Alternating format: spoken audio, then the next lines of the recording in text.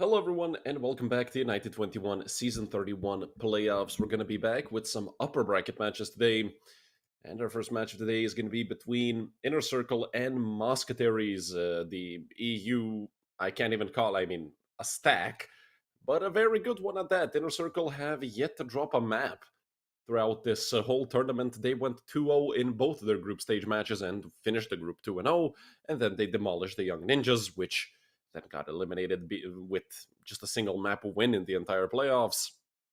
We saw those two lower bracket matches yesterday, where Australis Talent defeated Young Ninjas, and then Ents Academy defeated Brute, who seemed like the favorites for that best of three. Well, they weren't. Our second match for today is going to be ESC Gaming versus Prezi Volt, but more on that later. For Inner Circle versus Mousquetaires, we should also have the veto soon, if I'm not mistaken. Train picked by Inner Circle, Mousquetaires starting on the CT side, and Anubis picked by the Mousquetaires with Inner Circle starting on the T side. Nuke as a decider if we do end up needing it, which you love to see Nuke. It's one of those maps that you just always have to have a soft spot for. Of course, if you hate it, that's also perfectly reasonable. But nobody hates Nuke, let's be real. No Mirage today, which is interesting. Yesterday we saw Mirages in both of the best of threes, if I'm not mistaken. And in my opinion, well, we should be looking at probably Inner Circle being the favorites here. I mean, simply for the fact that they have been the most dominant team so far through Season 31. They've had their moments, because they won two of the maps they won like 13-11 in the group stage, and already a lot of action over from A main. One player remains, it's QQ, and I mean, they just got demolished by Nevera and Drak. Each one of them picked up a double kill, and now it's QQ licking some heads, actually hitting the dink onto Nevera as well. I mean, that just realistically leaves Devaduvik the only one with enough HP to take this duel. And even then, QQ seems to be sharp here at the beginning of train.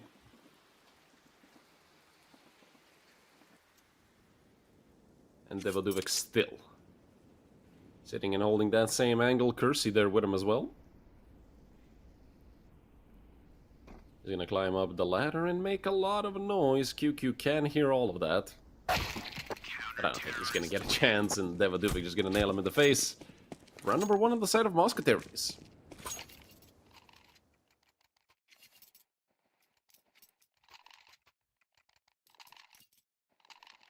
Most of, well, actually, essentially the entire team of Mousquetaires, plus Nevera, I believe. I don't think he was... he might have been on. I can't remember. But essentially, this is just Gen 1 Pro Max. Because Gen 1 changed rosters. And these guys...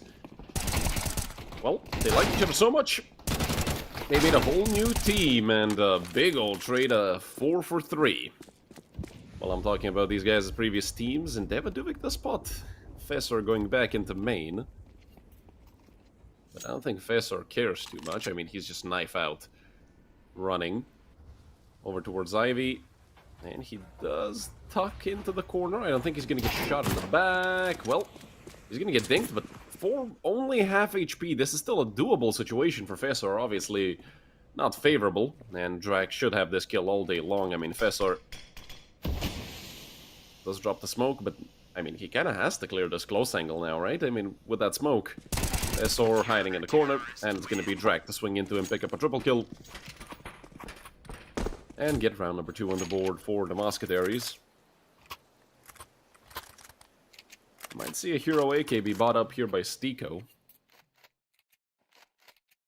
because he has that extra cash.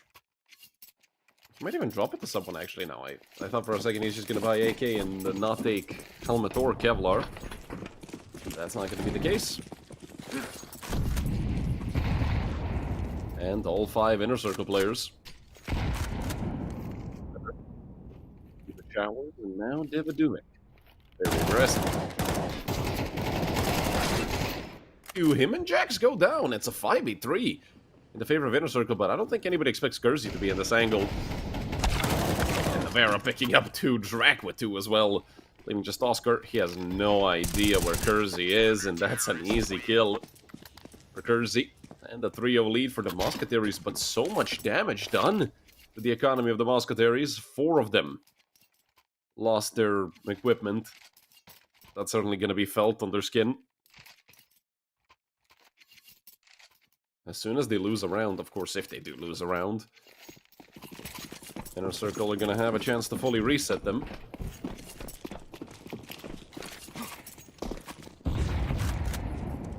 And once again, a similar round. This time, a bit more of a cautious approach by Devaduvic. He's going to drop the molly, but I'm pretty sure he heard QQ burning, and yeah, so did Jax, even with the perfect pop flash. Jax fully blinded, just spraying away. Taking down QQ to open up the round, but it's Krasnal to get 2 back. Oscar already catching Devaduvic out. I'm not really sure what happened with the comms there. But it seems like they had the completely wrong idea. At least Devaduvic, who started rotating and got caught in the middle of that rotate. Inner Circle finally going to put up their first round on the board. Took him a bit. It was back and forth, but well, they might have 4 surviving players for that first win, so pretty good. Of course, Fessor probably going to be the reason it's going to be a 3. Let's see if he can take anyone with him, because this is a tough angle to clear where Nivera is. And yeah, Nivera just going to take it. Terrorists win. 3 surviving players for Inner Circle, which is still pretty good. Nivera and Drac, well, they can buy up utility, because this team needs the force. Don't have any money. 1900 loss bonus, not going to be getting any better in the next round. And unless they win this force buy, they're going to be sent to a full eco. Maybe not even upgraded pistols. 1900 does not allow you to upgrade pistols. Fessor straight into 2 grenades. Been looking to get a spray through the smoke, but he's fully blinded. Great utility usage by the Mousquetaires. Or because they're French, the Mousqueterie. Other than that, I mean, Fessor really didn't stand a chance there from main. Krasnal might also go down. It's a 5-7 point blank. Gursey there with the FAMAS as well. It's a 2-for-2 trade. This molly into Khan is gonna really split them apart. Now it's Oscar. Oof. Nearly found that kill onto Navera, but Navera is actually gonna be the one to end off the round. And just like that, it's 4-1 for the Mousquetaires, and Inner Circle put in an interesting economic state. I mean, they have 2900 loss bonus. They don't need the force, but considering the fact that Oscar can get an op, they have 2, or rather 3 rifles already. It's just Tico and a Deagle. I feel like they still want to attempt something like this and take a jab at the Mousquetaires' economy.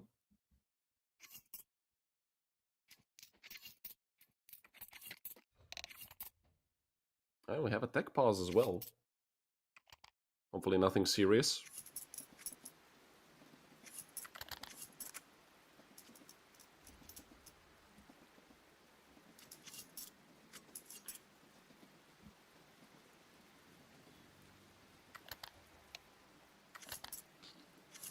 I'm hearing some messages in chat, so we should be back quickly, hopefully. If not, then that's going to be a bit unfortunate.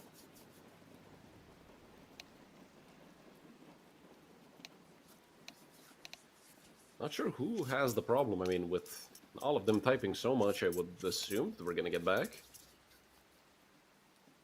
Since everybody bought up, so everybody were present for the beginning of the round. And yeah. We're back. Good thing that didn't take too long. Inner Circle facing reset if they lose this round. Of course, with 2900 loss bonus, they're still gonna get pistols. Even Kevlar, that's of course if they lose this round. Which you never know. Cross now. Managed to cross to the left side of main. Jax once again playing aggressive towards Pop Dog. Drake looking for the wallbang as well, and this time a more passive approach, and as I say passive, Drake goes down through the smoke, but not really much you can do about that. That's just Facer lining up a good spray through the smoke. A 5v4 in the favor of Inner Circle. Mousquetaires still on just 1400 loss bonus.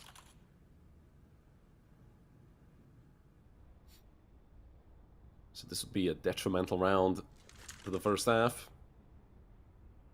If Mousquetaires somehow win it, and already Inner Circle, their lead is going to get extended to potential 6-1. And the same vice versa, except instead of extending it, they're going to be cutting the lead of the Mousquetaires.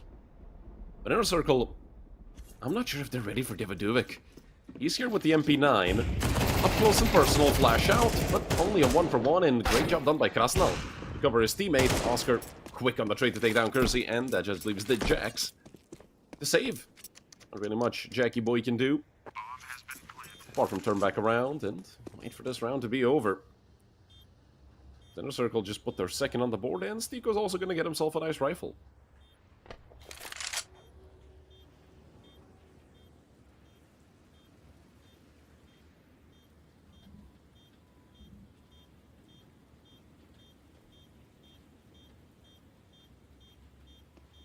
Second round on the board for Inner Circle with actually great tempo changes. Because they played some slow rounds, and it seemed like this one was going to be slow, then it just popped out into B. Terrorists win.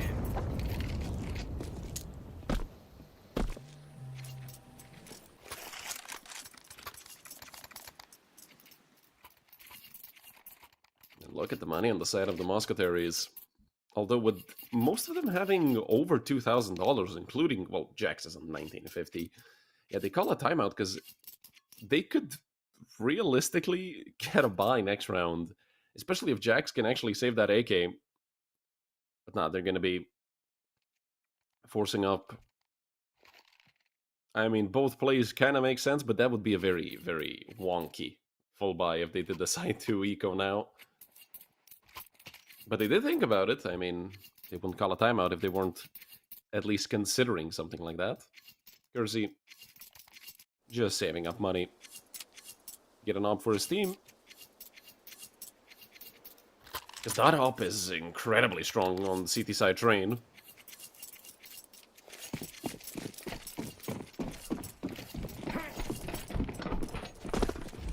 And Kersey knows it. But actually, as I was talking about that, he did spend all his money. Jax looking for that aggressive play, and, well, they've given him space. Two players now coming in through Pop Dog.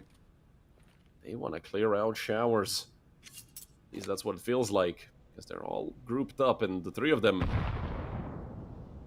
the three Mousquetaires in this situation, could go forward and nab themselves a kill, although two of them did go back into Pop Dog.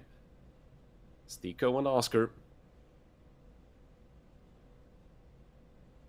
pushing forward into Ivy. They're going to go straight into Navarro. This man has many highlights with the Deagle in his career, and this round could be one more to add to the highlight reel. Unless, of course, Oscar or Stiko can stop him. He wants to swing out. Oscar does miss, but Stiko is right there to help out. It's actually Navarra. And Drake, in the meantime, got 2 on the 5-7. Luckily, Oscar takes out Navarra, and now it's just Jax peeking out from Pop Dog, straight into QQ's crosshair to make it 3 for Inner Circle, and soon to be 4. Because of the fact that, well, the Mousquetaires don't have any money.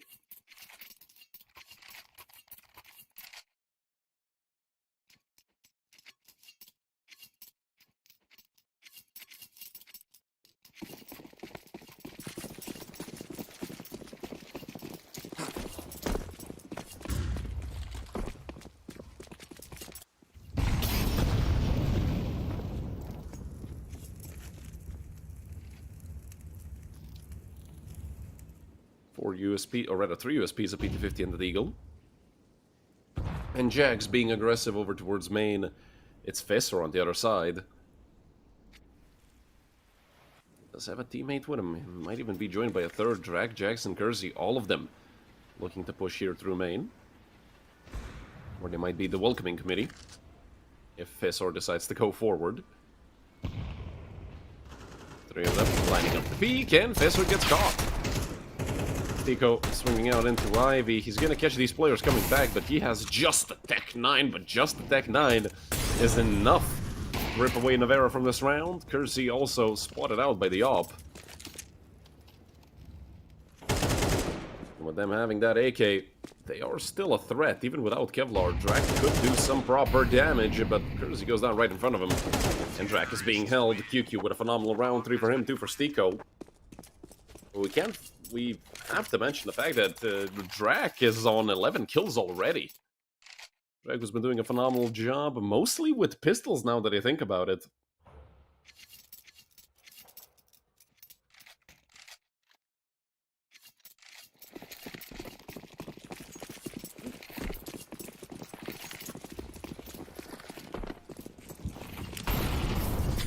Default nades once again, towards main this time.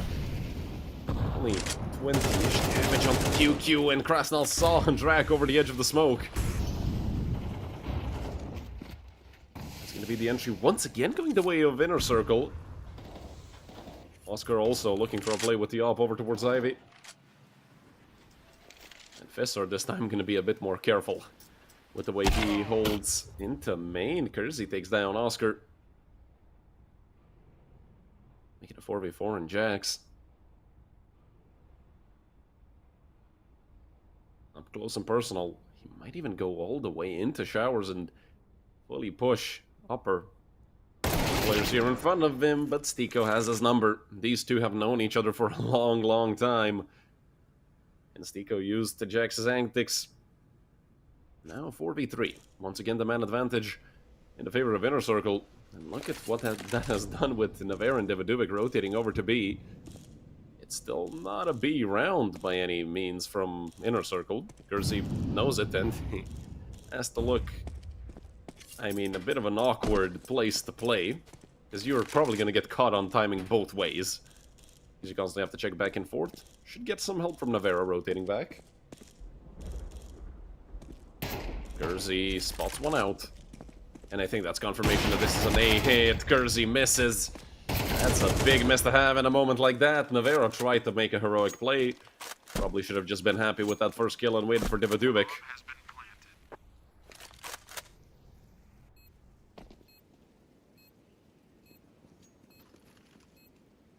And speaking of Davidovic, well, a save in the 1v3, just a smoke, no kit, and no nades apart from that smoke to help him out.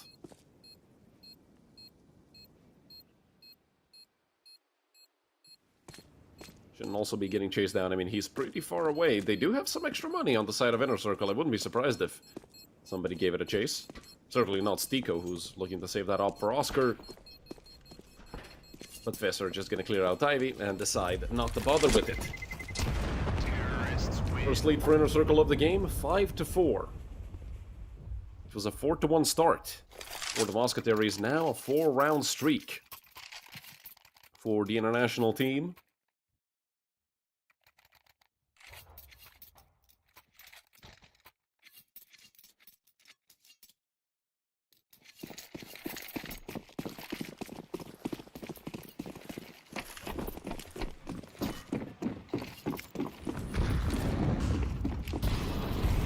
Nades out from the side of Inner Circle, just to potentially deny, and he pushes towards upper.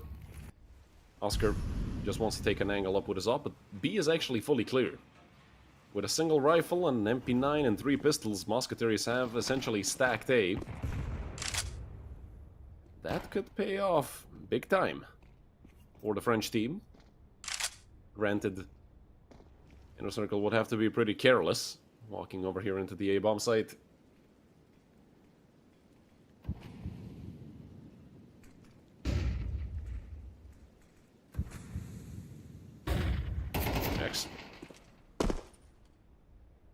Pushed back by the flash. Couldn't really get the timing to shoot at QQ. But you can see how careful Inner Circle are. I mean, 50 seconds left on the clock, they haven't really done much. And the rotation was called like 30 seconds ago by the Mousquetaires to go B. Still 3 players here. Drac, once again, up close and personal with a 5-7. Definitely a reason to fear this man. He's been doing so good with this pistol, especially in angles such as this, but somebody already played that angle, and yeah, he's gonna get punished because of it. Devoduik doesn't stand a chance against the rampaging Inner Circle, who are looking their 6th, or rather, their 5th round in a row straight in the face. And they're about to pick it up, because no chance for Navera and Jaxi to do anything.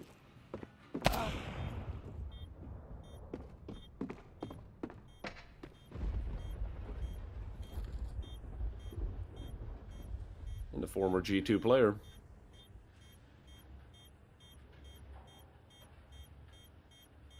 A phenomenal aimer for sure, but unfortunately, even for Jax, this is too much. 2-7, not the best start for old Jackie boy here on Train. Terrorists win.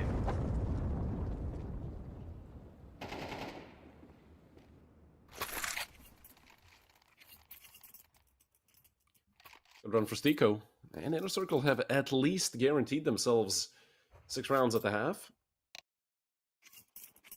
The Mousquetaires taking their 2nd technical pause, or tactical pause. Because, I mean, they have lost 5 in a row. So they need to change something up, obviously.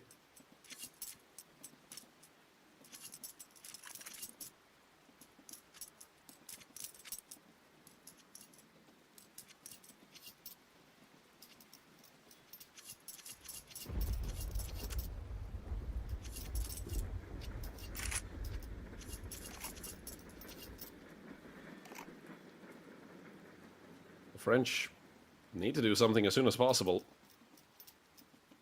Because otherwise, they're gonna stay at these 4 rounds. I mean, these rounds that the Inner Circle have won have been quite convincing, actually. Now that I think about it, not really a round that I remember that was kind of close. Oscar already finding an entry. Jax once again having a rough start. 2-8. The man advantage here for Inner Circle, but it is Train at the end of the day. You still have to clear out dumb angles, such as this one. And Drac successfully gets that kill back onto QQ. Look at a 4v4. Visser being mollied back. He knows one player is over towards Olaf. Again, not really an easy way to take Drac out of that position, and Kersey doing a great job. At the end of the day, Drac is going to take himself out of that angle just to give these guys a chance. He's such a great guy. Oscar left 1v3, now 1v2. Has an AK in hand, it's full of bullets.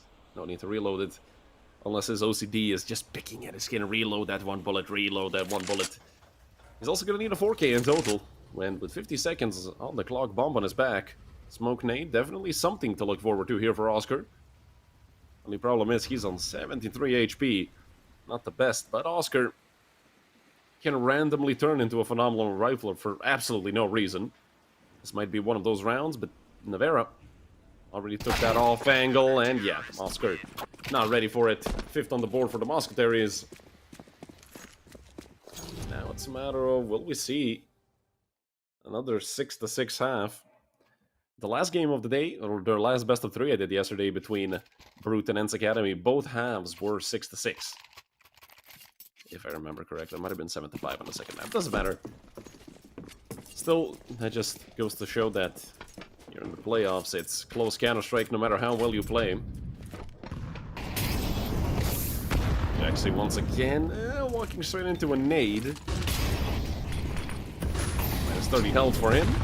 Good nade thrown on top of Krasnal, half HP. Poor Krasnal, who's been pretty good so far for Inner Circle. QQ goes down. What a peek with the MP9 by Jax and Stico. Actually, Oscar there to get the trade. Navera picking up 1 as well. Making it a 2v3. No one players over towards Pop Dog. Kersey goes down. Might have jumped the gun on that flank just a little bit. Drac gets burnt out by the molly as well. They heard that. Tick of flame. I think they saw both of these players.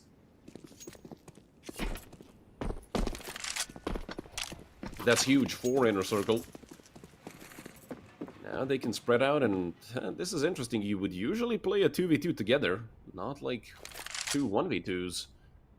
They want to make the big wraparound, and this might be perfect. for Inner Circle. Probably going to be a plan for CT, but Stiko, look at how patient he is. Look at how well he's reading this. He knows somebody's going to come up through Pop Dog. And with Drag going that slowly, I feel like Stiko read perfectly where Devadovic is. Look at this. I mean, if Stiko didn't have the bomb, he could sit here all day long. The problem would have, well, arose if he actually went down with the bomb on his back. Devadovic now looking back towards Pop Dog, and Fesser's gonna go down if he's not careful. He's gonna swing back, and Devadovic takes him down. Now Stiko has to run for the bomb site. He's actually gonna run towards B. Does Stiko have time to do this? 6 seconds? 5 seconds? 4 seconds? I think he just got it in time. Gonna be a great clutch by Stiko if it does happen. Gonna be a 3K for him in the round as well. Devadovic already out to Thomas. He's reading this perfectly. Stiko right between the eyes to end off the half. 7-5 in the favor of Inner Circle.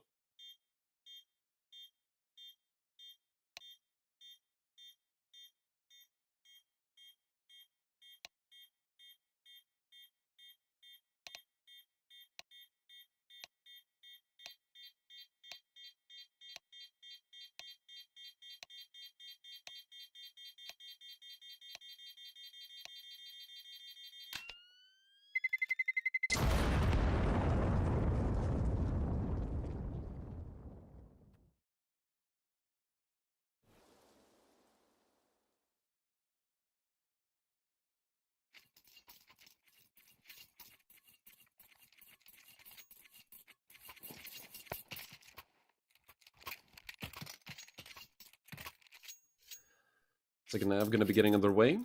Inner Circle with the lead. If they do take the pistol round, they're going to be on a high horse. Going to get themselves a big ol' lead, even a potential 9-5. And look at the aggression over through Ivy. They know lane is clear. Will they be ready for 5 players? Coming out seemingly through all over. There's 2 on B already, 2 more in rotation. And what is this crazy read by Inner Circle? Now they're going to get spotted out on lower, but they're not ready for 4 CTs, I guarantee you that. Or maybe they are. Who knows, Oscar? Let's get traded out with the trades going back and forth at the end of the day. It's Navarra picking up a triple kill, leaving just Stiko. 1v3, the read was perfect by Inner Circle, but they just couldn't hit their shots. Great job done by Mousquetaires to win all those aim duels. They still have to take out Stiko, although Stiko doesn't have Kevlar, doesn't have a kit, doesn't really have anything that would be a threat. He does take down Jax. Stiko continues forward. One player behind Thomas. They shouldn't ever give him this round. I mean, it would have to be an absolute blunder by Navarra and Kersey, and I don't think they're going to be making that blunder anytime soon. Yeah, he's already out of time, so Stiko can just look for an extra $300, 2 bullets left in his USP. He's not even going to get the chance to use them. Navarra to clean them up. And make it 6 on the board for the Mousquetaires. Great job done by the French team, who do have a stand-in, I believe. I think Masuta is the regular 5th here instead of Jax. Or it could be that they just swap them out depending on which map is played. We have seen teams with 6 players do that before. Usually, it didn't work.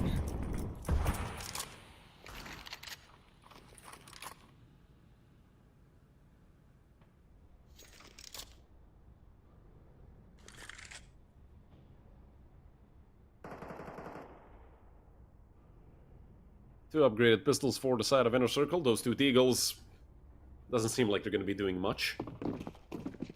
Especially not with the fact that the Mousquetaires are already out on the B-bomb site. I mean, utility out. Inner Circle don't even have to attempt this. They know this round is over.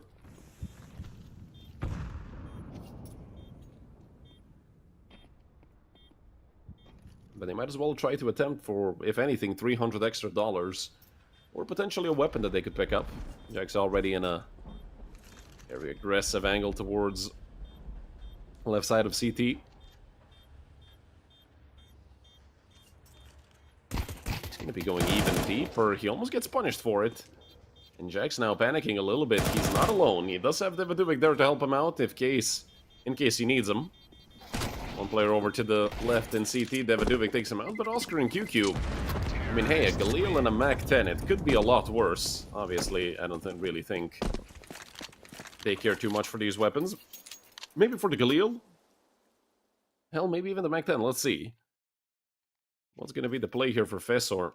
He has a good spawn to push into main or into Pop Dog, so that Mac-10 could be put to good use, and yeah, he's not gonna be upgrading at all.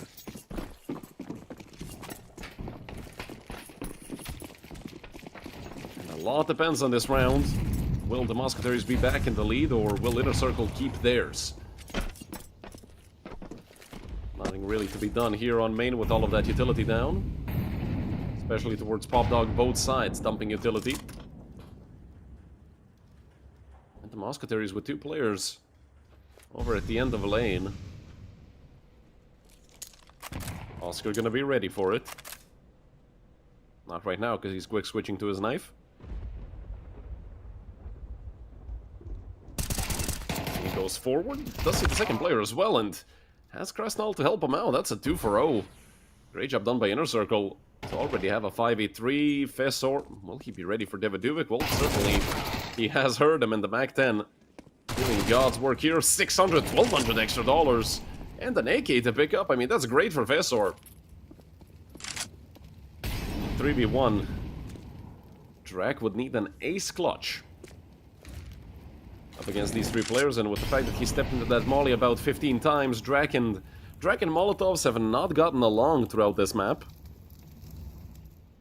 I don't think Drak has any chance. It's such a low percentage chance, unless he hits 2 more like that. In which case, I mean, I don't even think he's going to lose a single point of HP more than what he's already lost, but 25 seconds on the clock.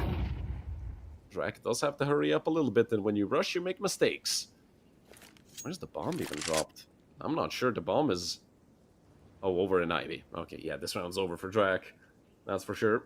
All he can do is maybe look for another kill.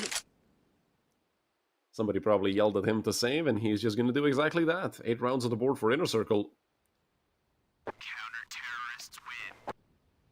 But not a perfectly clean round, losing 3 players. Does impact their economy quite a bit. Mousquetaires going to be forcing in the situation. They can have 3 AKs, which is exactly what they're going to buy up. Daviduvik going to take a PT-50 and some extra utility. Jax on the Galil. Definitely a doable round for the Mousquetaires. Well, I think even a better buy than Inner Circle expect them to have.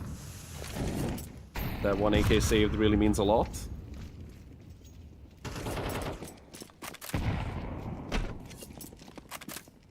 But they have to put it to good use first.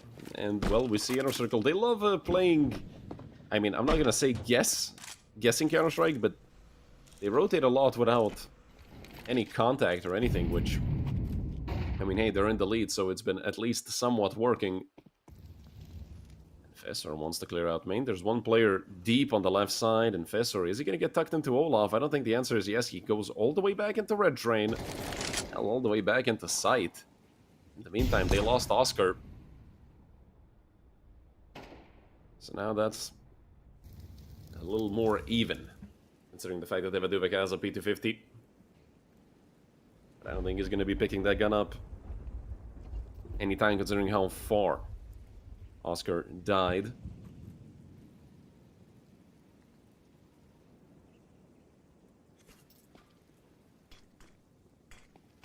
With this utility coming out, Inner Circle should be aware that this is a hit towards a Fessor. Good for 1, maybe even a second here against the P250. He's getting peeked into, but it's Daviduvik to get the kill. A 3 for 2 in total. Rather a 3 for 1. Because Oscar was dead from before, but Jax gets the frag back. It's a 2v2 and a 2v1. Rosie and Jax both tagged up. Quite a lot, half HP and 26 health, but look at the peak from Jax. And the double kill for one of the 3 most experienced players here on the server. Alongside Stiko and Oscar.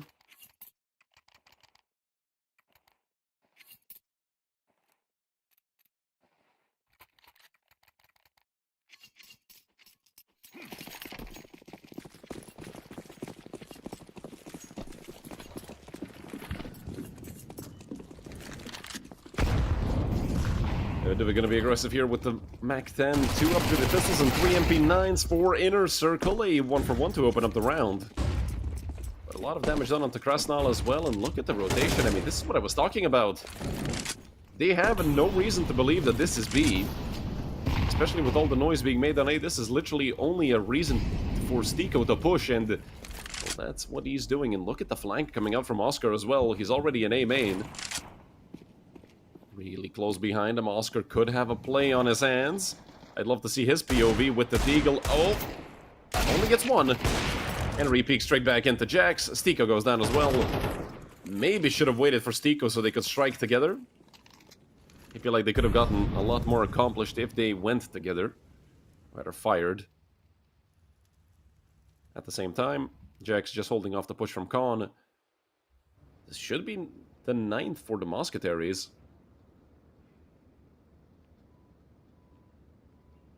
Vera is just on 1 HP. Could be a big problem for the French team. Krasnal just waiting. Whose nerves are going to give out first? It is going to be Jax, but he gets good timing for the peak. He's down Krasnal. In his left, 1v3, 5-7. Going to be enough to take out Jax. Navarro struggling a little bit with his movement, and Kersey should have this round on lock. Easy cleanup, a double kill for Kersey. And round number 9 on the board for the Mousquetaires. Also putting Inner Circle on a save round. Probably just going to be, well, not a full eco, but we shouldn't really see more than a couple upgraded pistols. Oscar going to be saving his money as well. He has a lot of it.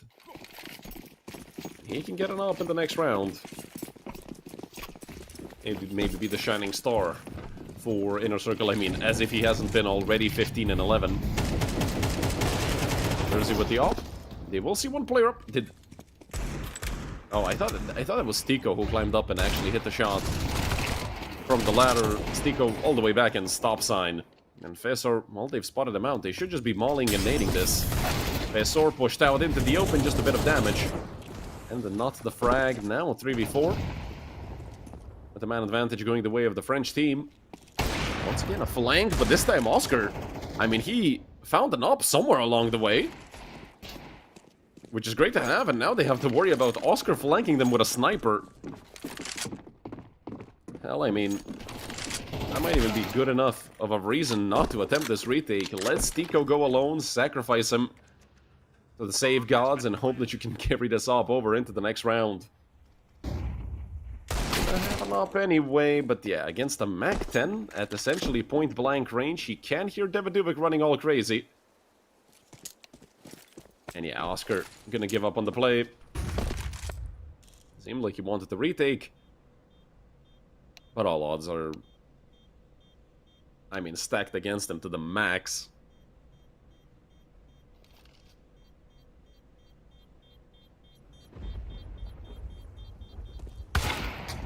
Daviduvik is gonna walk into his crosshair.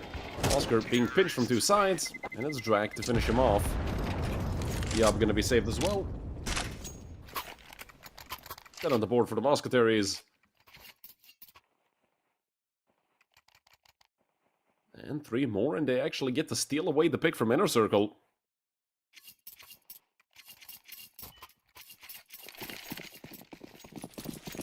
(21 and 10 is Navarro. Drag on 17 and 13. Everybody else on the French side are in the single digits. Yes, it's 8 and 9 kills, but still. Drag and Navarro doing a good part of the heavy lifting. And a bit of damage done on the Drag as well with those 2 nades. Now left onto half HP. Good flash thrown over towards Ivy, but it doesn't take Oscar off the angle. Actually, it entices him to go forward, but that second one, that might be good enough a reason for Oscar never to re-peek Ivy until the end of the round. You could see the type of angle he took. He's so passive all the way back. Drag sitting back in front of main, waiting to see if somebody's going to push it.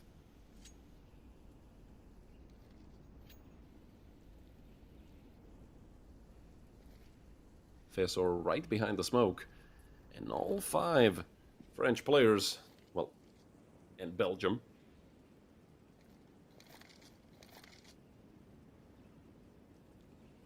Gonna be coming up here through main. Fissor, the first one to receive them. A bit of an off angle, but also maybe just a 1-for-1. When you think about it, if they all swing them together, Fissor shouldn't really be given a chance at killing more than one, and even that one is questionable. Fissor fully blinded. He aligns them all up. A lot of damage done, but still only just a single kill. But look at how much damage Fissor did. This should be an easy cleanup for the rest of Inner Circle. Krasnal already with 2, with 3, and gonna make that 4. Great job done by Fissor and by Krasnal to make it 9 on the board for Inner Circle. Navera has money. The rest of his team does not. That with 1900 loss bonus. I'm not sure what the French are gonna do. It's just a hero AK for Navera. Some upgraded pistols. Jack's going full eco due to the fact that he has 1700. And that's, I mean, a colorful buy for sure. And look at this aggression. Oscar and Stiko, they want to be up close and personal. Oscar gets the first. Stiko helps out. Unfortunately, he couldn't save a sniper in time. So it's a 2-for-1 in total, and I'm not sure where Kersey is looking. Krasnal takes full advantage of it to take him down. And now we're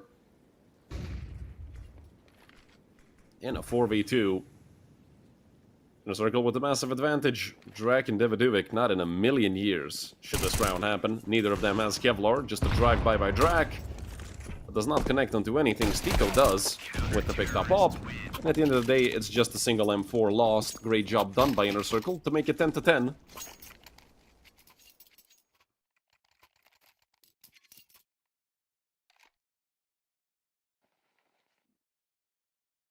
In the very important round here in the 21st. Mousquetaires are facing reset, 2400 loss bonus. They've spent all of their money. Inner Circle do have a bit of extra cash saved up, so even if they do get defeated here, they should probably hobble together a bye. But look at Drak once again. He knows how important he has been to the Mousquetaires' success so far. He's gonna try to make it work once again with this aggressive play. He's right in front of Stiko. And once the smoke fades, if Drak moves an inch, he's gonna be a dead man. This might not be good for the Mousquetaires. Stiko sees him. And Oscar gets one as well. Players pushing here into lower Navera, peeking into QQ. QQ unable to get the kill, but does do a lot of damage, and Oscar naded himself. That's unfortunate clipping for Oscar, and yeah, Kersey should have this kill all day long, but not before Oscar gets the kill with the USP. Make it a 2 versus 2. Great job done by the experienced Oscar. Now look at Jax. Although timing could be horrendous, Stiko takes him out. And that just leaves Kersey 1v2, now 1v1. Great tap over towards Krasnal. And will it be a triple kill for Kersey or for Stiko? Both of them on 2 so far. Stiko having somewhat of a better game on 16 and 12 score for him. And Kersey goes forward. Oh my god, Stiko, what a choke. And Kersey gonna BM him just with 3 bullets. Because he knows he got away there with a lucky break. Oh no, that might even be a timeout for Inner Circle just to calm them down, because that's a horrendous way to lose the round. Stiko, you don't ever expect him to choke away something like that. Unfortunately, it can happen to anyone. The Mousquetaires is taking full advantage of it, at least Daviduvik. Or sorry, Kersey, who made it 11 for the French team, who are still somewhat struggling. Fissor up close and personal with the M4, even though they won the round. Daviduvik still had a Mac 10. Now the 5v4 in the favor of Inner Circle. 5v3 and another nade coming out towards main. Not too much damage. Oscar connects on another Navera with 2 headshots. Might even be on for the 3rd. Luckily, Krasnal is there to help him out, and that only leaves Kersey. 16 HP, but this is a lot less likely clutch to happen. Don't give him another one, Krasnal. There to shut it down, but what a round from Navera. Did you see those headshots that he connected on? Absolutely filthy. Unbelievable. We're going to go all the way. We're going to have at least 24 rounds of Counter-Strike. And folks, we might even be on for overtime. And it happened yesterday in the first map. And this one, eerily similar. Especially with the 11-11 scoreline. But look at the money. For Mousquetaires, they're gonna full eco this, and I mean full eco. Or Navarra's gonna buy Kevlar with the Glock. Okay, so he might pick up a Deagle. But 1900 loss bonus. Navarra should realistically just not buy anything. That piece of Kevlar is not gonna change this round for the good, that's for sure. Rather for the better.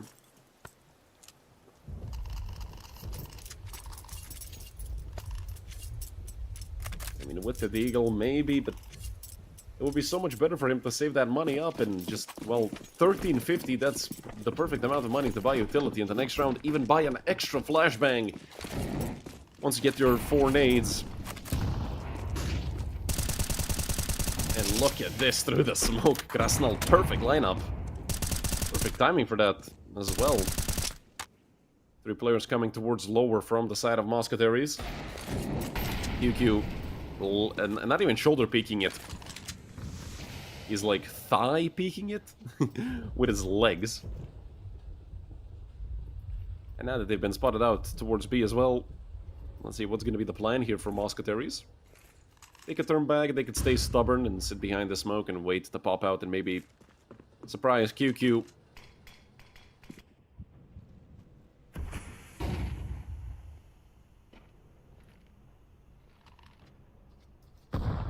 Look at the position for Fesor. You could be looking at a double kill as well. Jax. And Kersey. Well, it's Kersey to get the kill with the Eagle. That's an MP9 hitting the floor. I mean, if you look at the money on the side of Inner Circle, if they somehow find a way to throw this round away, they're gonna probably just straight up lose this map, because, oh no, the timing is here, but Navarra, it wasn't pretty, but at least he got the kill, nearly connected onto Oscar as well. Navarra, he's on a roll, and he's looking to make heads roll. The 20 seconds of the clock. The bomb has to get planted. I have no idea where it's dropped. Oh, I think it's over towards Pop Dog, which is very bad for the French team. And oh my goodness, is anybody gonna hit their Deagle shots this round? What is happening? Oh my... horrendous Counter-Strike being played. What the hell? It's Kersey and Navarra, and why are they peeking into it with 2 seconds left? I mean, he could have saved Kevlar. Stiko already running for the Slovakian hills. I mean, what the hell just happened through that entire round? My goodness.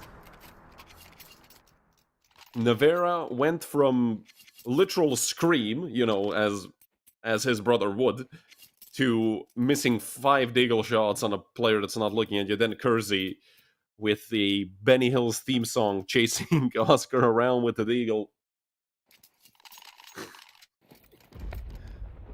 Bro scene, by the way, yep.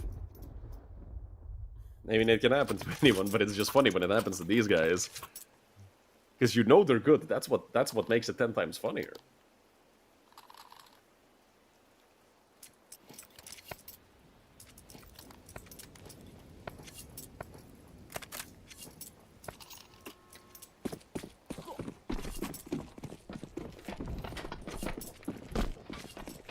Two MP9s, 3 M4s, just a single kit and not that much utility. I mean, Inner Circle's economy is also kind of garbage, because they've been losing a lot of players these last few rounds, and let's see, will that be enough for the Mousquetaires to take us to OT, or will it be 13-11? They've already lost to Jax, and 3 players want to compress them here towards B, and Stiko, he hesitated. That's going to cost his teammate. Stiko still around with the MP9, but Kersey froze. He didn't want to repeat. He had 11 HP left. He knew he was going to be a dead man.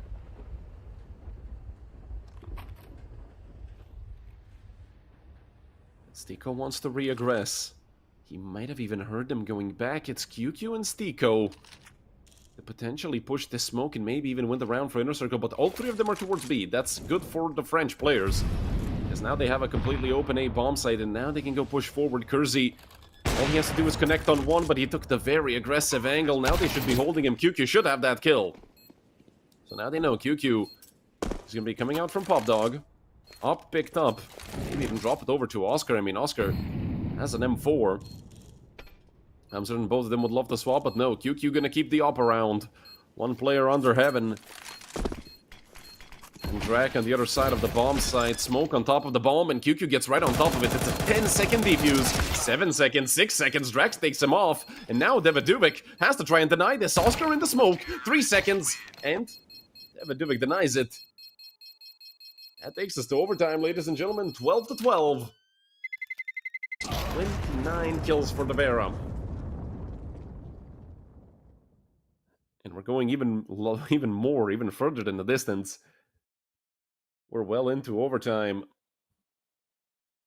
Well into overtime. We are literally at the first second of overtime, and these two teams have been going at each other's necks all day long. I mean, Fessor has more damage than Oscar, and he has 11 kills less than him. Not to mention Krasnal, who's on 1800 damage compared to Fessor. But Fessor, he's been doing so much damage. I mean, just that one round where he nearly aced against the Mousquetaires, he killed one and damaged four by 50 damage each minimum, some even 70 to 80.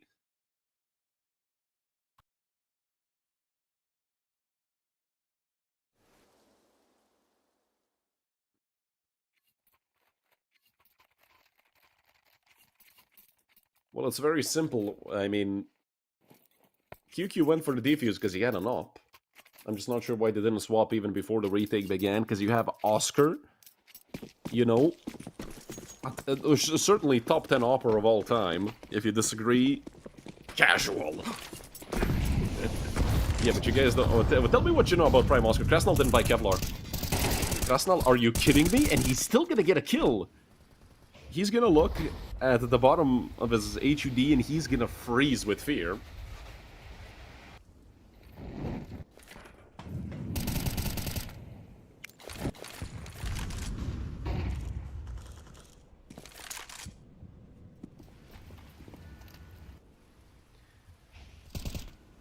.5v4, still 4 Inner Circle Mousquetaires sort of just lost that first kill.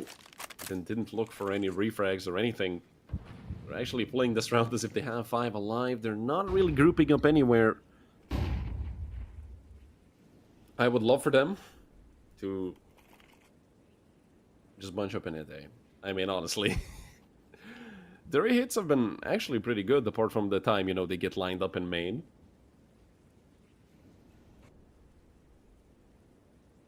Yes, or this could be a kill for the Danish player. As soon as they cross, and, well, he's gonna spot him out.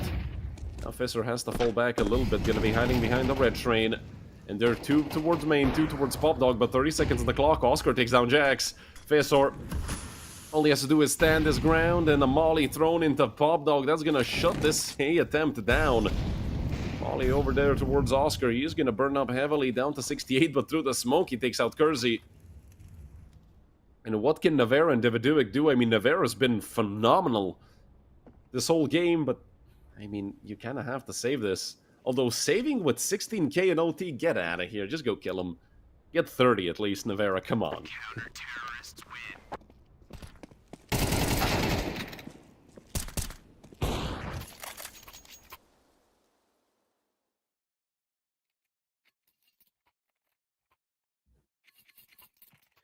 Don't forget, Inner Circle have yet to lose a map throughout this whole tournament. They went through the group stage 2-0, winning both of their matches 2-0.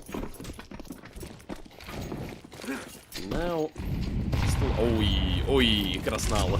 What a nade into his teammate. Luckily, it did less than 10 damage to Fessor, so it didn't happen. Nobody saw it. It's just gonna be on the internet forever. Fessor taking a bit of extra damage from that T-side nade.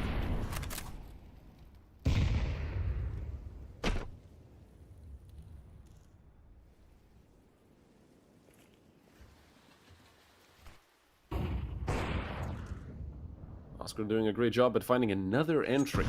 QQ is, well, was up close. He rotated back into the bomb site, but I mean, what the hell are the Mousquetaires doing?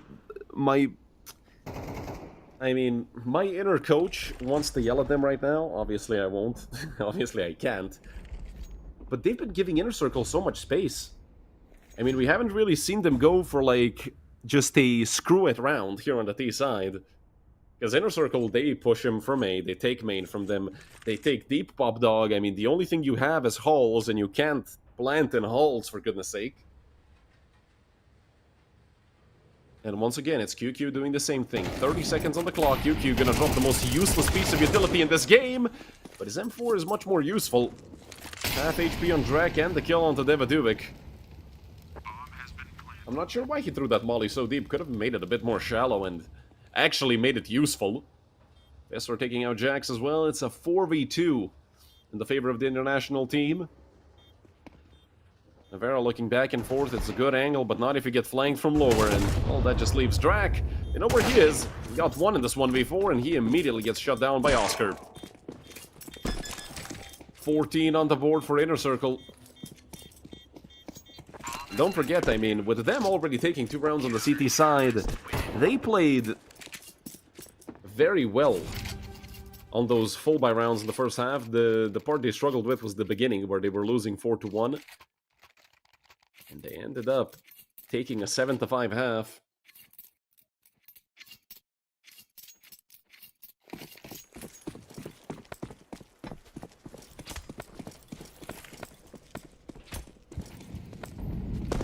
Oscar once again. This time towards Stop Dog. Stop Dog. Towards Stop Sign. Jesus Christ.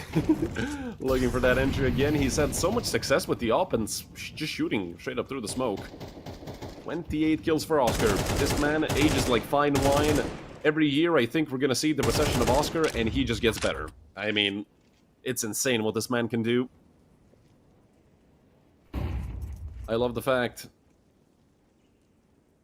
that even late into his career, he is still the same old Oscar. And he's not afraid of making plays when it's needed to. But this time, he's just gonna play the default top setup. Over towards A, we should see another hit towards A for the Mousquetaires. So, speaking of Oscar, he's gonna get some action. Might even see the 30 bomb out of him. Might join Navera as the second player with 30 kills on the server. Krasnala and Drak behind the two of them with 22 and 20. Jax and Devadubic having horrible games, both of them on 10 kills each. Fessor a dead man. But Oscar's there, that's his 29th. Krasnala with another 4v2 and now a 4v1. Kersey, I wish you best of luck, mate, but this is an impossible situation. Oscar crouches for his 30th kill of the game. Krasnala as well, up to 25 with that triple kill. A full house for these two players. And 15. A clean 3-0 sweep on the CT side for Inner Circle. And this is probably the worst case scenario for the French team, but I mean, if you look at the scoreboard, I think you guys know what I'm gonna say. This feels a little bit like a 3v5. Obviously it isn't.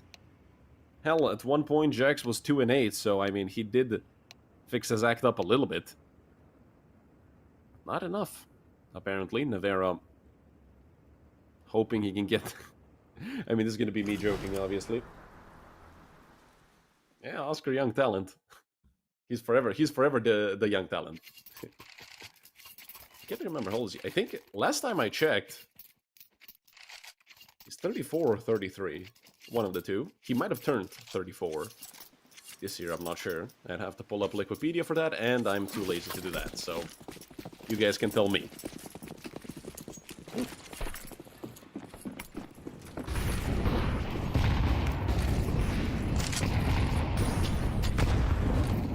QQ stepping a little bit onto an A. Can do it. Looking for the aggressive play. Drak and Jax. Okay, well, this map is over. Thanks for watching this first map, and we're going to be back after a 15-minute break, because no chance can Navera and Kersey clutch this out with 2 ops and a 2v5. First of all, what the hell does Navera have an op? I mean, they have to try and make something work, and it seems like they even know where he is. Oh my goodness, what a brutal way to lose the map. Hell, I couldn't even get a sentence off before they all got destroyed. And Navera's probably dead, because I don't think he expects this angle. Oh, GG's, 16-12.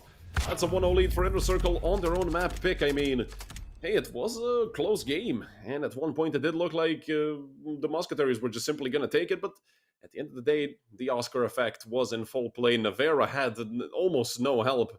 At least we saw Krasnala on 25, maybe even more than 25. Fessor had his moments. Stiko had his moments. Everybody were active on the side of Inner Circle. Unfortunately for the French team, that was not the case. They had, at best, 2.5 players playing at a time at once, which is not enough to win the map. I mean, they got close with it. 16-12 is not that bad, especially with a map that they do not play often. And I'm pretty sure Inner Circle in the last 3 months have a 100% win rate on Train as well. So every time they do play this map, especially on HLTV, they're playing it very well. So as you guys can see, 13 and a half, 15 minutes on the timer, and we're going to be back after the break with map number 2.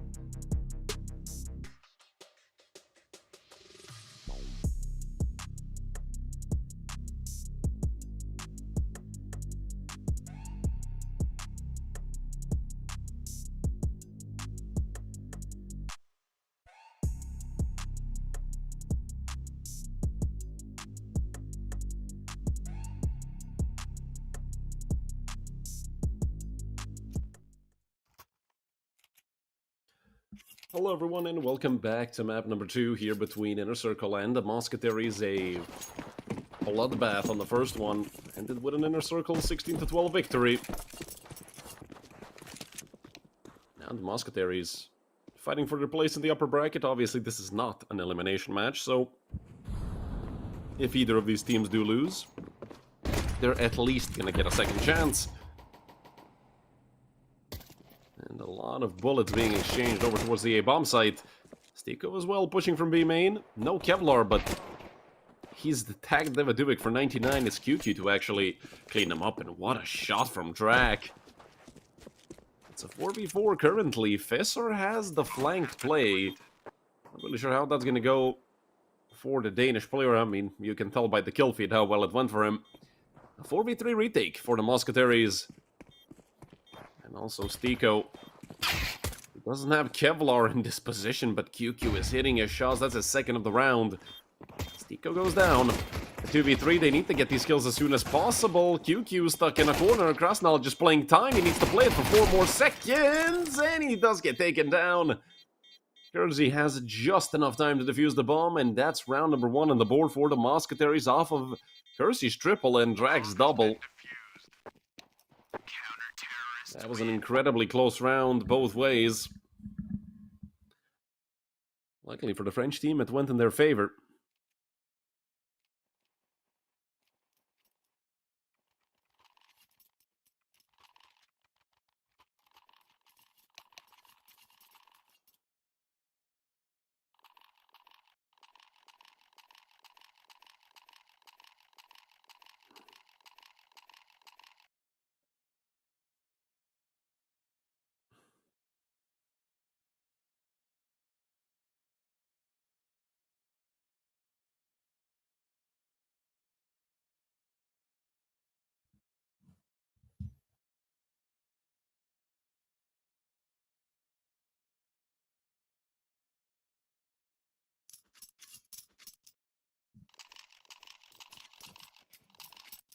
An early tech pause called by Inner Circle, which is interesting. You don't really see teams call it right after losing pistol.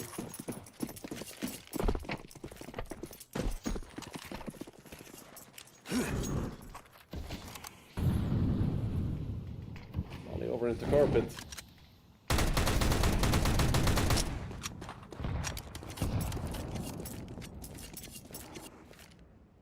It's just Jax over towards A. Should have quick help from mid, with Kersey rotating with that M4, and the T-side smoke actually thrown deep towards Jax, and Jax is going to use it. Play around it, he's going to be up close and personal. Jax, oh, he could go down to the stack 9, but it's going to be him and Kersey to pick up 3. Stiko gets 1 on the trade, but I don't think it really matters this late into the offense, especially with them already losing so many players. That just leaves Stiko, who's done with that round. A 2-0 lead for the Mousquetaires, soon to be 3-0.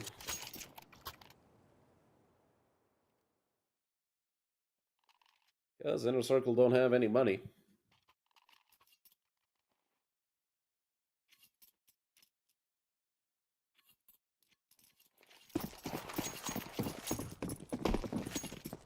A couple of upgraded pistols. Krasnal spending a bit of extra money.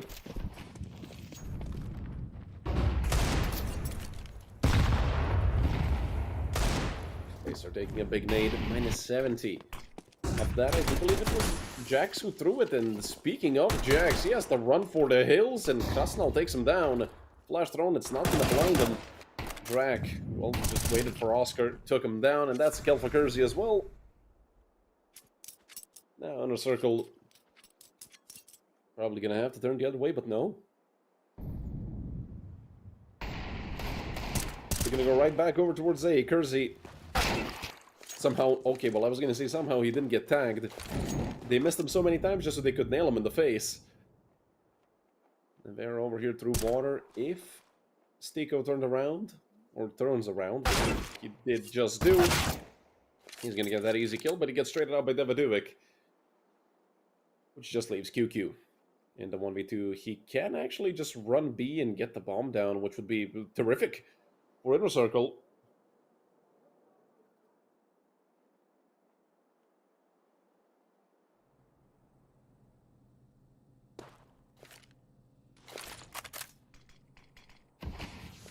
Smoking the main. I mean, he has an M4. He'd love to have Kevlar in a situation like this, but it's still doable. Unfortunately for him, both Davidovic and Drake both have helmets. Q back into Khan. It's a good position to be in. Nobody is there to flank him. Of course, he doesn't know that. You can see him on the radar turning back and forth. Now looking back towards the bomb site. 20 seconds left on the clock, but Davidovic has a kit. All he needs is 5, and they have 2 smokes. One can go into Khan, and the other can go on top of the bomb. Well, it just dropped one on top of the bomb, but look at Future. He knows that it was a fake, but he could not get the kill. Bomb has been defused. Davidovic going to defuse the bomb. They did get the plant, and they did kill 3 players on the side of the Mousquetaires, which does mean that they did do significant damage to the economy of the French team. Technical pause, unfortunately.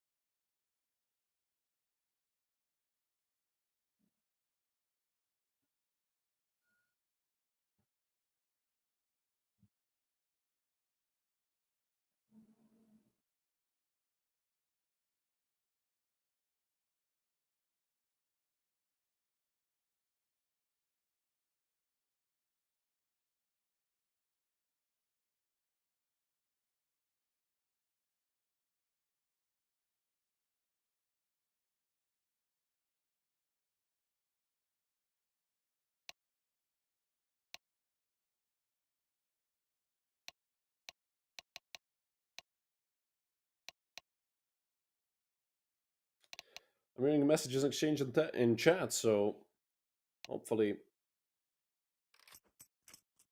we're going to be back very soon. Everybody bought up, so everybody are here.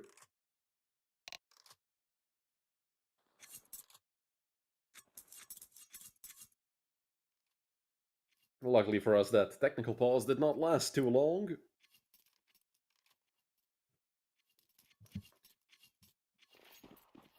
Off in the hands of Kersey, and up for Oscar as well, who's off to a not so terrific start. 0-3 for Oscar.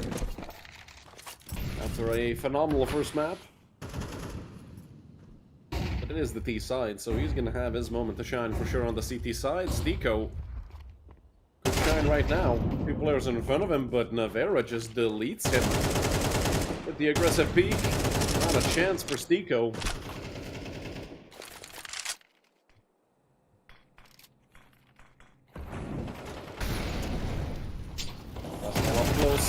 Right behind the smoke, but can't quite connect. Davidovic and Navera making it work. Fesser only got 1 bag, but it doesn't matter. He's gonna drop into water. He's a dead man. 3 for Davidovic, 2 for Navera, and a 4-0 lead for the Mousquetaires.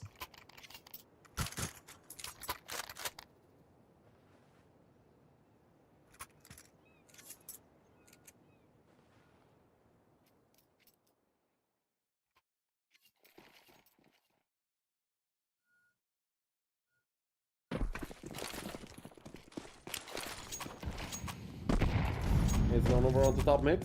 It will catch Stico, 20-something damage.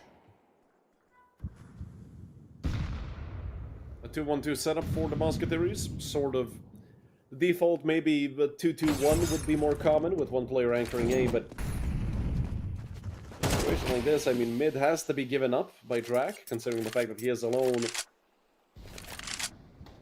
Can't really play it too aggressively. They are gonna smoke themselves off. They have one player over onto carpet, and they want him to be that late lurk. Oscar gets the kill on the drag. Now they can start snowballing this advantage, but they're gonna wrap back around into heaven. They're gonna go full shift. And Kersey has no idea. He does have an op, and this could be an easy kill for him.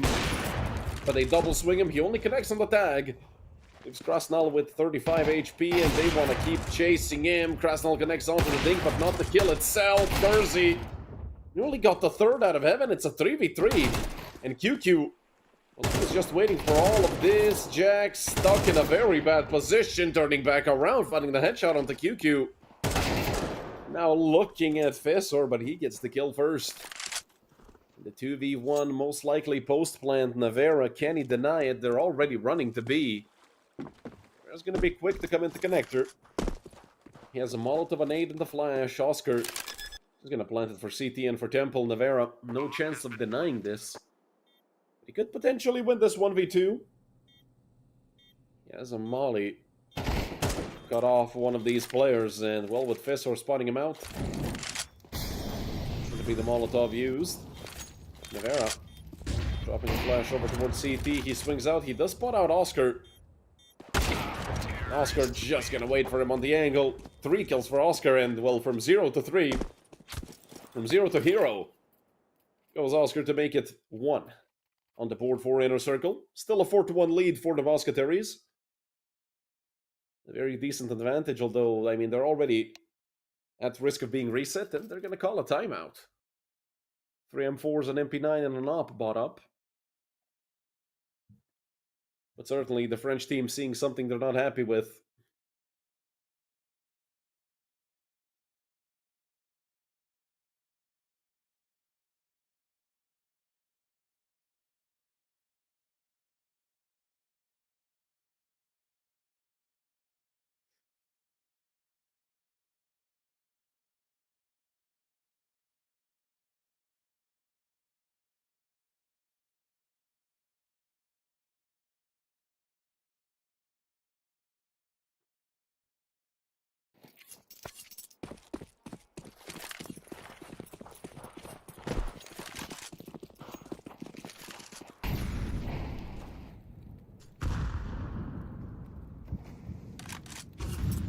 You're going to be playing mid with Drak.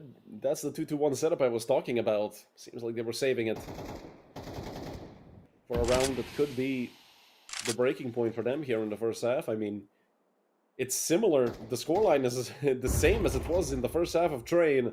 And also the situation is essentially the same. Mousquetaires, if they lose the round, they get full reset.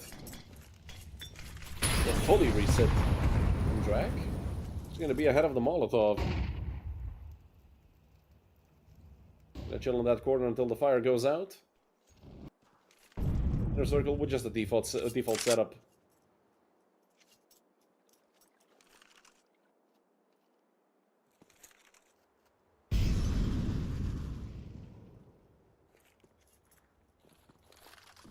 Looks like there's gonna be a flash coming out. Drak can't see a single thing. Fessor gets the easy kill. Now there's 2 players over into B main. Fessor gonna dump a flash, and there's just 1 more player on the A-bomb side, but it is Kersey. And he's already up to 10 kills. He's been having a phenomenal game himself, just looking to match Oscar. The way Oscar played on that first map, that's gonna be difficult to do. Stiko gonna shut him down. And that leaves Devaduik and Navera to save. Not really a chance for the 2 of them to do anything.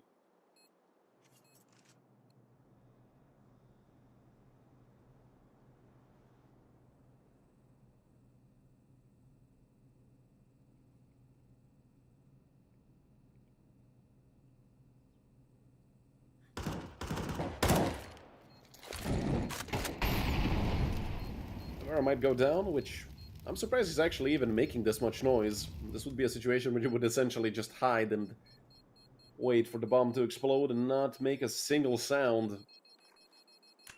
But he's not going to get punished for it. He's dumped out some of his utility. And no, I do think he might have some issues once again. No, for a sec I thought somebody disconnected. I thought I heard somebody disconnect. Second round on the board for Inner Circle. Devaduik and Navera, they have to play this round probably together. Maybe an aggressive play towards A with the two of them wouldn't be a bad idea. Those two rifles could put in a lot of work. Nevera might even go towards connector. Let's see. He could wrap up. And the round inner circle. Try to pinch them. Smoke thrown. Jax gonna get pushed back with that Molotov.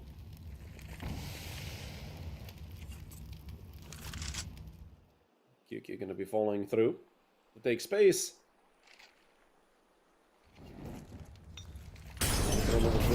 Now, and I mean, Inner Circle doing a great job of using this utility to push the French players back. It's a 2 for 3 in the favor of Inner Circle. Jax did a good job at least getting a single kill with that USP. Now that leaves Nevera and Drak. 2v3. Nevera does have the rifle and Kevlar helmet, but no kit. Only a single flash with Drak, and Nevera does get a kill onto Krasnal.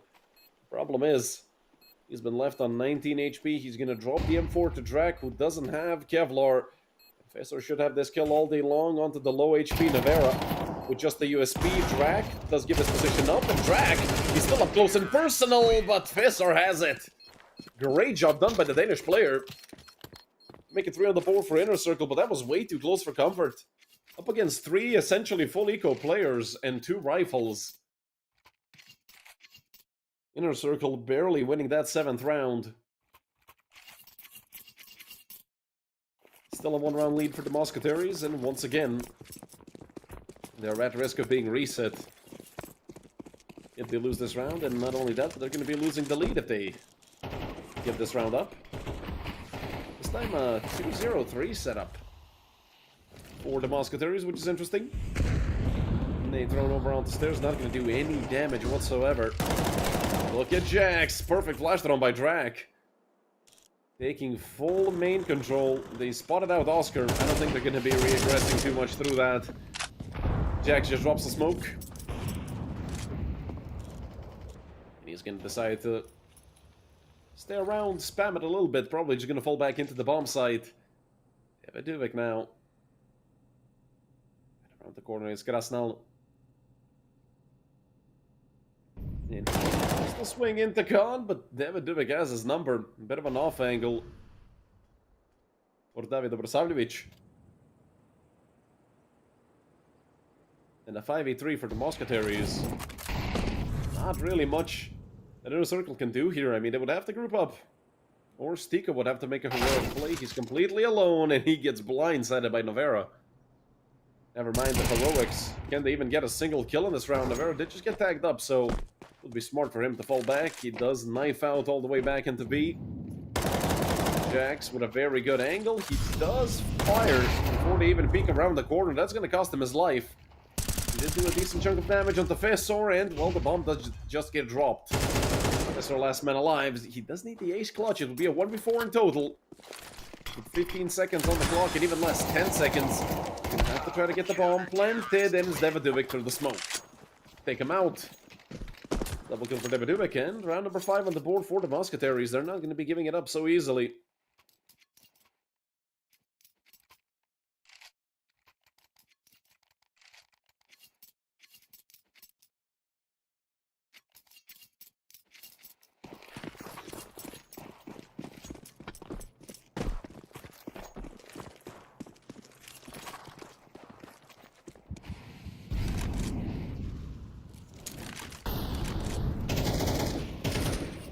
Oscar going to be getting boosted up. Unfortunately for him, nobody on the other side. A 3-1-1 setup this time by the Mousquetaires. I like the fact that they're completely switching it up on the CT side. Not many teams will constantly be switching their setups, even if they've been losing rounds, let alone winning them. That's probably the reason why Mousquetaires are still in the lead, because they've been pretty unpredictable. This time it's 2 towards Temple, 2 towards A. They're going to get flanked. They're immediately going to get pincered, but it's a 1-for-1 in total. And Nevera picking up another here from mid. Fessor goes down as well. Jax and Nevera combining for that full house. 3 for Jax, 2 for Nevera. And round number 6 on the board for the Mousquetaires. For a second, and I literally mean a second, it looked like Inner Circle was going to get the ball rolling. But no, it's the French show so far on Anubis.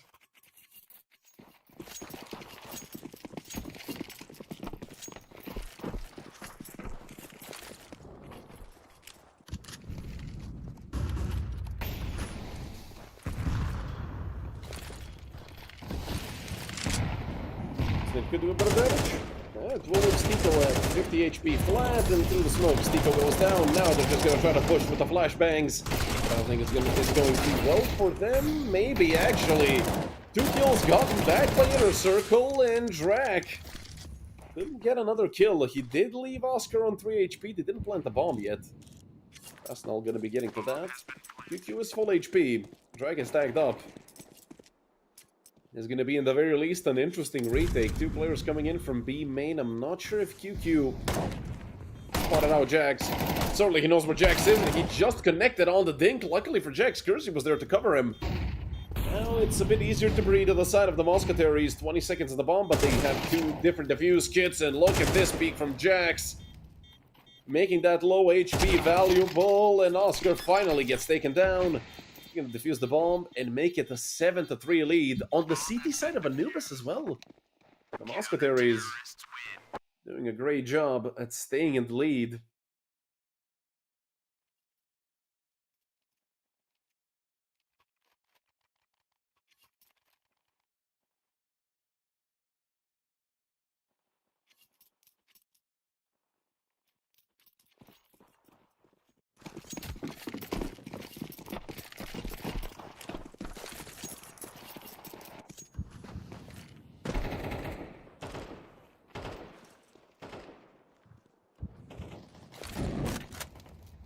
Forced buy for, well, not a complete forced buy. This looks more like a full buy for the side of Inner Circle, and QQ gonna be putting that Galil to good use. So Jax to start off the round, so a 5v4 for Inner Circle. They also have Fissor in a very strong position over towards mid. All he has to do is take out Drac, and he has mid all to himself, but Drac is in a very tricky angle, and I don't think he's actually visible. Never mind Fissor, what a headshot onto Drac. He might just fall back over towards window. QQ already out on the A-bomb side. Navarro able to get the trade, but it's a bit too late for those trade frags. It's certainly going to be the 4th on the board for Inner Circle. Bomb has been planted. Oscar. Holding that push from B main, and he takes down Devaduvic. It just leaves Navarro on 19 HP. Anything flying towards him could kill him, not just a bullet. Such low health for Navarro. 4 players that want to chase him down. Well, now 1 less, and might even be 2 less than that. Oscar goes down as well. That's a lot of economic damage, if anything. Navarro, could he get this one? The answer is no, but a very good attempt by Navarro, if anything, to boost up his individual statistics. He's up to 11 kills, still not above Kersey, who's on 12. He might be looking at a reversal, a role reversal from the first map. It was 7-5 for Inner Circle. This is looking like a potential 7-5 half, this time in the favor of the Mousquetaires. Of course, it could also be 8-4. Have a 5-7, they have an MP9, but 3 and 4's full utility, essentially on all 5 of their players. Fissor, oh, that's going to be a huge Molotov if he sprays over top of it. Did do 30-something damage to Navarro. They heard Devaduvic burning, so Krasnal can come out through that smoke and con. So Devaduvic maybe taking up an aggressive position. Krasnal right around the corner. He wants to swing back into it and get that easy kill. Another player burning, but that's a very aggressive Navarro. Drac finally gets taken down, but it's a 1-for-1. Made a 2-for-1 by Jax, looking for a smoke play that, well, it was ill-fated from the start. Minute on the clock. QQ already on the bomb site and gonna be smoking off camera just to make sure that his teammates can get there. All nice and safe.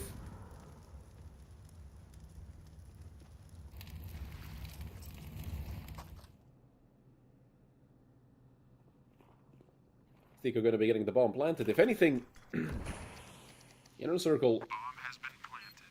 might be able to salvage, well, get a 5-round ass, but it's the set of Anubis and Vera. Well, he might pull this round back alongside with Kersey. Oscar from the smoke. That's a play you don't see Oppers make off, and Kersey just taps the bomb, but he doesn't have a kit. Oscar drops another smoke in front of himself to give him space, and at this point, Oscar, I mean, he's used to playing these mind games. He knows what Kersey's thinking. Kersey taps the bomb once again, and Oscar is playing it to perfection. This is just unfair towards the French Opper, and with the deagle, Oscar cleans it up to make it 5.5 for Inner Circle.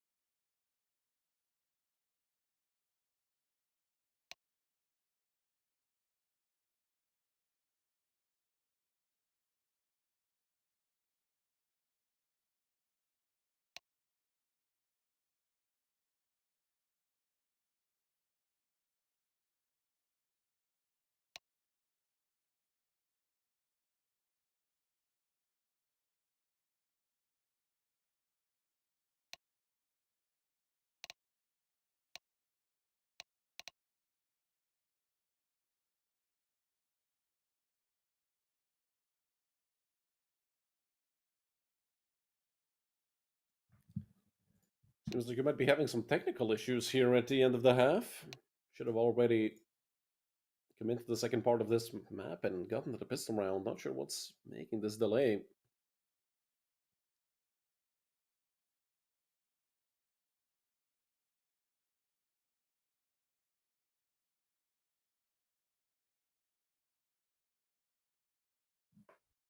Still waiting. Might be technical issues for some of the players. Doesn't seem like anyone disconnected. So hopefully we're going to be back soon.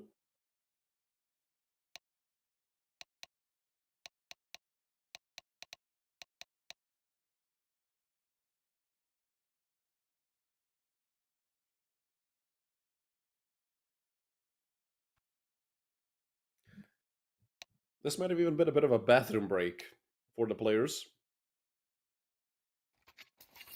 Which I do believe we all understand. We all have to go halfway through the game and, you know, call timeout, guys, or you disconnect and then your teammates call timeout afterwards, but then you risk getting a ban if you take too long. So I do think it was a quick tea break for whoever had to go.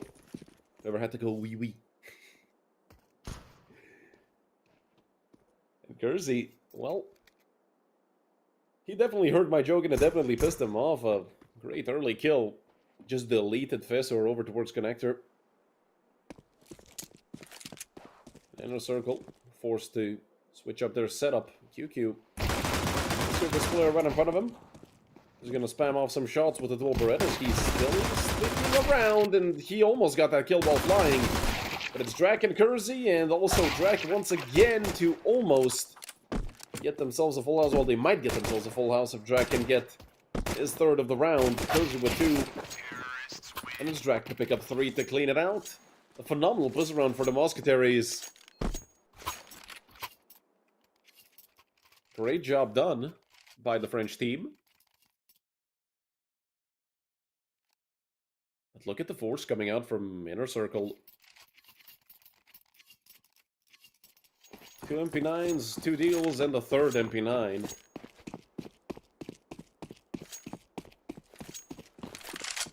It's going to be interesting to see. One player peeking into con. Drac could have that kill, could also get his head lobbed off by the Deagle. 4 players over towards A. They want to make a 3-man push over through A main. Fessor in a very rough situation. Molotov's nades going everywhere. They know Fessor is somewhere close to the smoke. And Drac lines up 3 over on A. Devadubic gonna finally take down the Danish player and just leave Oscar. 25. Where the hell is Jax going? I mean, they had no idea where Oscar was, but that's exactly why you should be jumping knife out into an uncleared part of the map where there's a very high chance a player is. But okay, I mean, Jax, I think he just got bored of waiting. Doesn't matter, losing 1 rifle here. They lost 1 Galil and it got picked up. Okay, so they lost a Mac 10. It doesn't matter. It's essentially as if he was chasing those anti-eco kills and got taken down in the meantime. A back-to-back triple kills for Drac. Should also be 10th on the board for the Mousquetaires. Because Inner Circle have no money. 2 Deagles and a single flashbang. That's all that they've spent their money on. They're going to make a 5-man stack over towards B and con. Smokes both for main and for con. Obviously the lurk smoke. Going to give Inner Circle something to think about over on B. Mousquetaires just slowly, but surely making their way up mid, and I like the fact that they're not waiting for a minute just to have nothing happen. They're actually taking initiative, which I always love to see. They're probably just gonna walk into A. It does feel like... yeah, smoke over towards Temple. Spidey senses are tingling. A side is completely open. That smoke for the pillar is weird, to say the least. I have no idea why they threw it. Could have maybe been a missed smoke by Drac. He was over towards Carpet. Maybe a bit of a missed lurk smoke on A. And Devadubic is going to have a firing squad waiting for him if he decides to peek into CT. Hopefully that's not going to be the case. Because if he does, well, he's going to go down quickly. Even 2 just pistols without Kevlar. And this Galil could be worth something to the CTs, if anything is going to save them $2,900. Flash given over to Krasnal. It should fly over here towards the CT port of A, and well, they're very late to peek this. They waited for the bomb to explode and do part of this damage for them, but they're just lining up for Devadubic and Kersey. They're not going to get a single kill. It's Devadubic and Kersey to clean out the entire team of Inner Circle over towards CT. Great job done. The Mousquetaires 3 rounds away from taking us to map number 3. This has been a very quick map so far. Inner Circle still struggling with Anubis. They've yet to find a round here on the CT side. This could be the difference maker. Oscar has an op, but Krasnal and Stiko are nowhere to be found. 5 and 13, 5 and 14. Reminds me of map number 1. Where we saw Jax and I believe Devadubic having a very rough game, so it's good to see both of them having a fine match, especially Devadubic, 12 and 7. He's been doing a great job, but obviously nobody even close to Kersey, 17 to 9. The sniper of the Mousquetaires having himself a good map.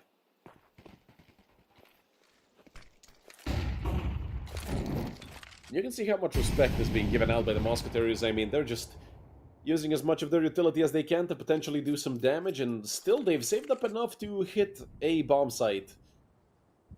But I don't think they saved enough to hit B. I mean, they would have to smoke CT, that's for sure. I don't think that smoke is going to go Temple. So you smoke CT, or just the left side of sight next to Banger, and you cut off the players on backside. But Stiko gets one, Fisher with one as well. The two kills get traded back. It's Jackson Drac. Double and Navera dancing around the pillar. Krasnal couldn't quite put his crosshair onto him. That's the man advantage for the Mousquetaires, even though it was a 5v3 at one point for Inner Circle. Now a 2v3 and a 1v3 for Oscar, who shouldn't really even attempt this. Save the up, Oscar, get out of there. If they can allow it, which, or rather if they do allow it, which they will. Navera and Jax know that they're not going to be catching Oscar, who I'm certain would have ran into the bomb site if he had a kit. Luckily he doesn't, but 11-5 for the Mousquetaires. We're nearing the end of this map. If this continues, Inner Circle unable to get any rounds on the CT side. They've lost 4 in a row here in the second half.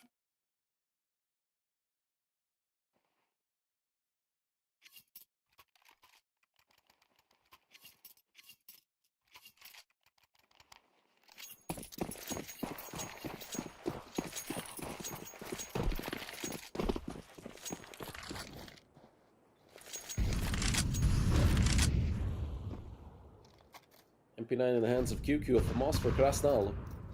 2 M4s in an op for the rest of Inner Circle, and 3 of them over towards B. We might even see Stiko yeet the flash here into main, but it doesn't blind Jax at all. It's a 2 for 2 in total.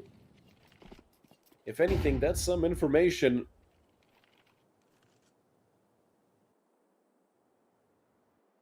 Duvek, he spots out QQ. Duvek knew exactly where to look. Navera also turning back around towards stairs. They can smell something fishy is going on. Will Oscar go down? No. Great peek by Oscar.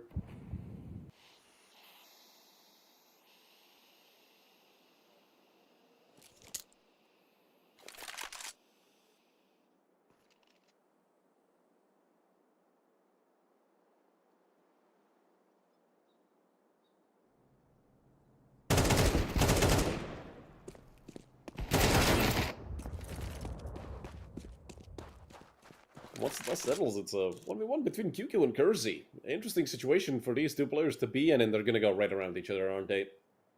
Oh, QQ's already in a great angle. Kersey doesn't clear this. He did look to the right. QQ was quick on the trigger.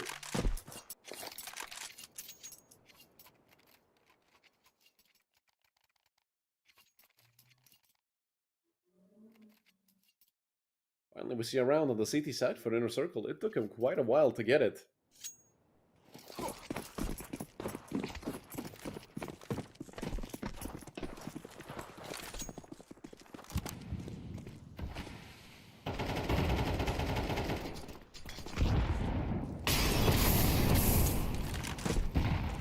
Volley thrown on top of Oscar. Hold him back in A main. Bit of a feed freeze on my end. My apologies. I hope you guys actually didn't freeze up the same way I did. But a 1-for-1 between Stiko and Devaduic. That should favor the T side realistically. I mean, 1-for-1 trades usually do favor the terrorists. That's now swinging out into Kersey all willy-nilly. Not really sure what the idea was there. Probably did want to clear out mid and just get some information, but maybe a shoulder peek first.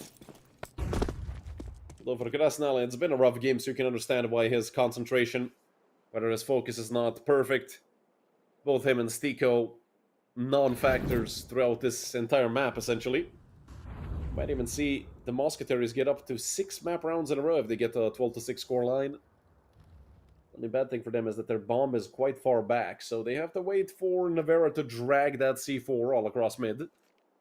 But they are waiting patiently. 25 seconds on the clock. If QQ decides to go into the bomb site, he could be a big nuisance.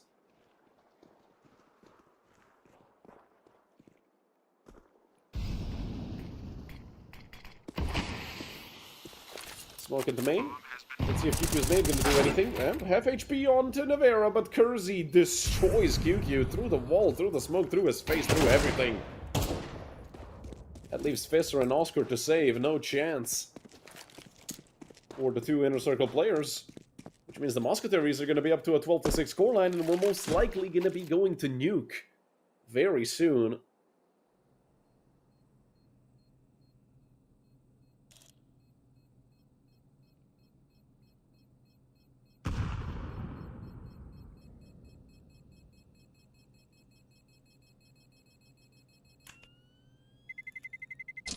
Terrorists win.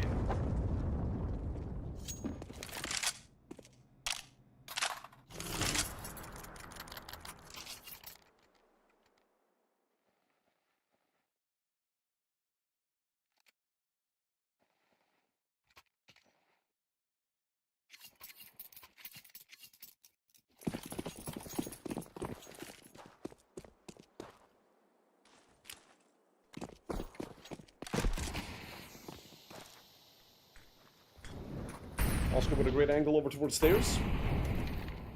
But the Mousquetaires, I mean, it's a great call to go carpet. And if they explode towards the A bomb site, they could catch QQ completely off guard. Luckily for him, he bought himself some extra time with that smoke. But we'll see how long that's going to hold him off for.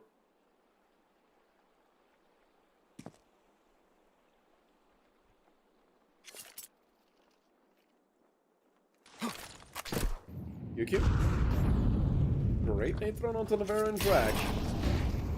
All his end utility coming out from the side of the Mousquetaires, smoke into heaven as well. Drag already into the bomb site. QQ might have an angle through the smoke. Stiko taking out Drag. But a 1-for-1. Kersey finding a kill. Devaduvic as well. This map is over, ladies and gentlemen. We're going to be going over to nuke for sure.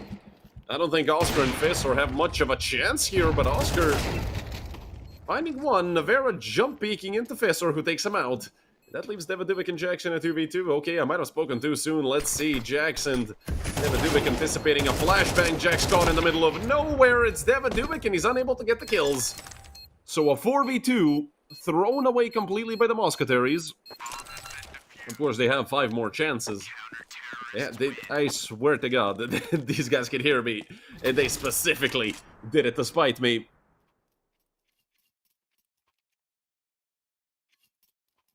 But I still don't think it'll make much of a difference. I mean, if Inner Circle win 2 or 3 more rounds in a row, then it's certainly going to be, you know, a what if, and the pressure is going to start building up for the side of the Mousquetaires.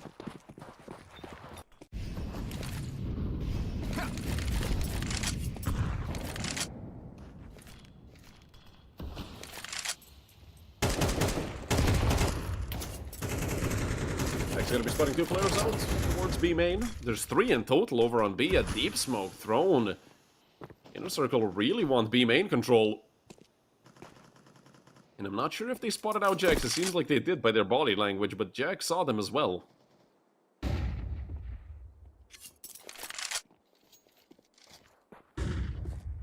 Flash out from Jax. Just turning back to clear out main. Krasnal left on 40 HP from that duel. Into main as well, and Drag wants to peek over top of it, just spamming a bit through the smoke, although QQ doesn't have tracers out of his M4A1. Drag does have tracers, and they lead directly back to his forehead, so he is calmed down with the spam. 3-man setup towards A for Inner Circle. They want to push out A main, they want to take down Drag, but they have, well, they don't have much success so far. Haven't had much success so far. Fissor going down, and wallbang from QQ. Drag just falls back, and he re-swings out, and QQ goes down. A 5v3 in the favor of the Mousquetaires. Krasnal stuck over towards Ninja. Will take down Navarra. He wants to keep swinging. Stikov on the kill in the meantime as well, but Devaduvic there to trade. Now a 3v2, but look at where Oscar is. I don't think they're ready for this position. Oscar swinging out very far. Nobody looking at CT for Jax. It's Devaduvic and Kersey over in Con. Well, the Molly could have kept both of them stuck, and it's just Stiko. 1v2. He gets swung on by both players, and that's 13-7 for the Mousquetaires. Ladies and gentlemen, we're going to be finally going to a 3rd map here in the playoffs, and also, well, we just saw Inner Circle lose their 1st map throughout this entire tournament, and hell, they made it into the upper bracket semifinals, so they did pretty good with themselves to finally well, we finally see someone actually win a map against them. The Mousquetaires winning very convincingly here on Anubis. I don't think throughout this entire map, it felt really like it was the French players' map, and I mean it was a almost perfect map for them. Let's be real. This is still a dominant scoreline. Well, as you can see, the timer's on your screen, guys, and once it expires, maybe a few minutes extra, we're going to be back with map number 3, which is going to be Nuke.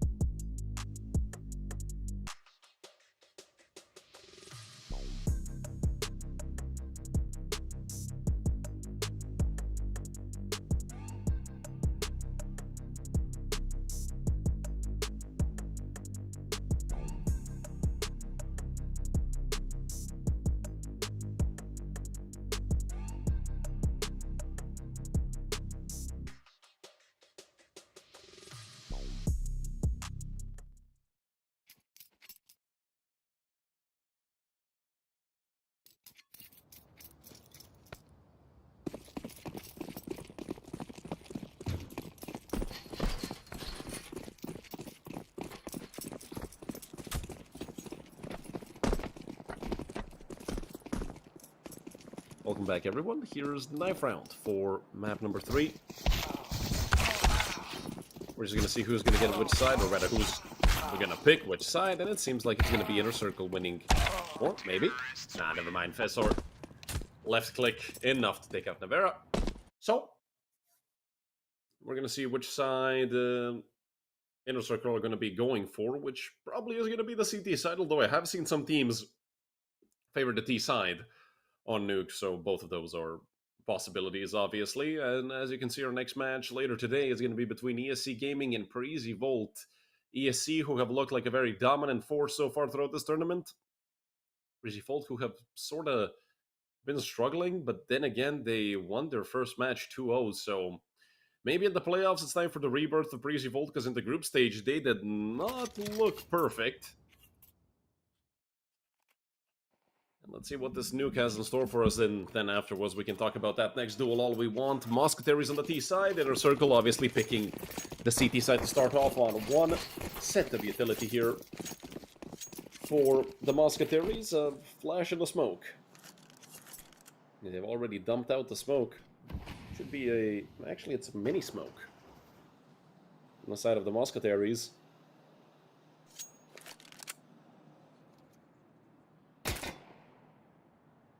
Guys are going to be first contact. I'm not sure if he knows what... well, he might have thought Drac was there, but he gets absolutely nailed by the French player. Okay, now turning back, and well, now Drac knows how it feels to play against him. Navera and Kersey finding kills in the meantime to make it a 3v2 in the favor of the French team. Kersey as well with the PT-50. Jax just gets destroyed by Oscar. Davidovic making the rotation over through heaven. The bomb is over in secret. Davidovic might not even need the help of his teammate. Kersey should just go towards B, but he shifted around, and Oscar had enough time to drop through the vent. He's just going to keep pushing forward. Oscar going to be swinging out. Unfortunately for him, Kersey going to hit the first headshot. A double kill for Kersey. And round number 1 for the Mousquetaires. It was a bit shaky, and it was a bit weird with one player in heaven and the other in secret, but it worked out for them. So a good job done by the French side. Meanwhile, Inner Circle, they want to force again.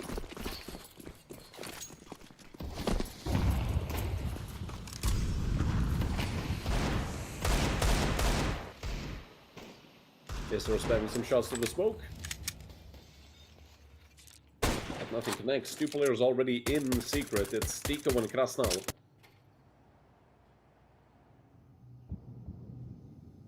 Jackson Drac. Also Kersey there alongside of them.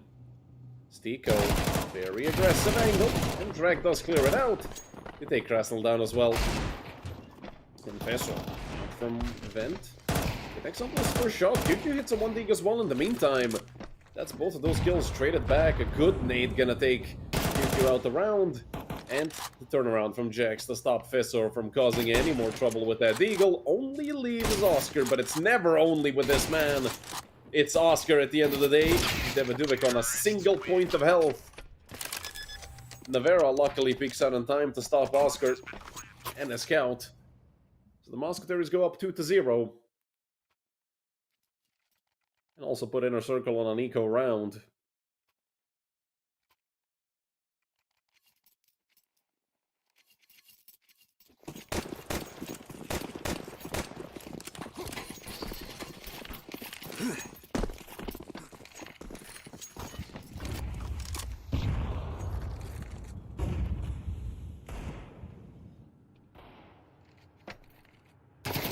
Just some upgraded pistols for the side of Inner Circle. 3 deagles and a 5.7.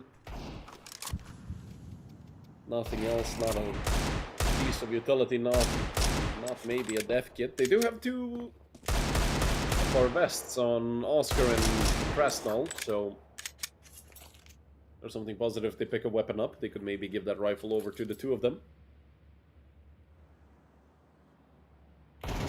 One of them, I don't think you could really split an AK in half. At least not with it staying useful. Krasnal up close and personal with the 5-7. Molly into vent. The Mousquetaires are taking their time, and for good reason. They don't want to walk into some pistols or have those pistols walk into them. Will the AKB retrieve? The answer is yes. Krasnal picks up the rifle, and I mean, Navarra has no idea he's on the right. Fortunately, Krasnal just misses, and that leaves Oscar completely alone. It's a 1v4 Deagle. Situation like this just doesn't happen, but what a peek from Oscar. Two players over into Squeaky. And it's going to be Kersey to end off the round. Another double kill for him, and a double kill for Drak, who... I mean, Drak has been playing a phenomenal best of 3 every single map he was playing out of his mind.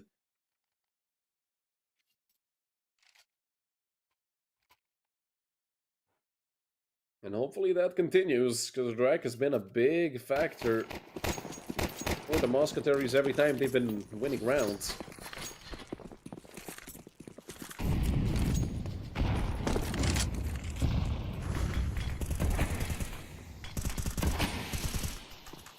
Oh, smokes on outside. The Mousquetaires looking to cross out. Another nade thrown. Fessor can't see a single thing, although does spot out a player towards red. Able to get the kill. Fessor jumping around in the smoke, and look at Drak and Kersey. Both of them getting kills. It's 3 in total. It's only Stiko on the A bomb site. No help to be had. Drak is on a rampage. A triple kill for him in this round so far. And QQ should probably just look to save. What a day it has been for Drak. On map number 1, he was right behind Navarra, I believe. And I mean, on map number 2, he was perfect. Here on map number 3, doing a great job as well.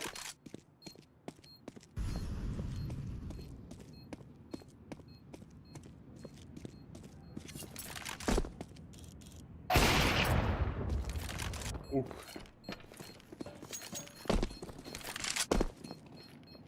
That's unfortunate for QQ. I mean, hell, they could just dump a nade deep into CT and they could kill him. Drak, oh, does Drak want the knife? Does Drak want the knife? Well, I thought for a moment he did. It's 4 kills at the end of the round for him. And round number 4 for the Mousquetaires as well. Drak doing an unreal job for the Mousquetaires. And, well, the French team could have even had a 2-0 victory already. They had played a few rounds a bit better on that train that we had at the beginning of the best of 3. But they didn't.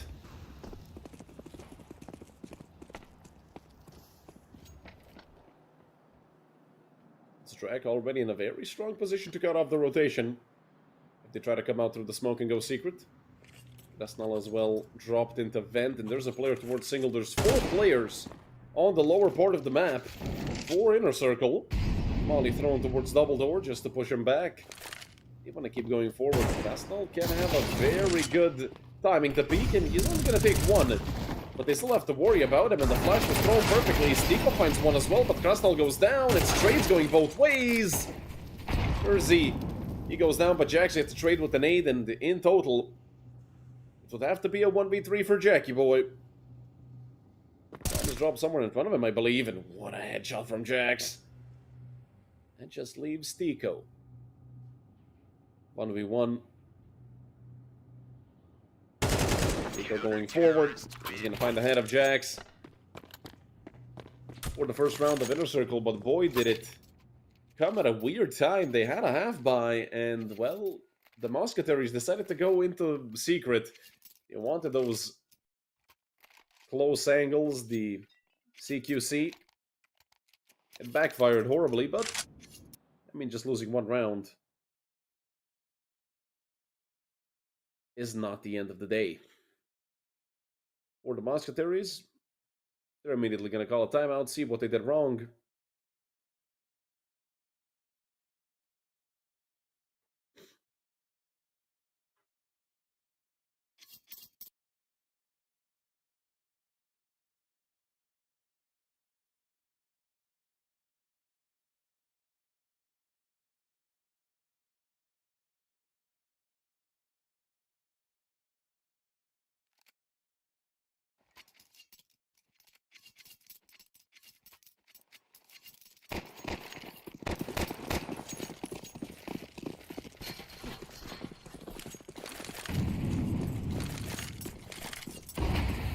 smoked on by Jax.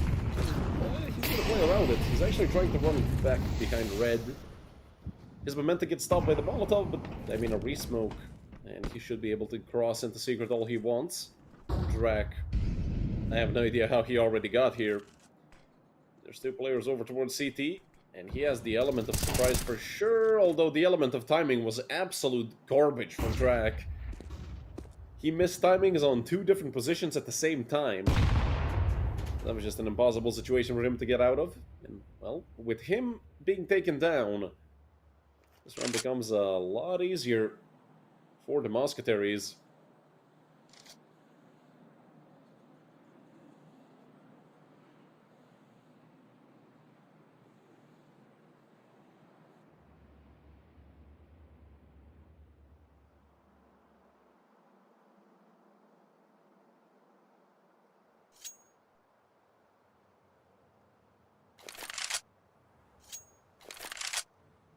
Not much utility left for either side. 35 seconds on the clock. Let's see where the French team is going to commit to with the remaining members. Spencer with another nearly doubled up. Rather nearly tripled up because Spencer got that first kill. Stico pushing lobby. Once again, it's Stico up to his shenanigans. And with this crossfire, I mean, Rasnal and Stico really shouldn't even be peeking. Wait for Kersey to go forward. And they're going to take him down. Round number 2 on the board for Inner Circle, and they've managed to break the economy of the Mousquetaires as well. Two players do have money. The rest, not so much. And we have another technical pause, unfortunately. But, I mean, so far, the technicals between these two teams have been, you know, short and sweet.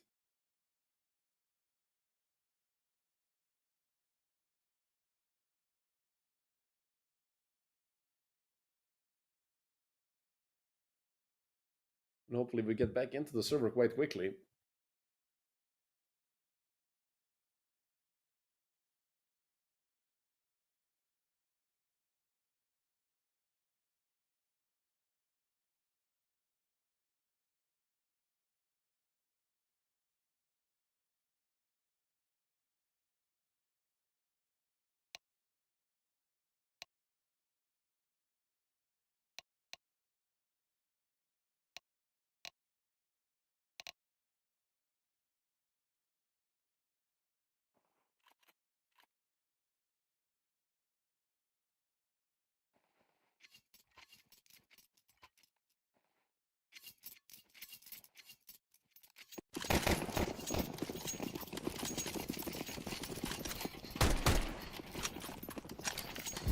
Luckily, we're back quickly. 3 Tech 9s and 2 AKs for the Mousquetaires, and a bit of a miss smoke.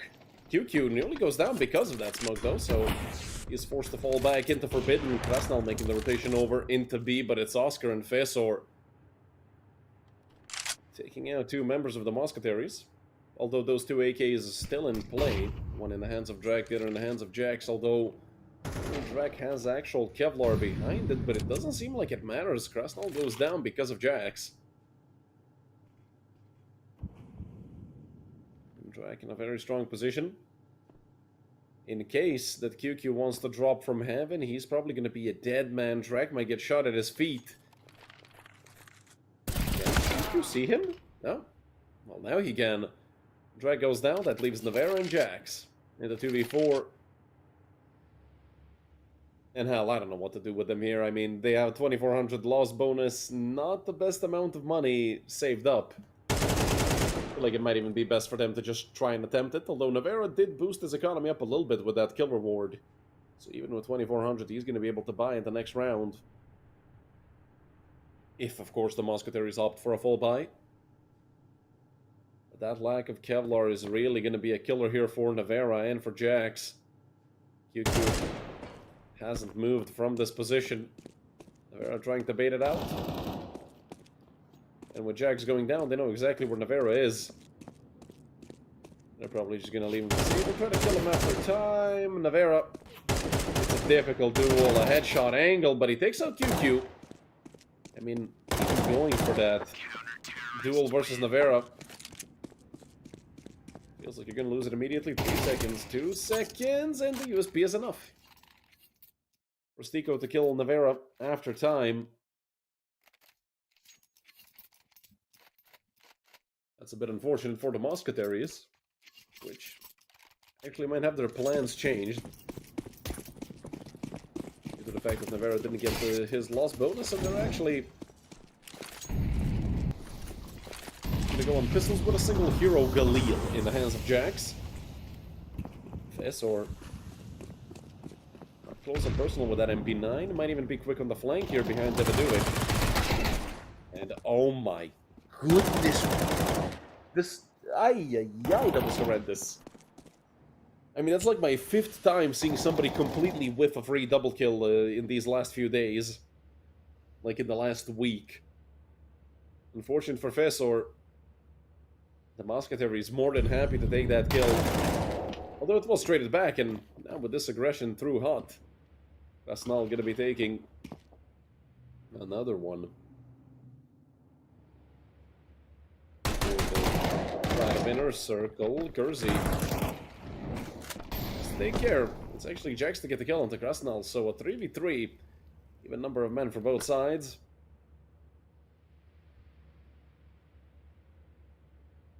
Stiko from the bomb site. Has the teammate over towards B and one towards Garage. Problem is, what if they went rampant? Why is Kersey not moving?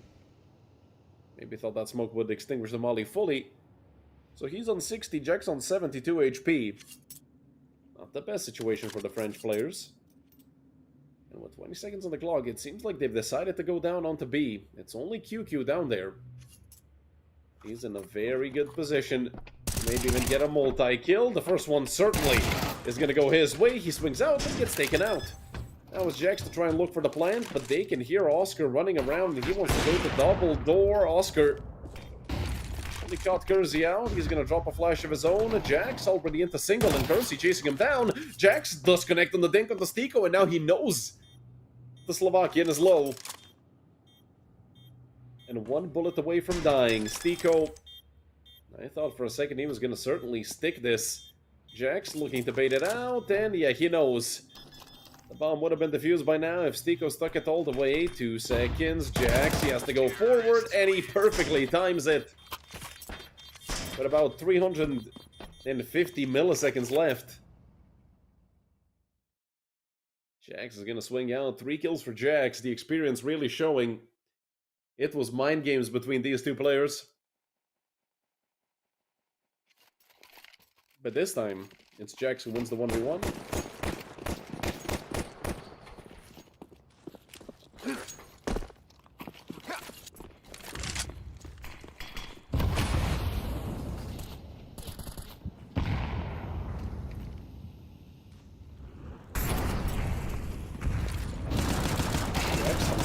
Ready for those players up close, and QQ and Oscar, they just find 2 kills out of nowhere. Both of them pushing very aggressive on the side of Inner Circle, using that 157 they had to great extent. QQ found himself an AK as well. Bit of damage from the wall bang. Navera baits out Oscar's shot. Him out. He's gonna swing and get another Fessor falls. Stiko does repeak in time to get the trade. So still, it's a man advantage for Inner Circle. But what could have been a +2 is only a +1. Because Navera did a great job at doubling up towards the A-bomb site. And look at Stiko slithering up that ladder. Although he just broke his legs. Devaduic. I feel like he just jumped in his chair, like, what the hell, where did he come from? He's gonna take out Stiko. Hell, it might have even been a better idea to just leave him be. And go towards the bomb site. Devaduic has to hurry up, only 20 seconds on the clock.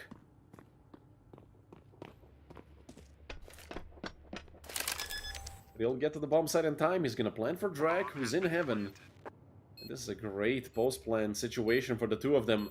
To do as well, not swing into QQ. He's gonna rip Devaduic's head off. They have a smoke, they have a nade. Drac gonna step onto the frag. Straight into heaven. Smoke on top of the bomb, and Drac knows he can't use his Molotov. He missed the CT Molly. Great job done by Drac once again. And look at the BM coming out towards Krasnal. A 6-3 lead for the Mousquetaires.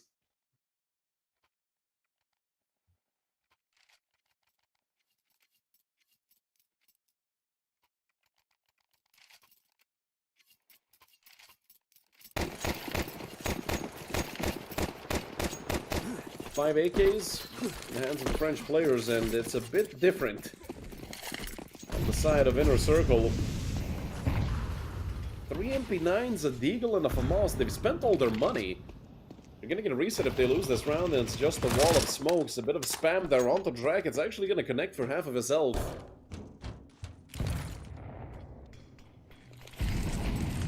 Kessler drops that flash as well. Actually, it was a smoke. That's gonna delay the push even further for the Mousquetaires.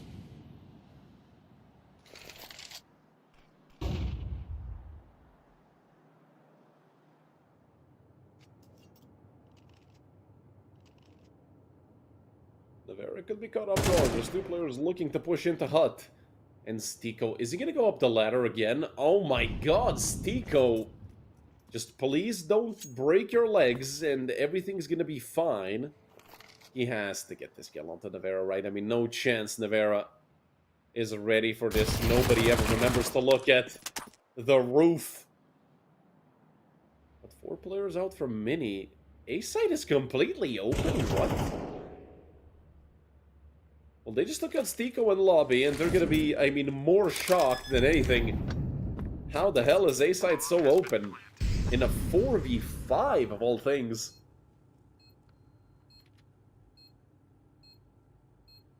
Now the Mousquetaires, I mean, have a high percentage post plant here. A 4v4 on the A bomb site. Nearly half the bomb already ticked away. Inner Circle doesn't have a kit. They have to save. It's going to be 7-3 for the French players. They might even get some icing on this cake if they can find some extra frags. In the Drac. One above, one below. And a deep kill there by Devaduvic as well. Luckily, Drag gonna pick up a triple kill. The first player in the double digits and 4 in the double digits on the server, 16-6.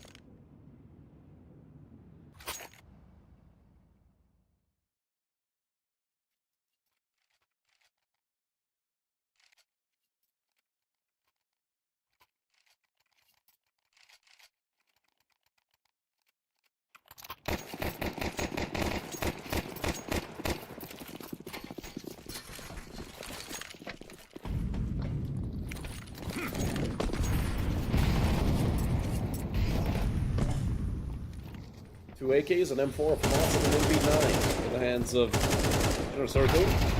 Krasnal nearly had that frag on the Jax, but actually runs into Devaduic. He gets traded out, and Fesser doubles up. Makes it a +1, and Fesser, what a headshot onto Nevera. Absolutely incredible job done by the Danish player to make it a 4v2. I mean, Drac and Kersey.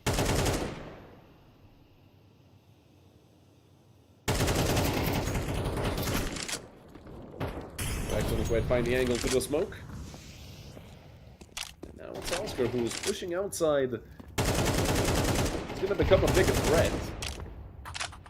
In a couple of seconds, Drac. I'm not sure he's gonna be turning around. He's gonna be preoccupied with all of these angles towards A. Flash right in front of his face. Kersey doing some good work at getting towards Forbidden. If anything, that's some extra space for the Mousquetaires. And Oscar is completely, well, I was gonna say forgotten to clear out Squeaky. Now he's gonna go towards ramp. Kersey, I don't think he's ready for this. Yeah, AK not in hand. Easy kill for Oscar. Even gonna throw an AK over towards his teammate. 4 AKs. Gonna get saved here for the last round of the half. And speaking of it, look at the money the Mousquetaires don't have in this situation. Drag spent all of his money. The rest of his team's still gonna struggle.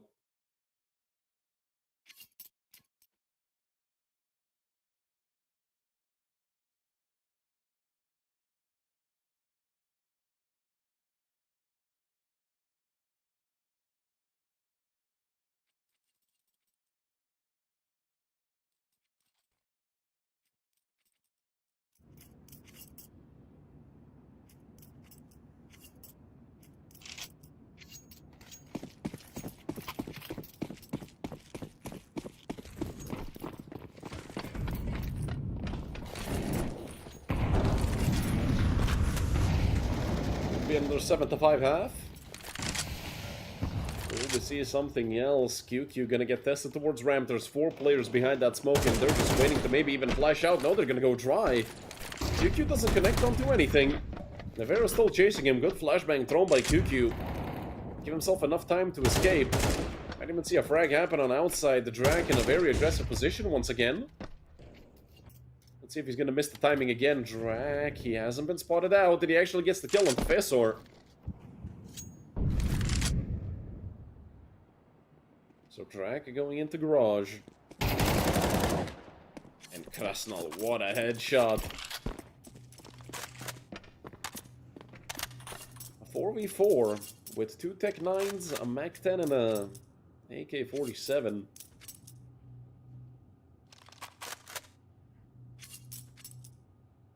Could be doable for the French team. 45 seconds on the clock. They might have to hurry up. Kersey has a very good position.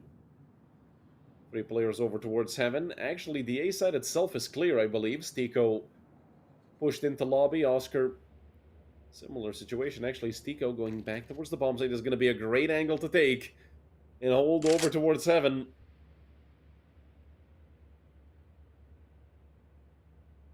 Oscar's going to join him soon. 15 seconds now. Mousquetaires doing their best Virtus Pro impression. Hello, guys, you have to go. 10 seconds now, they've dropped onto the bomb site. Stiko just has to wait for the bomb to get planted by Kersey. He takes out both Oscar and Stiko. And makes it a 4v2. I have no idea how they actually allowed Kersey to get both of those kills. On the lurk for Mini, Kersey makes it work, saves the day for sure. Now it's Krasnala and QQ to try and make this retake happen. A 2v4. QQ up close, but a great headshot hit onto Kersey. If anything, to calm him down a little bit off of that heroic play. They both have kits, so they have time to try and attempt this to the end. Krasnal has to see it through. 19 HP, can't do a single thing. An 8-4 lead at the half for the Mousquetaires. And a big chance at, I mean, a bit of an upset, I'd say.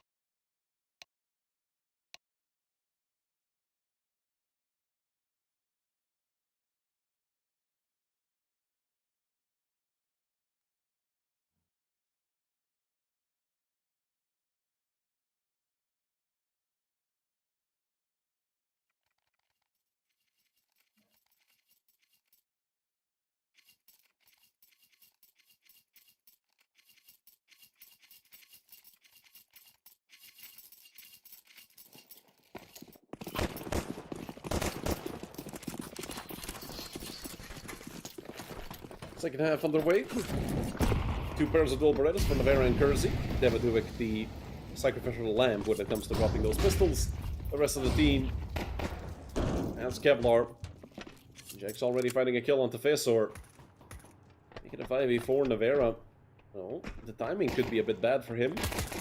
They spotted up one player over towards all toxic. Davidovic. Just a matter of will they turn around, and actually, I think it's Jackson rotation who will get that kill. He takes out Stiko. Oscar has been spotted out towards the bomb site. It's a 4v3. Still the +1 man advantage kept alive, and now a +2. You know where the Krasnal is? They're actually going to trade him out. Oscar stuck in the middle of nowhere. No chance for Oscar in that 1v3. The Mousquetaires make it a 9-4 lead, although they did allow the plant, so Inner Circle still have a chance to force.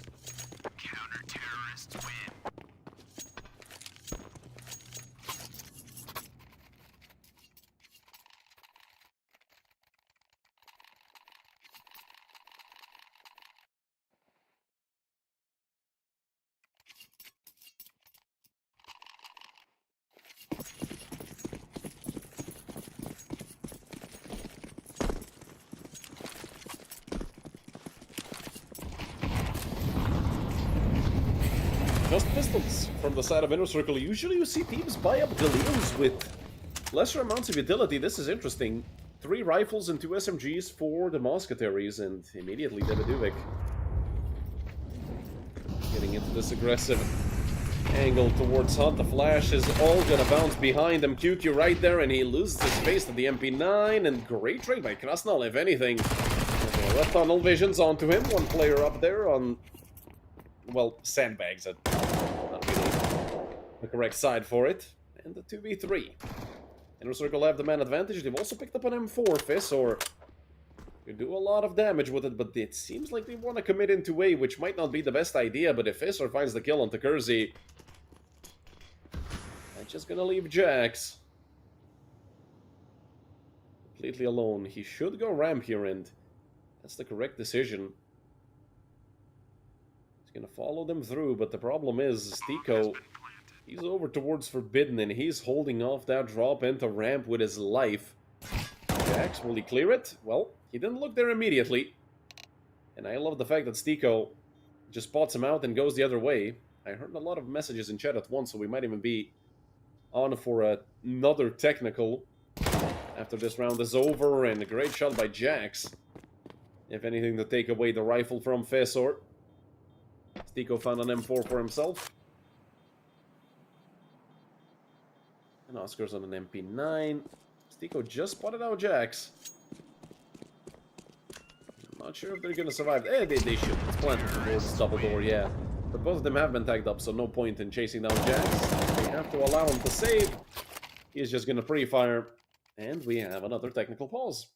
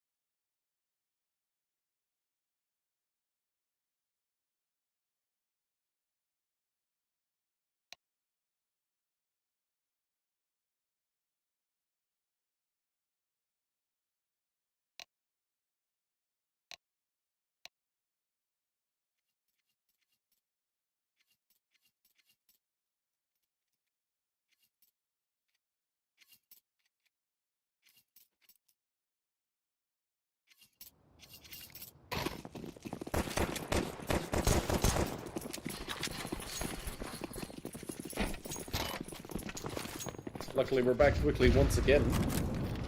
A force buy from the side of the Mousquetaires. A scout, 2 pistols, an SMG, and the rifle that Jax managed to save. Not a flawless buy by any means, but it could always be worse. If Inner Circle are able to reset them, that's going to be great for them to close the gap in the scoreline, and if the Mousquetaires somehow win this round,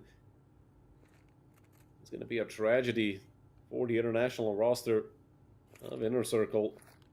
That's not up close. There has an MP9, they're going to molly the boxes. That might even help Navarra more than it hinders him, but these 2 flashes that pop in his face certainly going to force him back towards the bomb site. Kersey,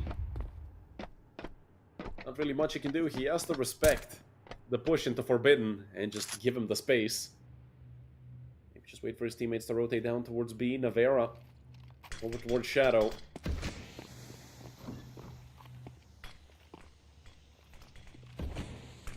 Can't he do anything from this position? I mean, he has an MP9. It's a great weapon for the job. Immediately finds the head on the Stiko. Now his teammates have come through in the rotation, but they want to peek. They want to fight these rifles. Navarra with the SMG did all he could. And he saved somewhat of a salvageable situation for Drac and Jax. 20 seconds on the clock. Drac getting a nade readied up. That should land on top of Fesor. And about 40 damage. 5-7 in hand. Drac has been phenomenal with this pistol throughout this best of 3, but unfortunately, I don't think the Mousquetaires will even give it a shot. They don't have a kit, and I think that's the main problem, the main thing that's bugging them in this and actually making them choose not to retake. So Jack's going to be saving the M4. Drac, I'm not sure if he can find any rifles nearby.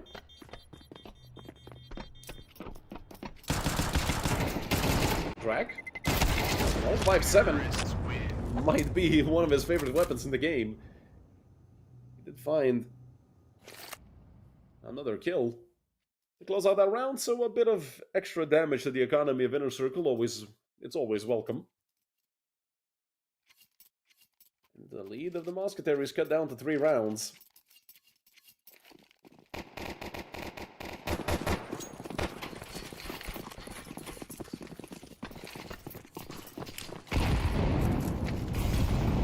Quick utility coming out from Inner Circle. For a sec, I thought they were just going to rampage and run into the A-bomb site. They still can. I mean, they're up against 4 USPs and an M4. How hard can it be? All they have to do is not overthink this round, and it should be theirs based on my gun is better than yours. And with the position Jax just got into, he's going to lose the duel to Krasnal, and that's round over. That's the one thing that could have caused them trouble. The M4 gone. Unless I jinx it once again, like I jinxed that 2v4 towards the end of the previous map, and yeah. Track finding 1, but that's about it. QQ and Oscar. Getting 2 back, leaving just Kersey. Completely alone, shifting around these smokes. Maybe, if he gets this kill onto Fissor, he could take the gun and run with it. They're gonna hard clear him. Stiko takes him out. And now the lead of the Mousquetaires cut to just 2 rounds.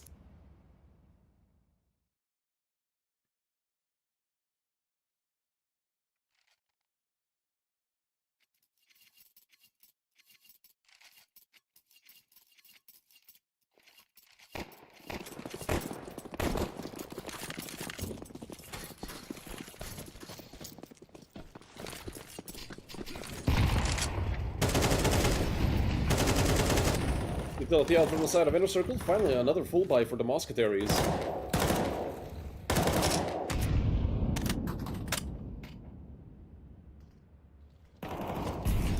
Open hand for Kersey. Kersey, I mean, he's been having a bit of a quiet map. Yeah, that one great round on the T side, and I mean, ever since, I think he only got literally 1 or 2 kills afterwards.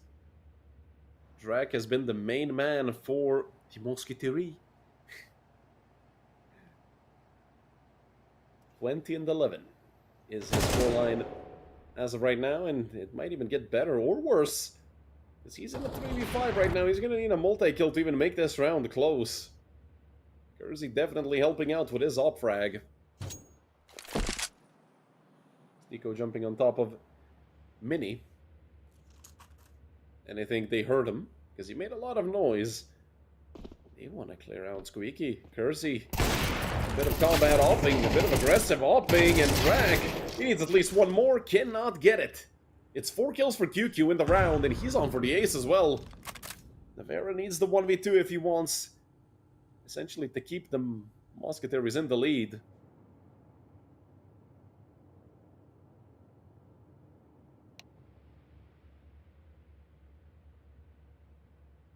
Bomb is on Oscar's back, so should get to planting it soon. Bomb has been planted. Navarra gonna hear all of it. Let's see if he's gonna go forward.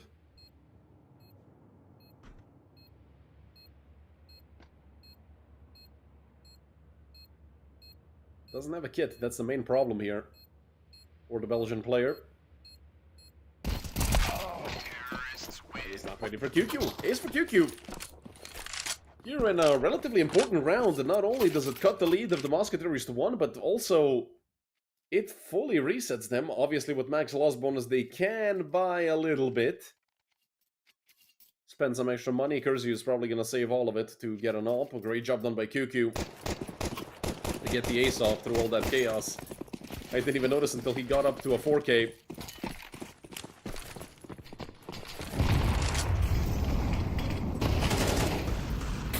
Fully blinded. And once again, it's a half-buy for the Mousquetaires, Deagle for Jax, Kersey, and Drak, a 5-7, and an MP9 for Navarra and Devadovic.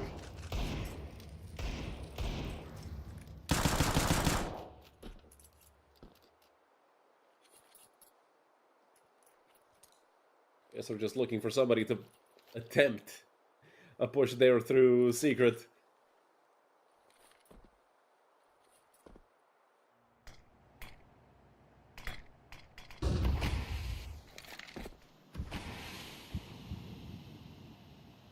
Track. Oh, will he see the hand on top of Mini? Yes, he will. Besser goes down. Over the edge of the smoke, and Stiko gets tagged through it as well. Drac causing a lot of havoc over there towards outside. Stiko didn't even want to fire back, didn't want to risk going down. He's gonna swap guns with Oscar.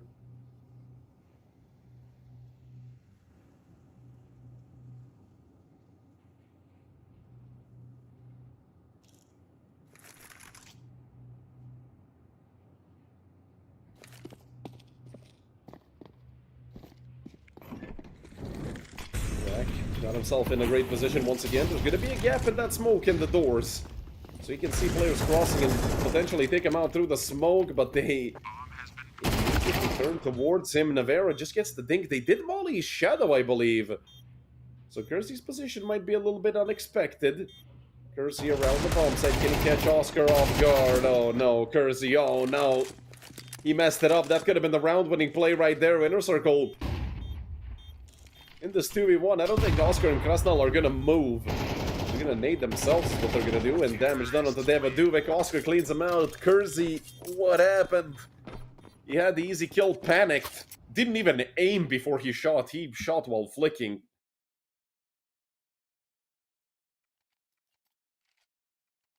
Which is unfortunate for the Mousquetaires. But for Inner Circle, I mean, they're having a great time with this. Off of a... What was it 8 to 4 or 7 to 5? I can't quite remember. My brain is a bit fried.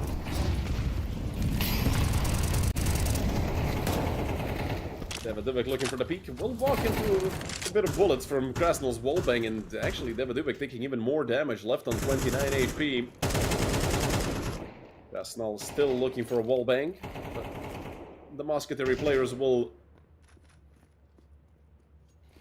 be careful. They know the lineups themselves as well, so they know exactly where not to stand. Oscar fully blinded, not even gonna fire off a shot to potentially get somebody pushing. He knows that nobody's pushing off of the trajectory of the flash. Straight up aura on this man is insane.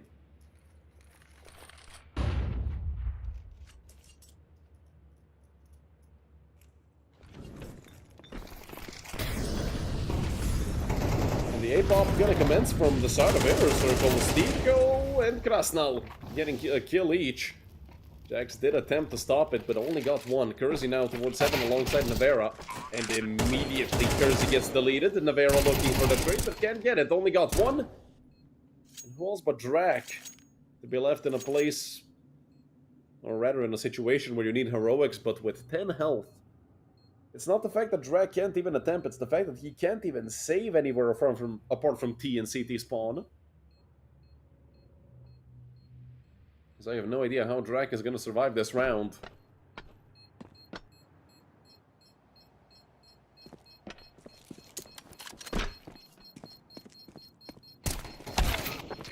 He's going to try to run into CT spawn, but QQ going to catch him off. And now if you look at the scores on the side of Inner Circle, everybody are having a decent game. As opposed to the previous map on Anubis where they looked tragic with 2 or 3 players constantly underperforming. Now they look much better. Inner Circle, I mean, as I said, probably one of the scariest teams here in Season 31 of United21. But the Mousquetaires is also a lot of experience and a lot of raw skill and aim between these 5 French players. Mr. and QQ picking up a 2-for-1 on to Drac and Kersey.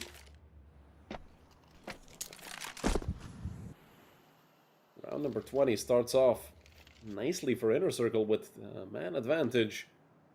Jax has to look to claw it back with an MP9 of all things, although the Mousquetaires are on a half buy.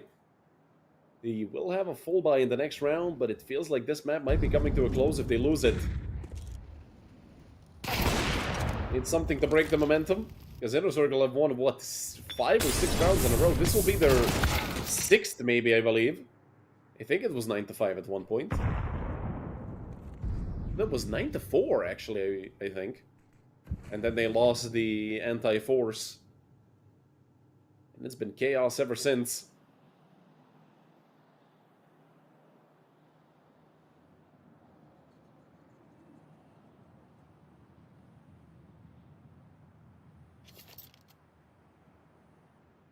And with Navarra being completely alone, I mean, all he can hope for is getting some extra money for the next round. Maybe if he runs into Oscar or QQ, who are both low, he could get a kill with that MP9, but it doesn't feel like it.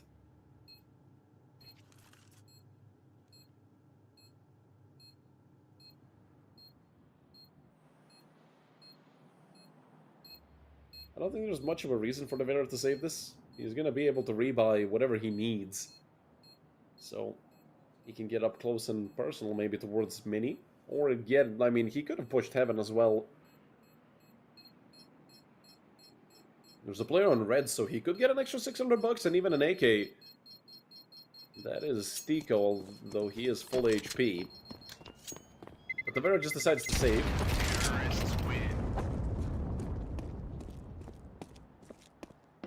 I guess he does value the Kevlar quite a lot. He only got into a big old duel there towards the end of the round, I think, with Stiko. So will Navarra keep the MP9? I mean, I think the reasonable answer is no. But he still hasn't dropped it, and he actually spent his money. So Navarra gonna stick with the MP9, try to save some extra cash. Maybe if they win the round, he could drop an op over to Kersey. That could be a part of the plan. Probably gonna be getting thrown towards the boxes. It does get a bit into it, only 14 damage.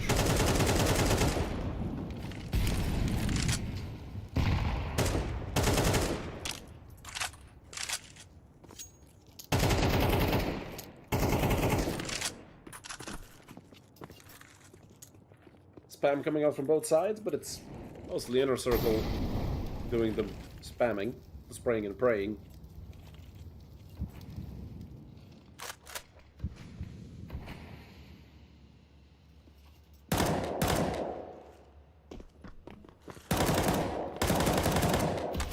Inner Circle grouping up, going over towards ramp. It's Navarra once again with the MP9, but he does miss on his first chance.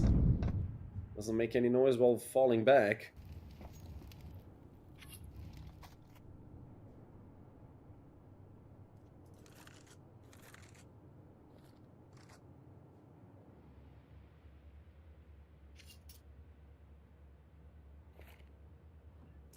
This might be the kill that gets it all going. Will Fissor swing into Jax, or will Jax have his number? With this utility coming out, let's see. Jax parks right onto the door, drops down into the Molotov. Actually, he did dink Grasnal, but he went down to him. Evaduvik is still around. Stiko from Heaven, flanking and leaving Mousquetaires in a 3 versus 4 retake. Drag taking a lot of damage himself, but he also did dish out some. Not too much though on the QQ, just a single bullet hit through the smoke. This might be the 12th for Inner Circle. I don't think the Mousquetaires are going to commit to this. They're going to save the 2 M4s and an MP9. Okay, 1 M4 and an MP9.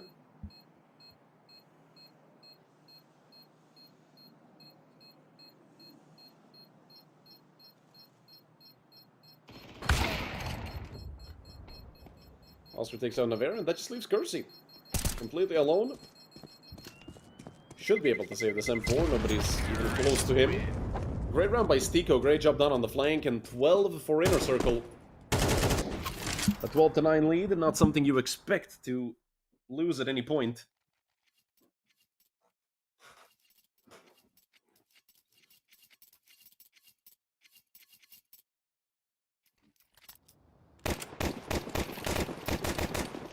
But it is a full buy for the Mousquetaires. They need 3 in a row to take us to overtime. Otherwise, they're going to be getting dropped into the lower bracket. So they aren't going to be eliminated. They're just going to be going down. I think their matchup is going to be against Extralis Talent, although I'm not 100% sure on that. It's either against them or against Ents Academy. Whichever part of the bracket they fall into. It doesn't seem like they're going to be putting all fours up yet. A 5v4 for the French team. Force Drac to find the entry, but he does get traded out by Stico. He did do a lot of damage. Stico is not quite a bullet away from death, I think, with 26 HP. Krasnal swinging into Kersey. 3 more kills, and Inner Circle are going to be going to the upper bracket finals. And going to be waiting for the winner of ESC Gaming and Volt afterwards. If the Mousquetaires can take a few more rounds, we're going to be going to overtime, and then it's anybody's match. Navera, Devaduvic, and Jax to try and keep the Mousquetaires alive, to keep them afloat. Here on Nuke. Jax able to get 2. That's enough from Jax to make this a much more doable situation, but who the hell would expect Oscar to push? Oh no, what a horrible miss by Oscar in the worst possible moment. Oscar misses, and Devaduvic gonna clean out the round with a USP. They're gonna save 2 ops as well now, an AK and an op. Oh no, he had the right idea, just couldn't quite connect.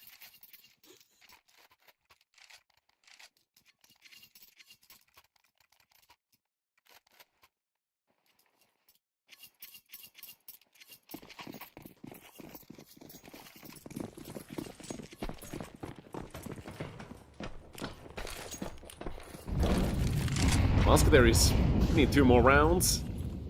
Otherwise, as I said, they're going to the lower bracket, but let's see. I mean, they did good that previous round. Did have a bit of luck on their side, but hey, that's a factor of the game as well. Seems like Inner Circle are going to set up a relatively quick hit towards the A-bomb site. They completely missed the hot Molotov. I mean, it feels like that utility needs a bit of a revision on the side of Inner Circle. This time they're gonna hit it. They're gonna hit the one towards side as well. But Jax, where'd the flashbangs? Where'd the flashbangs? Nobody's blind towards the bomb site. It's Jax and Kersey. To make it a 4v2, Oscar was able to get that one back onto Kersey, but I don't think it matters. Fisser and Oscar probably have to save. How the hell are you gonna go away and only have 1 flash? Ay, ay, ay. That was uncalled for. Did not expect that from Inner Circle at all. Oscar goes down, Fist are able to get the trade, and now they know where the Dane is. Devaduvic gonna take him out. That was an interesting hit towards A. Completely flopped on its face. You don't need me to tell you that. In the last round of regulation, we're guaranteed the 24 rounds of Counter-Strike. But let's see, will we get more? Another potential OT. It started off with OT. It would be poetic if it would end with OT.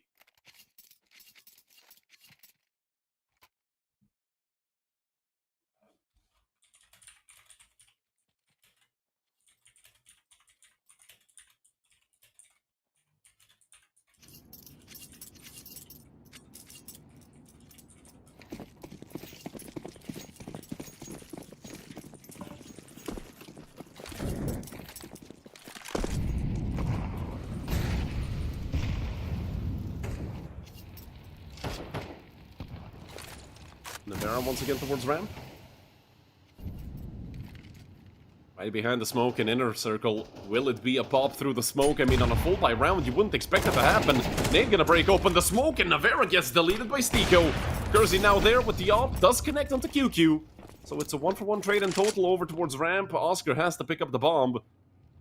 The most responsible teammate on the side of Inner Circle. Devaduvic doubles up onto Stico and Krasnal, and in the meantime, Fesser falls. That just leaves Oscar. 1v4, up in hand, a nearly impossible situation, but he goes forward, he picks up 1. Doesn't switch over to the AK, he stays with the op in hand. He might shoot and switch guns, but no. Oscar, he loves his big green sniper, and he wants to stay with it all throughout this clutch. 3 more kills remain for Oscar to, well, send Mousquetaires to the lower bracket. All they have to do is take out Oscar, and then it's anyone's game in overtime, and Jack succeeds. It's overtime, baby, once again. It all started off with a 12-12 score on Train, and, well, it's gonna end on Nuke with it in similar fashion. We're gonna see another overtime between these two teams. And now, whoever has more strats left at this point.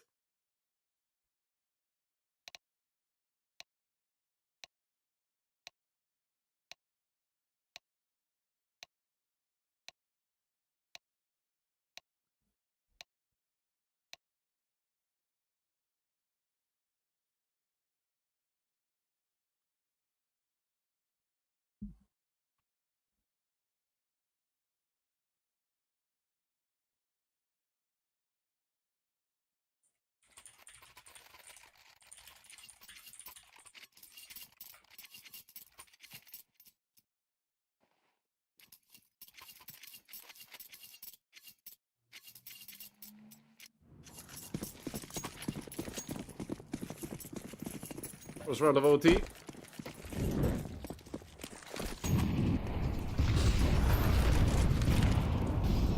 Well, let's see what sort of chaos is going to unfold here in front of us. Hey, thrown out by Kersey. Gonna break open the smoke. Not gonna see anything behind it. Davidovic looking for someone in the smoke. Nobody actually came out. Stiko's still sitting behind the door. Need to break open the smoke.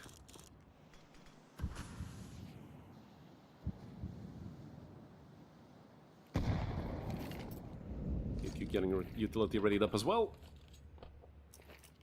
It does feel like another hit towards A for Inner Circle.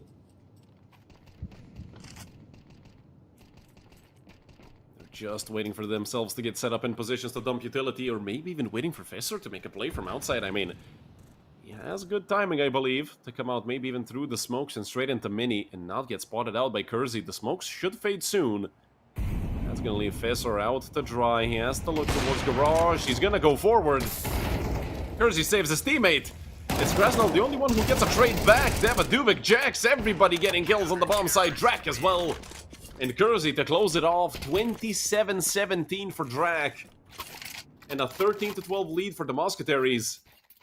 Opening up overtime nicely with a round. And that round they really did need. Because you never know when Inner Circle are going to randomly get momentum and win 2, 3, 4 in a row.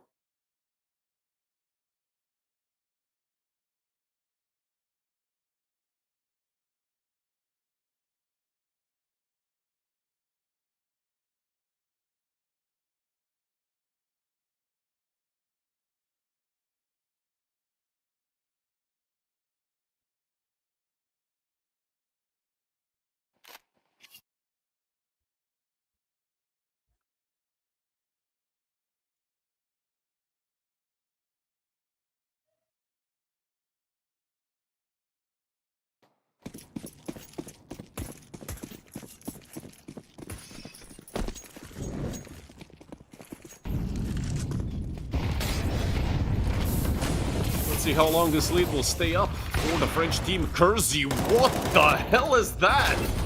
What a play made by Kersey. Stiko does fly out through a smoke of his own and actually makes a similar play to get the frag back. I have no idea how either of those things are allowed to happen at this level of Counter-Strike. Navarra nearly getting 3. He has help from Drak, and it's a complete shutout. Onto ramp, 29 for Drak, a double kill for both him and Navarra. And a 14-12 lead. And this is looking eerily similar to that first map, where they took a, I believe, 15-12 lead. Yeah, Inner Circle, they won 16-12. They won 3-0 in that first half of the first OT. And now the Mousquetaires is looking to end with style. And completely reverse sweep, actually, here against Inner Circle.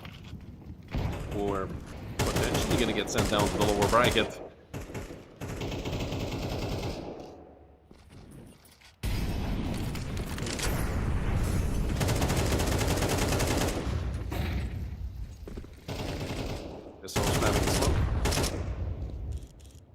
In their side, though. Drake waiting for someone to push, and he does see the shadow, I believe, of this, or he's gonna drop down straight into Drake. It's Jackson Drake to get the first two kills, and nobody there to trade. Stico, he knows where his shadow is, so if anything, he's not gonna overpeak that angle. What can you even do if you're Stico here? You're gonna have to drop down at one point. You're gonna have to make noise. They're gonna know exactly where you are. You're probably gonna get killed unless Stico hits a flying headshot, which, I mean, for him would not be completely out of the ordinary, as he just proved, but of course he does get the quick trade to make it a 4v2, and, well, somehow this feels even worse than a 5v3, although Oscar did get the kill onto Kersey, but unfortunately for them, Jax gets the trade back, Devidovic is there for the frag as well, and that's a clean sweep. 3 rounds for the Mousquetaires in the first half of the first OT. And Drake is playing a monstrous best of 3.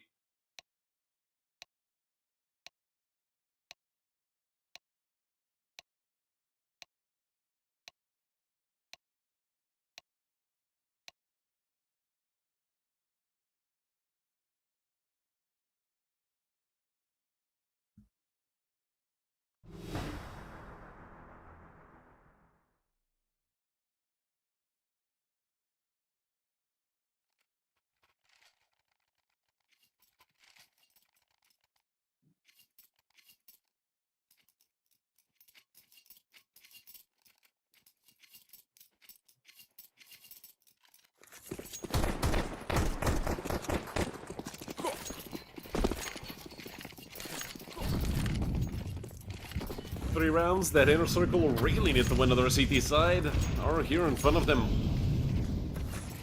And, well, if they lose a single one of those 3, they're going down into the lower bracket to hang out with Dance Academy, Extrastralis Talent, and whoever loses between Prezi Volt and ESC Gaming.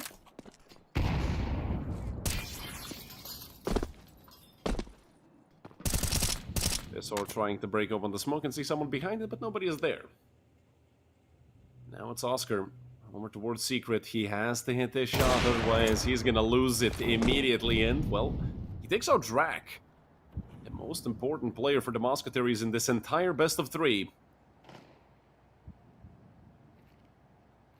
And it's a 5v4.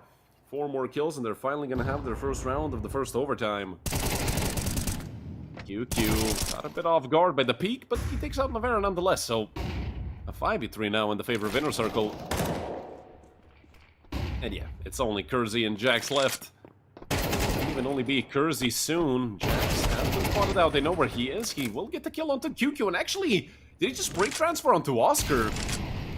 Jax having himself a great game as well, 25 and 20. This is the best out of the 3 maps today we've seen him.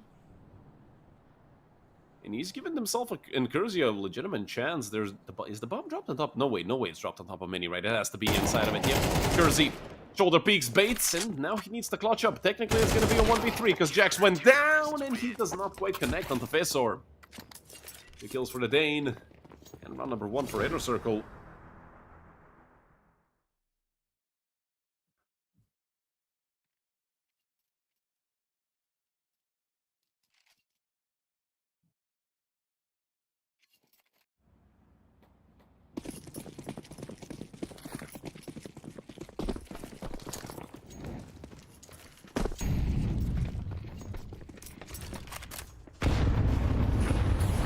Tries to play with the op, but he wanted way too much with that. I feel like Oscar.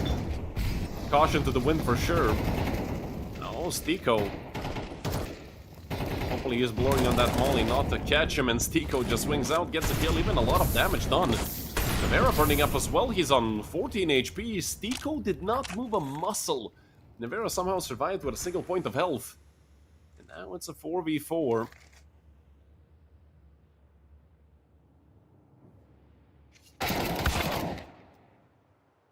He gets taken down by Stico, and that's the man advantage in the favor of Inner Circle, now doubled up by Stico. A 4v2, Stico with the triple kill. Hell, he might even be able to pull it off and get the ace. But Drake and Jax don't really stand much of a chance, especially with the fact that Jax is all the way, I mean, outside with the bomb. They're gonna have to allow him to cross, which it does feel like they're doing. I don't see anybody actually holding the cross. Might be Fisser who turns back around and tries to hold it. Jax does have a smoke that could help him out. A flash as well, and he's gonna try to knife out and just cross, and he does not even get tagged. That's great for Jax, great for Drac. Nobody on the B side itself, so they actually have a fully open bomb site. QQ just got down here. Does have a teammate right next to him. Fisser is right here. He takes off Jax's head through the smoke. And with 10 seconds left, Drac doesn't stand a chance. He pushes forward, drops the molly. But Fisser is gonna live through it. Pick up the double kill, him and Stiko going with the full house and putting 14 on the board for Inner Circle. One round away from second OT.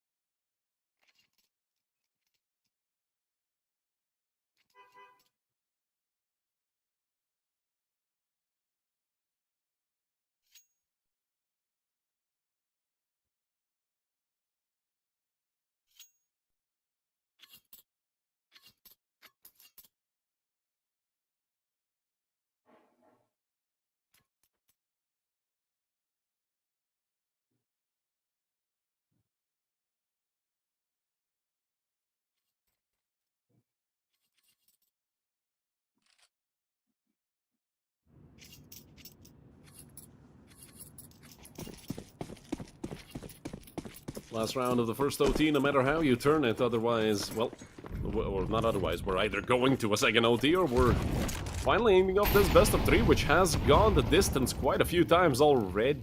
Oscar aggressive once again, elbow shot, Navarra goes down, it's a 2 for 2 in total. Drac is still alive, so you know this is still a very dangerous round, and hell, I'd even give the advantage of the Mousquetaires with how well Drac has been playing. 30 seconds in, we've already lost 4 out of the 10 players on the server, and now it's Kersey and Jax to group up and try to follow in Drax's steps through outside. Nobody's down on B. Drac is completely alone, and Fisser gets deleted. A 3v2, where Stiko and Oscar have to keep Inner Circle alive in this best of 3. Otherwise, they're going to be going down into the lower bracket. Obviously, no elimination for either team, no matter what happens, at least not in this best of 3. Starting tomorrow, we might see one of them get eliminated. That lower bracket is absolutely ruthless. And so are the teams in it. Jax, as I mentioned already, having a great game, only 3 kills behind Drac. The only difference is Drac has been consistent all day long. Jax did struggle on a few maps.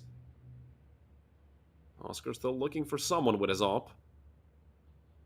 Over towards Shadow. They have 3 Molotovs. If they don't throw a single one here, I'm gonna be so pissed at them, you don't even know. 15 seconds now. They're gonna be coming out into the bomb side. Still no Molotov. Still no Molotov. Drac should be throwing his, but he decides against it, and Oscar takes 2. They don't have time, and it's second OT. What a blunder by the Mousquetaires. We're going to another overtime, ladies and gentlemen. Off of the back of Oscar's phenomenal play, I do think he got like, what, 2 or 3 kills in total. Did a great job.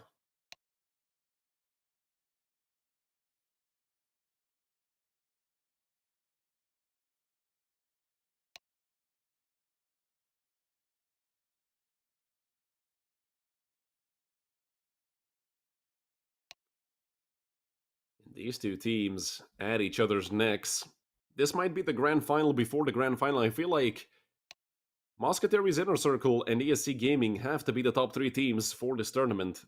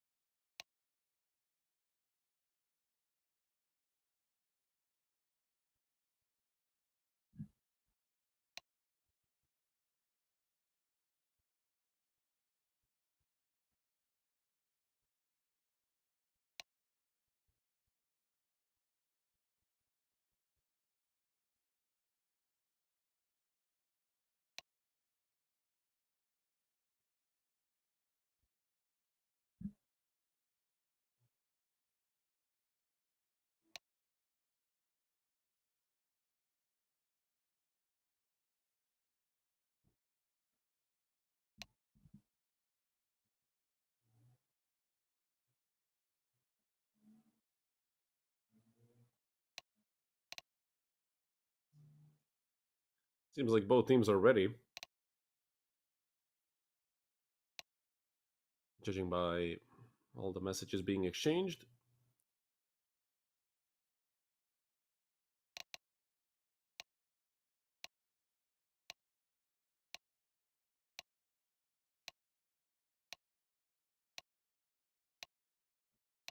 You can hear the timer ticking away, and we're going to be going into overtime number 2.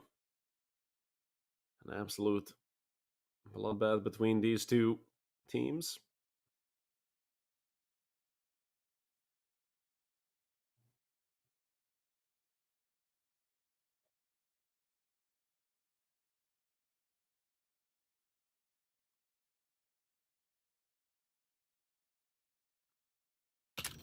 Who will be the victor of this best of 3?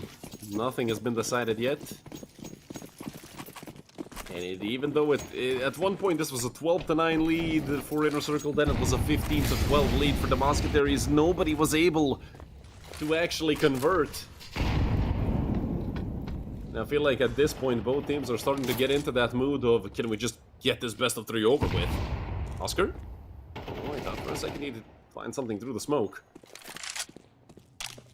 It's actually Drac to find the kill. Onto it, and another one going the way of the Mousquetaires. Duvik fighting the frag onto Krasnal. Make it a 5v3. It's QQ, Stiko, and Oscar remaining for IC. Stiko already down into secret.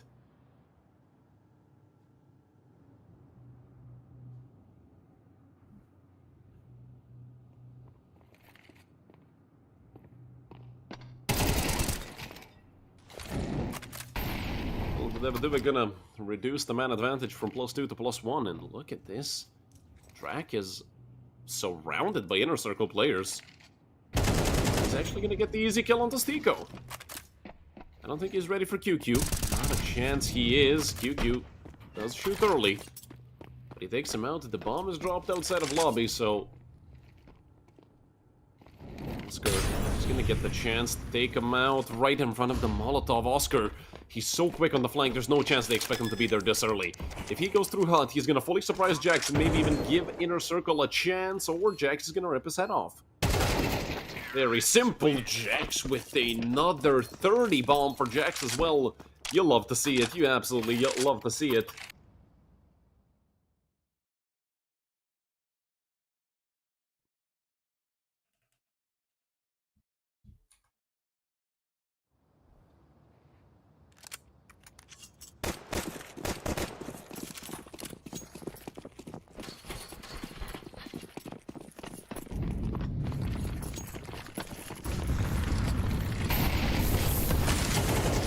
Smoke to put out the molly.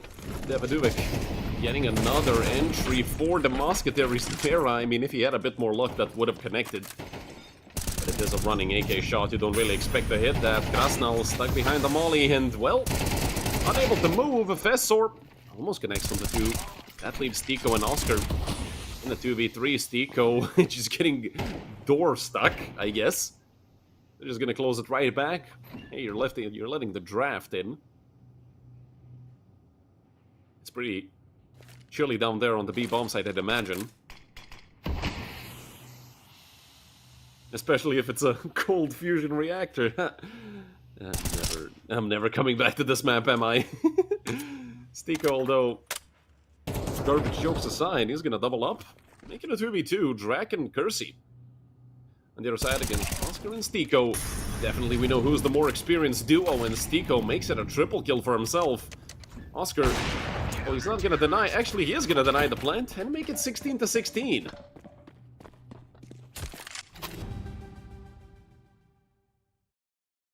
Inner Circle taking a round right back. Let's see who's gonna leave this half of the second OT with just a minimal lead.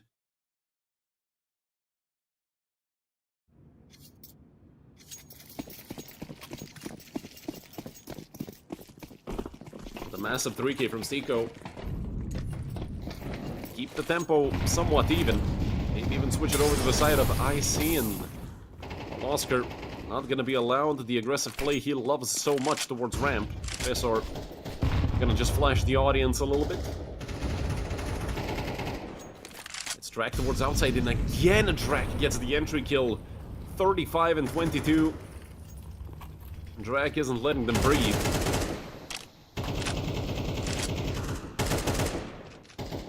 And he has kept up this tempo throughout this entire map, which is absolutely insane.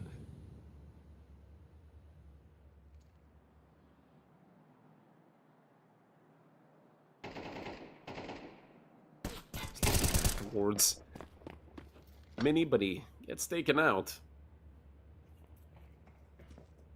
Stiko running around, getting on top of Hut. Jack's there as well. And the smoke thrown is gonna cut off the Mousquetaires. They're up. Takes out Oscar. That's a 4v3. That's the advantage for the Frenchman. 35 seconds on the clock. They kind of have to hurry up. They're still waiting. Rasnal is in such a strong position. Stiko here as well. Makes it 2 kills with the 5-7. He almost made it 3. Rasnal did get 1, and that's 17-16 for Inner Circle. This is their first lead after a while. The last time they had a lead was at 12-9. Well, technically 12-11 if you want to look at it that way.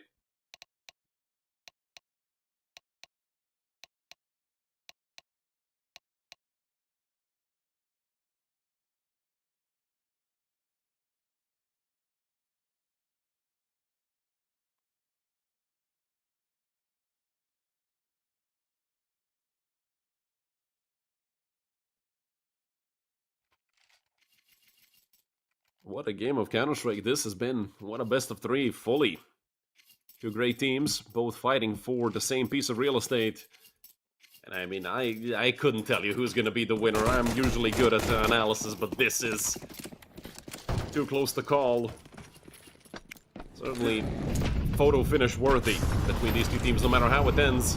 Both teams know they played a good game, and Kersey picking up an entry onto Oscar. I'm certain Oscar is a bit surprised that somebody other than him on the CT side is going to be making such aggressive plays. Kersey, well, he's done waiting. He's done sitting around with that op doing nothing. He wants to take that initiative, and well, it paid off. Now all they have to do is convert this 5v4, make it 17-17. We go to overtime number 3, and then this match ends at like 5 PM, which would be absolutely great. And we'd all be extremely happy. Kersey once again holding an aggressive angle. Not sure if they're going to be ready for it. But it is Kersey, so they should be, because he sort of gave up on the passive playstyle and just went for it. And look at Drak, he loves this top garage position. And it loves him back. I mean, he's had good success from that position. Usually a difficult angle to get away with getting a kill in. He's been in a 5v3. Inner Circle, 30 seconds left. They have to fight this 3v5, and I'm not sure how they're going to do it. Rasnal is around. He keeps going forward, but he runs into Kersey. Flash thrown, and QQ wants to swing it. Forced Kersey back into the vent. Devaduvic falls. From a 2-on-5 to a 2-on-4, but with the time that's left, they can't really do a single thing. QQ, he can kill everybody on the upper bomb site, and they're not gonna have enough time to plant. I mean, the bomb is coming up the vent, and they do not have enough time. Jax bounces, gets a double kill, and makes it 17-17. I mean, can you even guess who's gonna win the next round?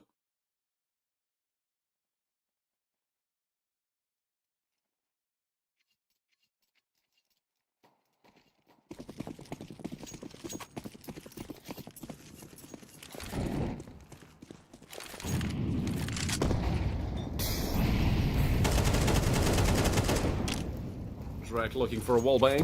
Over towards Squeaky. Rasnal actually, he wants to make the smoke push worth it, and he found one. They did a lot of damage. Kasnal and Fessor both getting kills. Navera and Drak now getting some on the trade. And once the dust settles, it's a 3v2 in the favor of Inner Circle. Kersey and Drak. Drak on 37 frags. Just on the third map. It's absolutely insane, but he really Needs to get at least one more to make it somewhat doable for Kersey. They have a smoke, flash, and Molly, but, well, a smoke. Flash and nade between the two of them. Now just a flash and a nade. Kersey has been having a decent game, but I don't think this is a doable situation. He swaps over to the AK, did do good damage, but he's just gonna fall back. Reload and look to save the rifle. It's 18 rounds for Inner Circle, and we might be looking at a third round of overtime. Let's see, QQ. He should be able to save. No, he's actually gonna go down to the bomb. But it doesn't matter, they have so much money. I mean, you can die, you can lose 5 players every round and still have enough to buy throughout the entire OT. 18 to 17 for Inner Circle. This is what? Their 4th match round of the game. Rather off the map.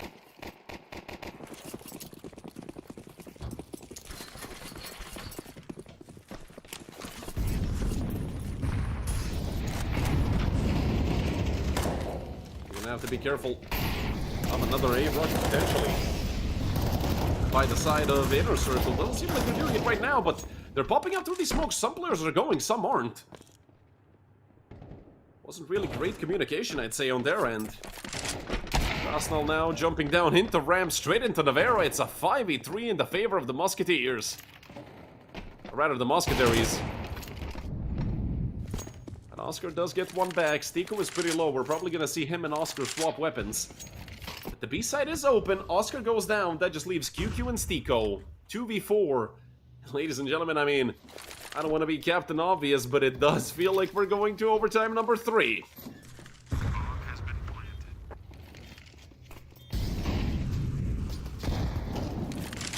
Will the fatigue catch up to these players? It's a 4v2 retake, not something you're ever able to lose. They have 4 kits.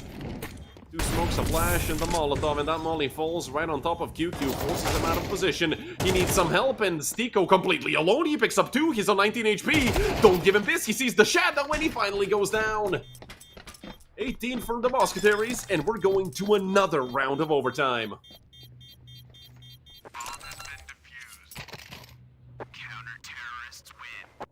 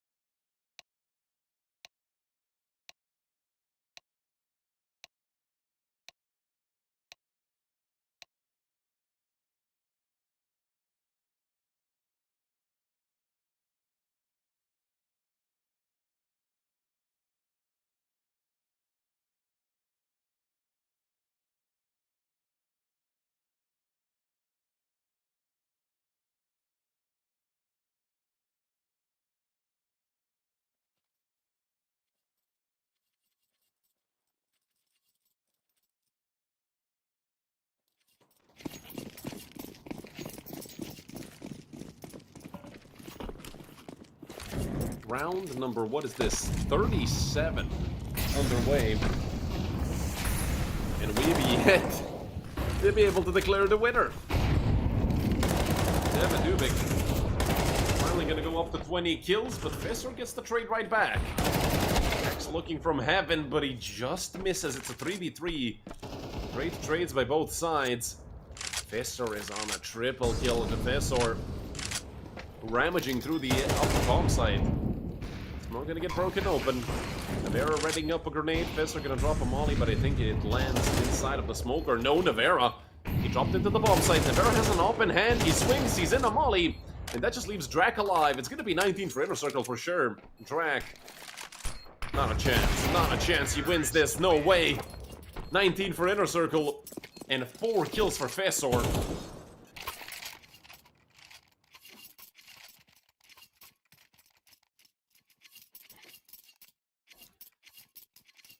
It's tooth and nail between them.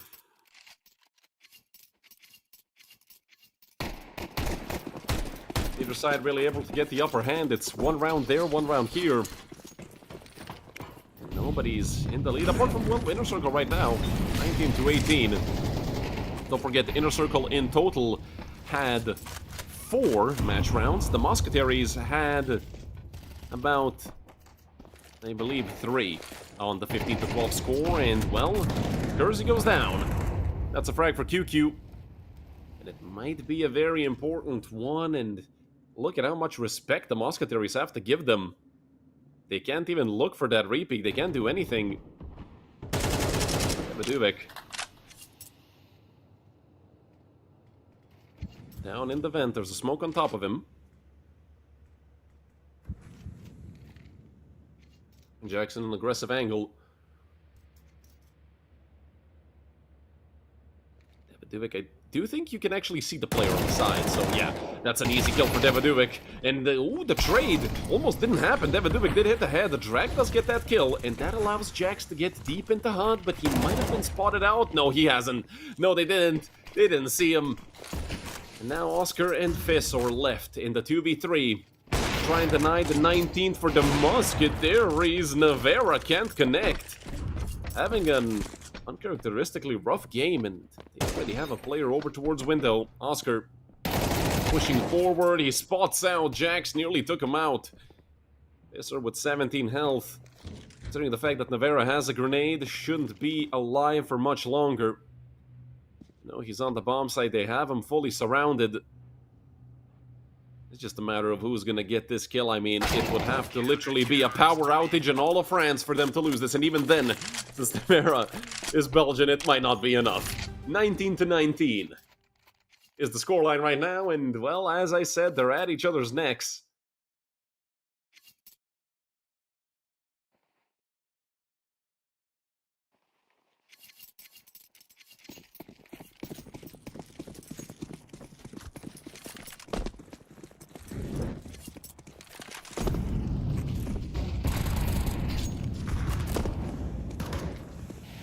That in the hands of Stiko, and that is not accidental, that is by design. Apologies, I had to reload the feed because it was a bit behind, so QQ and Oscar in the 2v4 now made a 2v3. Can QQ and Oscar keep the lead on the side of Inner Circle?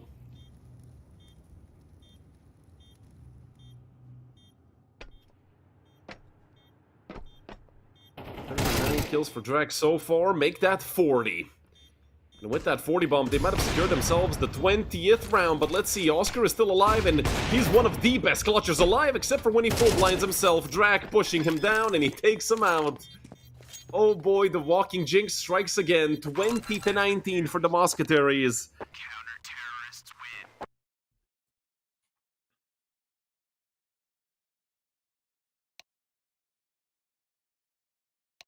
And well, even though it's a one-round lead in my eyes, this is a big lead for the Mousquetaires, although they are going over to the T side, which might not be the best for them.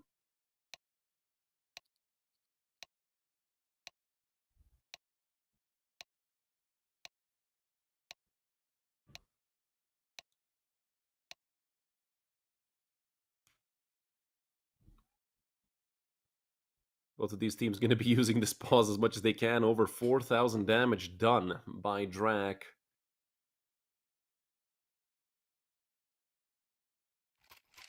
And we still don't know if 40 kills is enough for them to win. I mean, that's at the end of the day, it is just one round difference. I mean, Inner Circle, let's see if their CT side is going to be good enough to hold on.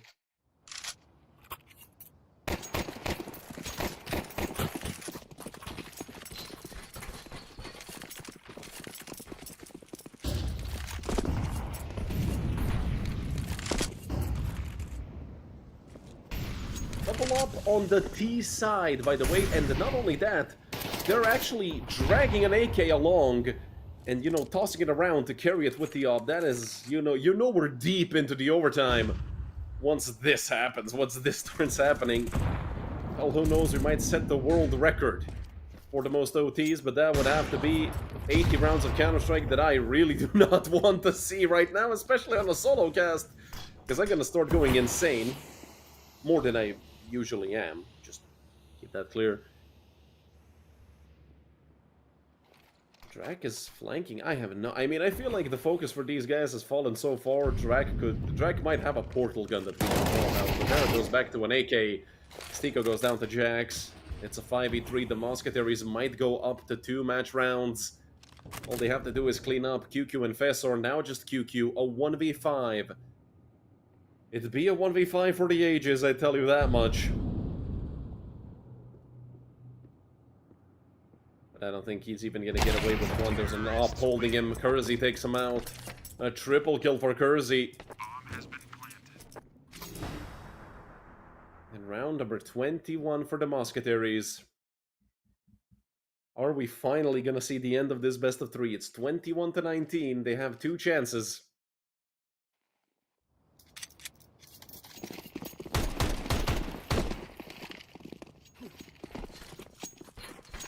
And it seems like they're going to be juggling guns around once again. I mean, when you have that much money, why not? Especially on the T side and OT, when you have 16 grand to start it off. The smoke wall... Actually, not even a smoke wall, it's just the garage smoke and the mini smoke, although the garage smoke is a bit wonky. Let's see, Drak, I mean, he's been using this the entire time. Every single round, Drak just walks outside... through the smokes, nobody's ready for it, and then he goes heaven and kills everyone. And this might be round over. This might be the map, the series over. For the Mousquetaires. Drak, 2 kills on a silver platter, and Drak does not miss.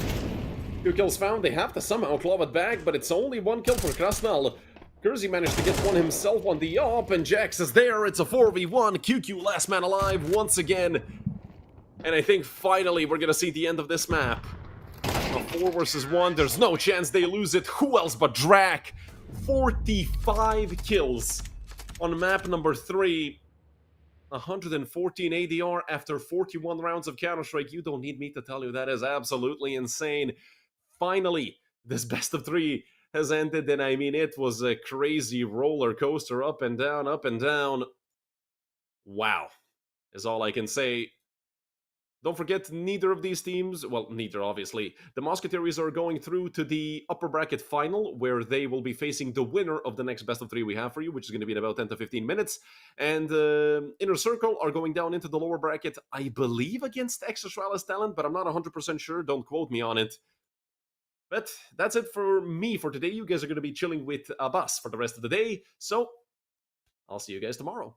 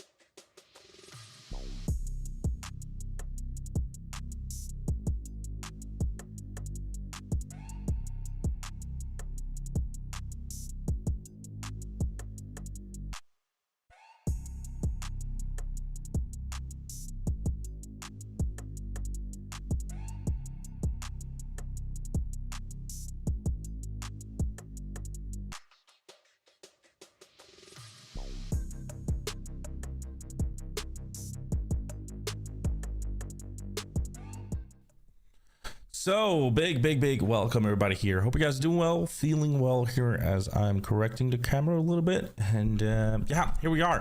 Esports Center Gaming versus Pre-C Vault will be coming up here, and that will be an interesting battle here coming through.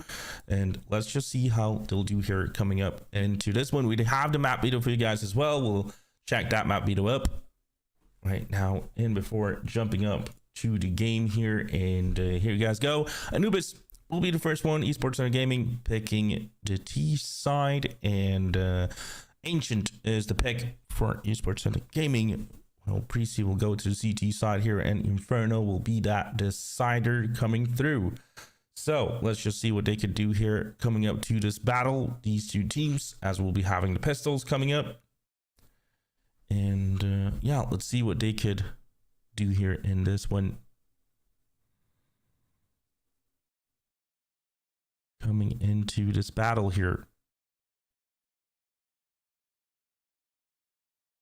But let's just see what they could do here as we have the pistols rolling out.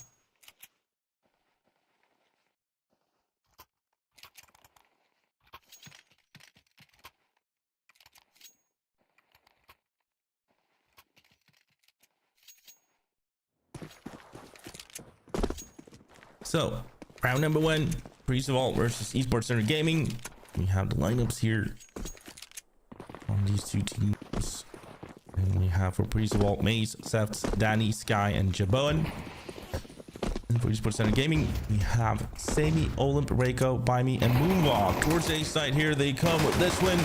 Danny finds the first one. Seth and Jabon will find a lot of good frags here. It's a great shutdown from Pre-C Vault. And in the end, the man advantage will give Pre-C Vault the round here. And we'll be seeing him getting 1-0.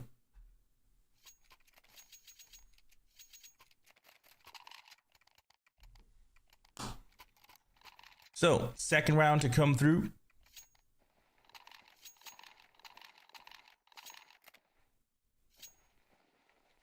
No plan at all for Esports Center Gaming. Full eco will be made, and splitting up a little bit here on the T-spawn position already.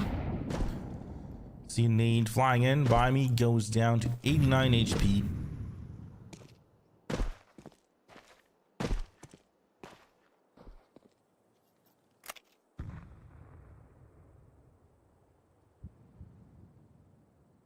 Now see push coming through right now. Guy and Danny cleans it out so well in this position. No losses at all for the team, and Pre-C Vault manages to build a little bit of economy here until that rifle round from Esports Center Gaming. Danny just popping off in this one. Let's just see if Pre-C Vault can continue like this.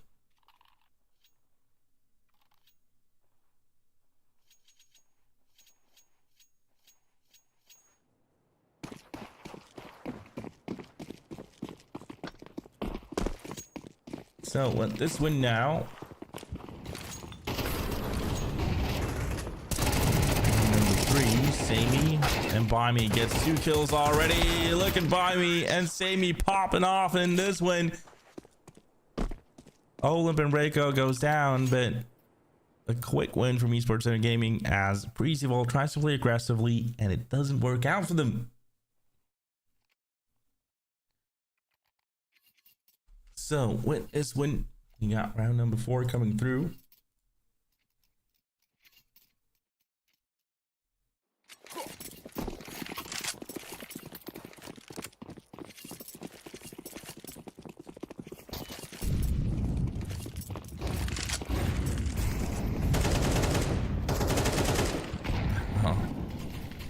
Here, we'll try to do their best.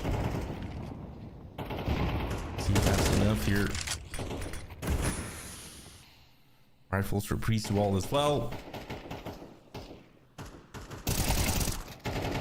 And then the B-side connector. Danny finds the first one as Moonwalk. It's another kill here towards that A main position. Jabon will find Buy Me. Here's Maze. Trying to challenge. Moonwalk But Moonwalk will find Maze in the end, and we do see a 3v3 situation. Moonwalk with just 2 HP opens up the A site now, and rotation comes in from Precy as well.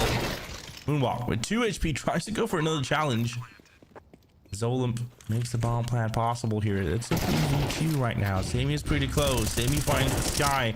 Sammy backs away, but goes down anyways to Jaboan. Zolimp now in 2v1, catches one of them. And Jaboan as well goes down. Esports Center Gaming makes it 2-2. The scoreline has been even right now.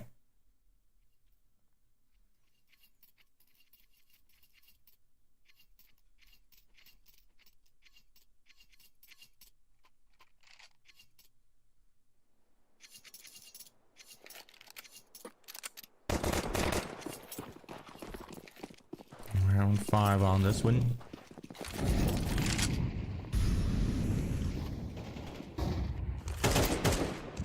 Let's see here is Reiko. Chance to challenge was a B-side connector, but Danny will just back away.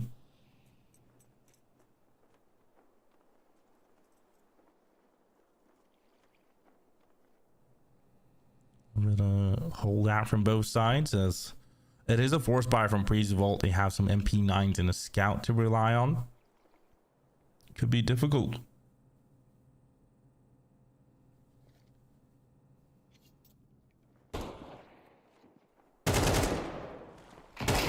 Reiko finds Jaboan. Quick refrag done from Sky as they take control of the A main side and the waters. Now Danny alone towards the B side. Rotation comes up here. He does find 1 kill before going down as huge to make that trade, but Bimey finds Seft with the nade in the B side connector. And from the B main, Bimey should be getting Maze right now. It's an MP9 versus an AK, but you never know here. Information comes out though.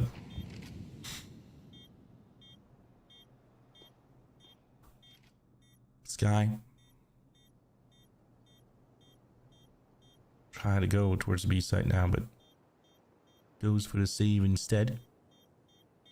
And find some exit frags here, and Sammy, low HP, is coming towards him. He could actually find this one on Sammy, but nope. Sammy wins that one. We got Esports Center Gaming taking the round here, 3-2.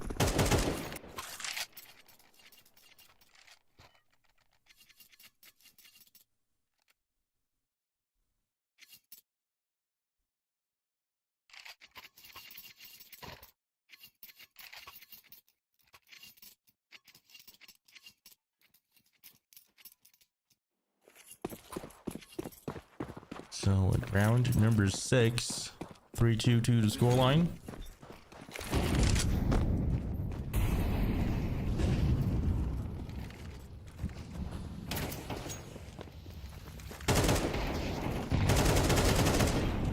Zolimp and Reiko finds their frags. Mace will find Sammy here at this the 4v3 right now, and Sky down low. It's a full eco for the team, so Reiko finds Sky as well, and without any issues, the bonus round will come through for Esports Center Gaming. Zest picks up the op, tries to find an exit frag, but won't be allowed here. Zolimp will gun him down, and we have 4-2 on this one. As soon as they got their rifles, Esports Center Gaming, they have been on fire here.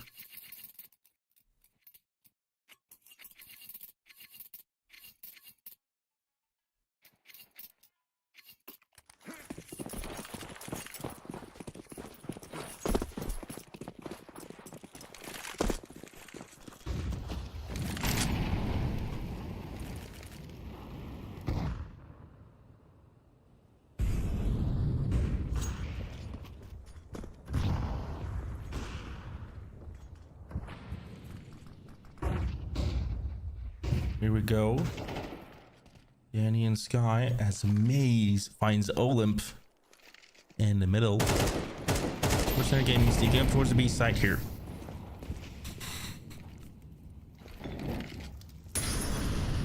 So Moonwalk with a frag on Danny, and Sky is towards the B side connector. Here he comes, finds one of them until the refrag from Moonwalk, which allows him to possibly plant the bomb. But Maze finds Reiko and gives a headache right now to shoot him as Moonwalk is now alone. Look, Jabone found one with his AWP as well. See if he can do that moonwalk as like Michael Jackson or something like that, but either way, Maze.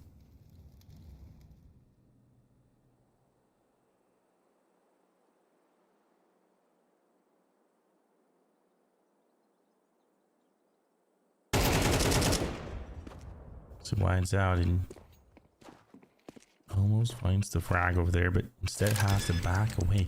Bomb plant comes up from him. Now, he's just giving his presence, allowing his teammates to push up here. He's the bait. As Moonwalk realizes this, Jabone winds out with AWP, just peeks him out and wins the round, and 4-3 will come through. Breezy breaks these 4 consecutive rounds here from Esports Center Gaming right now. Now let's see if they can continue like this.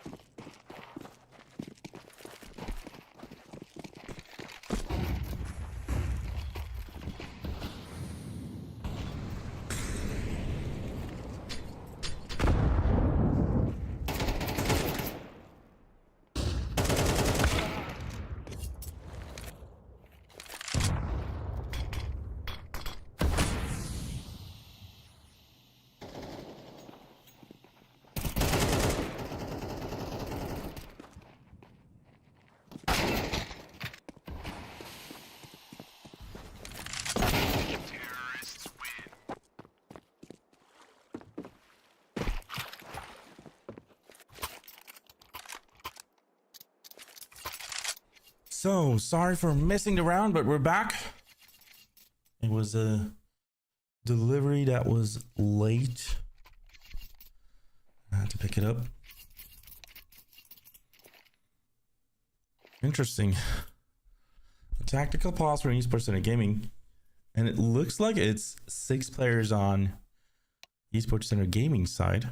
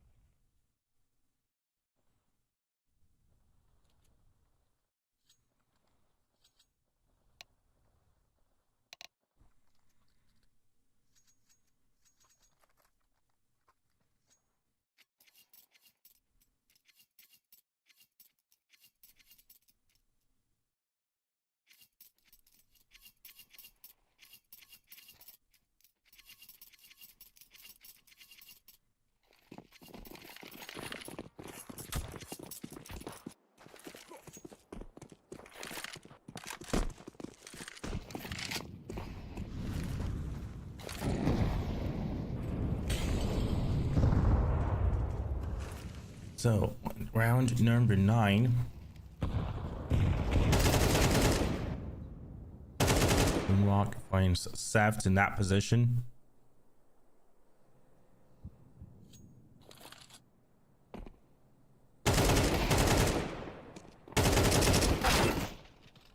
Coming through, Reiko getting the contact towards the B site, and now we see Breezy getting an AK late.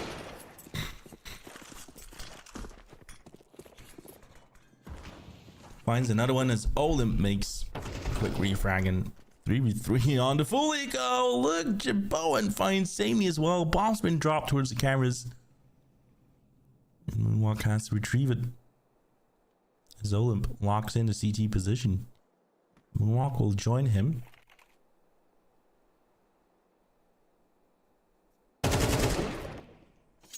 A peek out there.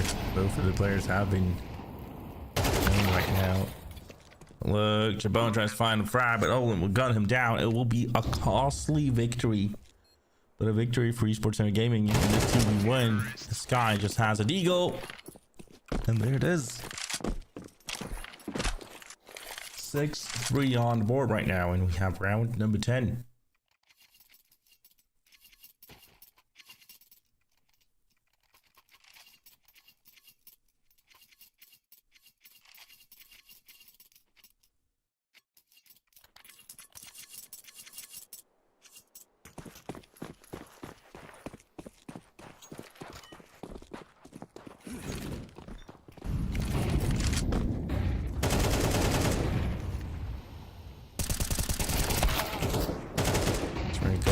Gets 2 kills.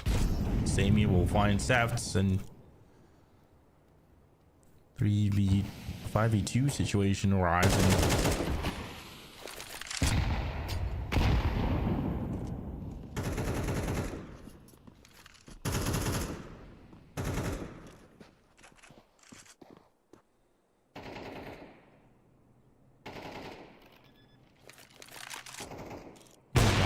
Comes up and it needs actually good utilities, but in the end the 5v2 will be a difficult one for Priest Vault to try to reclaim here. 7-3 might just come up.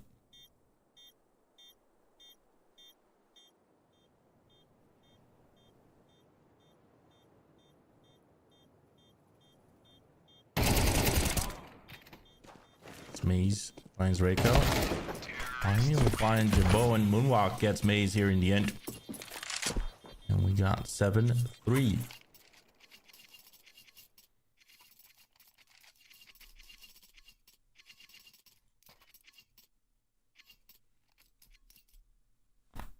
Tactical pause arrives for Priestwall.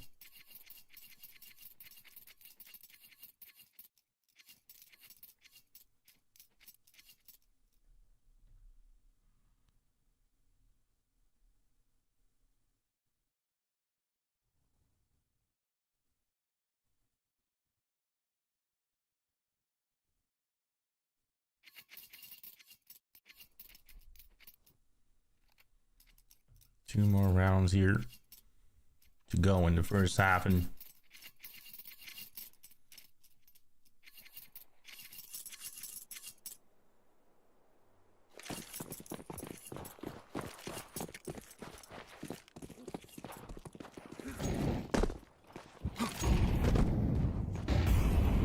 now Reiko comes out and tries to find out, but no frags here yet, and players are playing different positions than what he thought. He's pre-aiming to B platform. Standing now moves in towards the B side connector pillar. Yeah, around that. Most of these Sports Center Gaming players are actually headed towards A site right now, so what they can do here. Reiko finds Danny.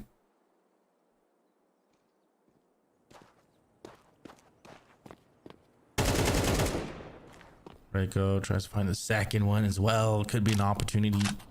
Could have been. Here's the reload and pushes out Sky, but Reiko makes it in time, and Seft goes down to refrag when he finds Moonwalk, and Bimey will be the win. Planting the bomb right now towards the A side here. Maze will leave the A site. Saving this M4, and Jaboan going down to Reiko as he makes the hunt. He gets Maze in this location as well, but Maze will find him.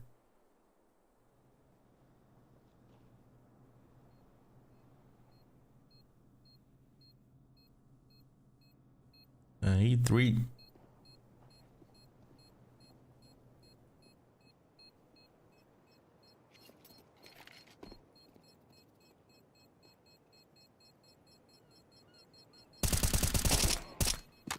He's fools around with all them. Terrorists win. Gets the frag on him.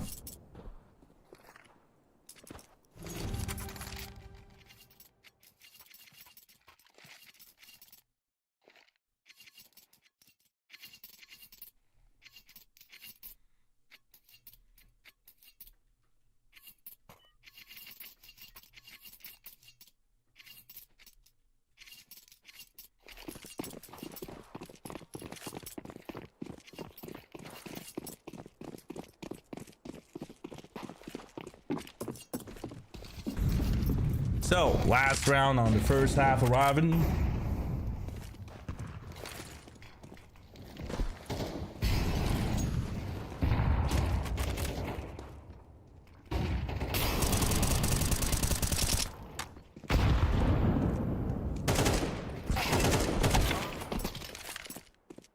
Moonwalk finds his own teammate in the smoke here.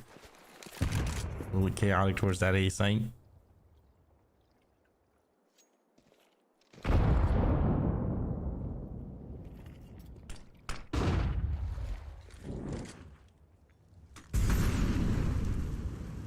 Where's the B site? Great one from Sammy. He has Danny as well, being close by, but Danny doubles it up instead. And Barmy will find Jabbo, and it's a 3v2 where the push from Esports Center Gaming is coming up here. And Breezy Vault might just find a fourth round as they have the man advantage.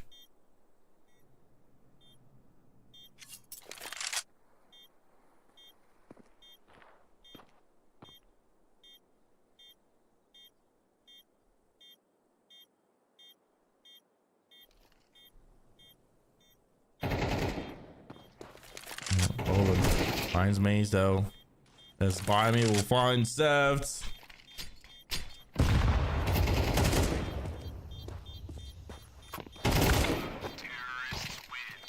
Barmy finds Danny in the end, and we have 9-3.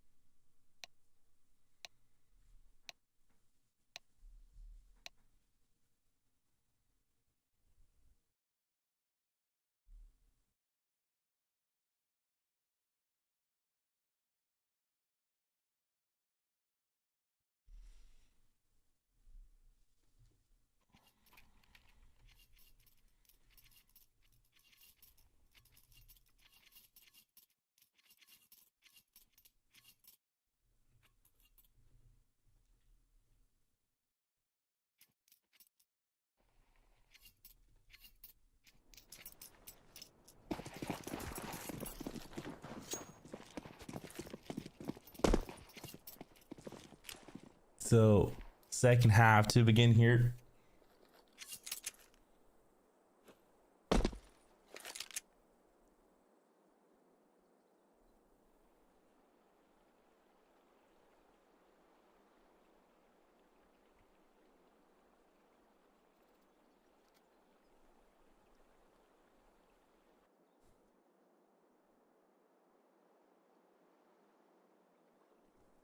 Let's see, Breezyval on the T side with an important pistol round to try to go through with. It is their map pick, so let's see if they can provide something here.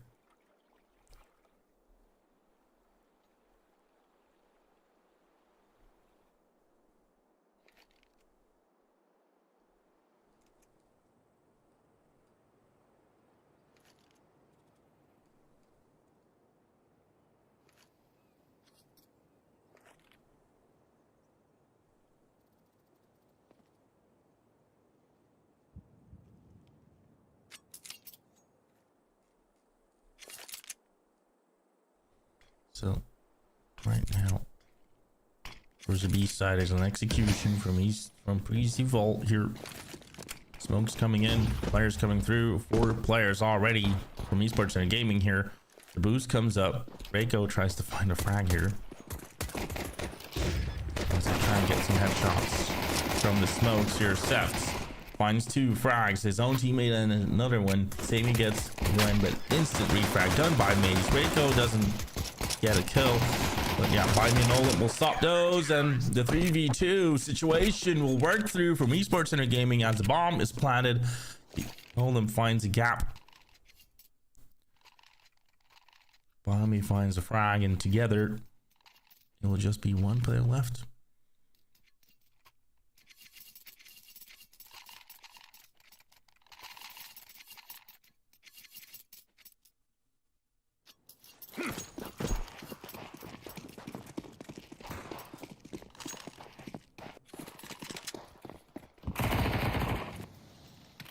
Towards the middle, Semi plays aggressively and finds Jabun.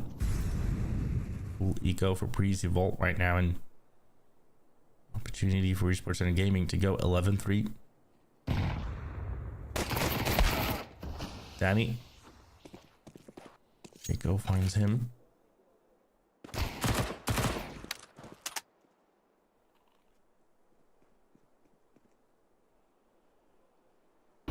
Trying to lock him out here. There goes Sammy, finds one, move off it. The refrag when Seth gets another one. Sky will be completely alone to the wideout of Buy Me. We'll be having 11-3 here. Rifles now for Prezival. So Sammy buys an AWP.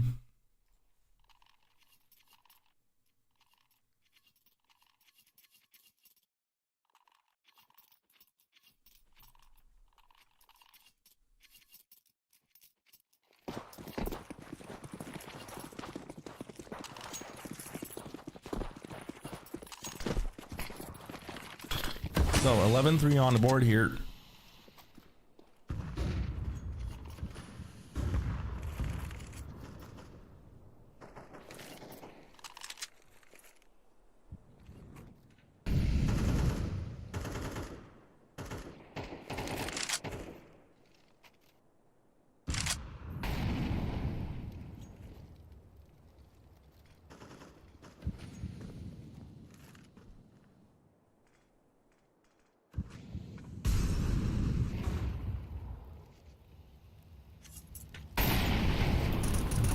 Through here, let's see what they can do.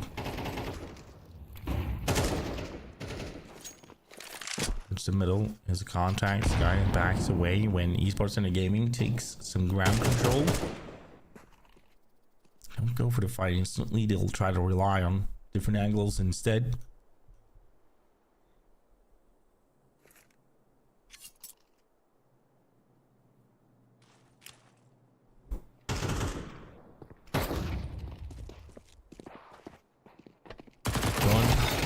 Pushes in towards the middle, and Sky will find Moonwalk as well. Unable to withhold here. Sammy missing all the shots, and this definitely looks like another round for Breezy Volt. Their first round on the T side here.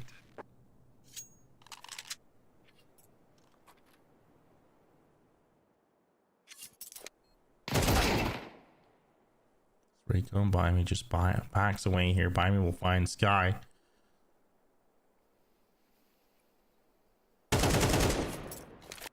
There's Jabon getting Reiko, and just Buy Me will be the single player alive right now.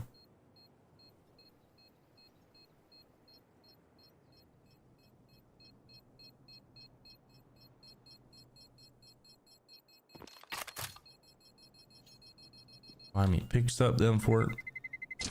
Terrorists win. Now, new player with a frag here for Esports Center Gaming this round.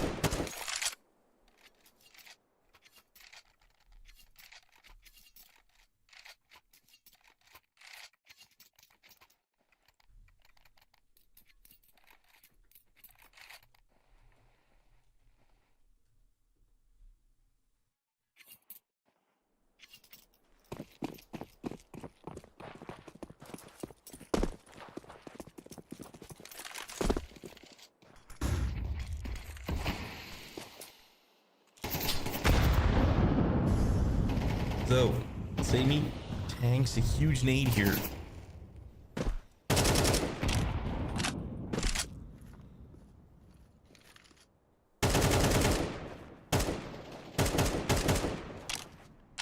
As Olin finds Seth towards A main position, he goes down to 36 HP.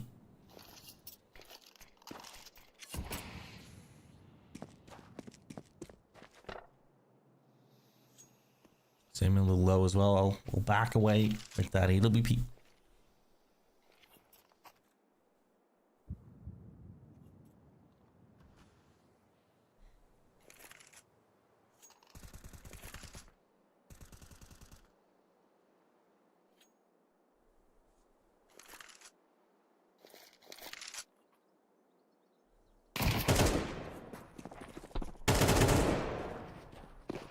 This guy finds Sammy into that position. Olymp comes through, gets another one.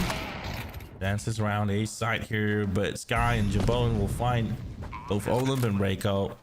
And Bimi will be alone. We have 5-11 coming up.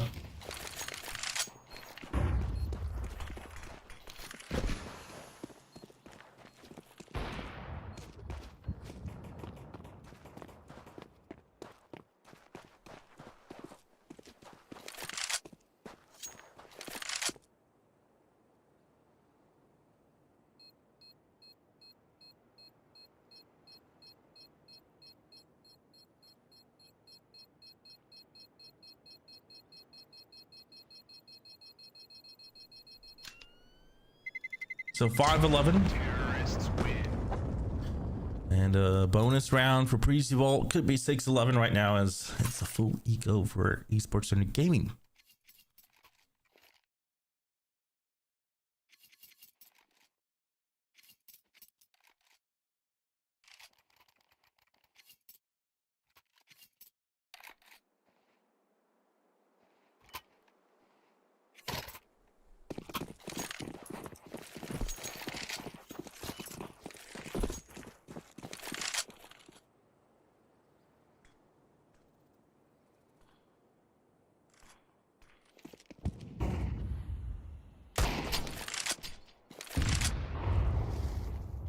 Here we go. Pushing out A main position on the full eco Esports Center Gaming.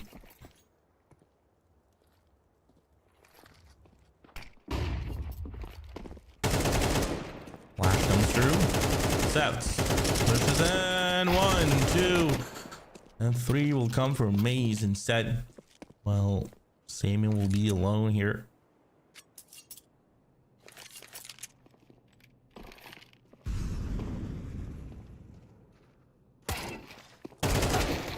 Now, Sammy gets 2 with the USP. That's crazy. Rotation being made. Bomb has been planted.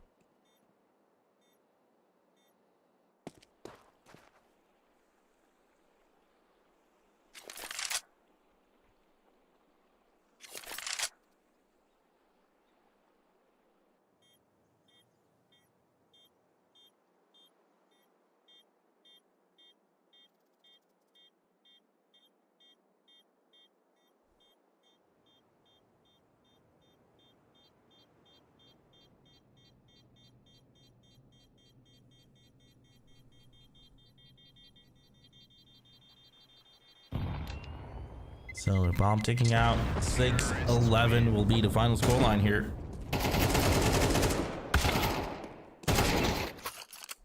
Sammy finds 2 more frags with that AK that he saved up.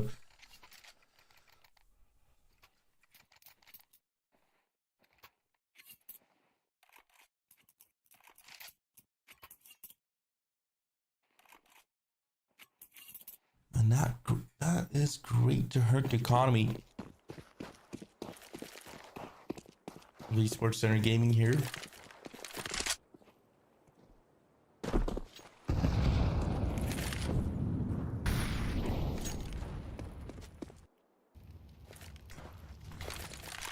Now towards this one. little bit split it up for Easy Vault right now, having not decided on where to go.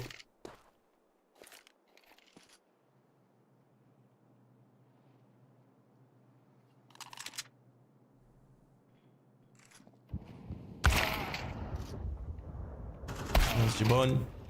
Finds Moonwalk. Sammy finds Sky.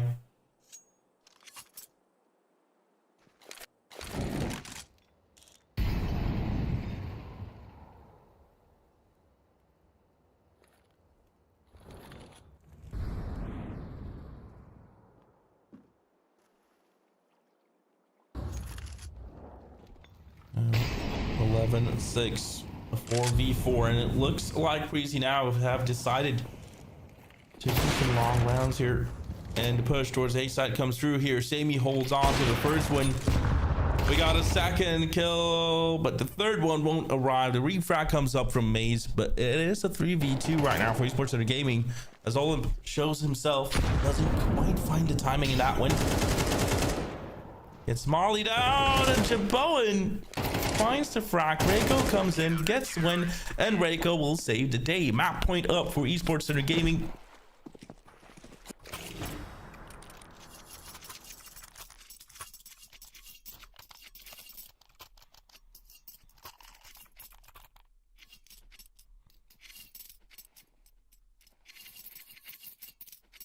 Yeah, what was a tough buy. Everything on the line now for Precy.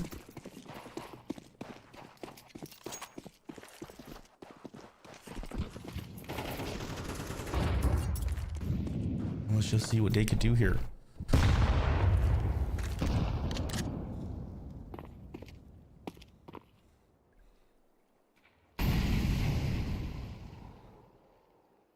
Where's that B site? It's Precy Vault. Option to do.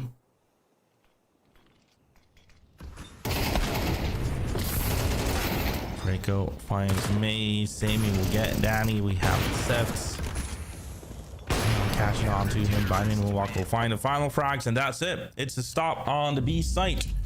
The next map coming up here will be Ancient. And yeah, let's see what they could do here. That will be Precy's map pick. Esports Center Gaming picking Esports Center Gaming picking Ancient, and coming up here, let's see what they could do. Precy Vault with that Anubis call out. So that will be it. A quick little break, and we'll be back soon enough. Ciao.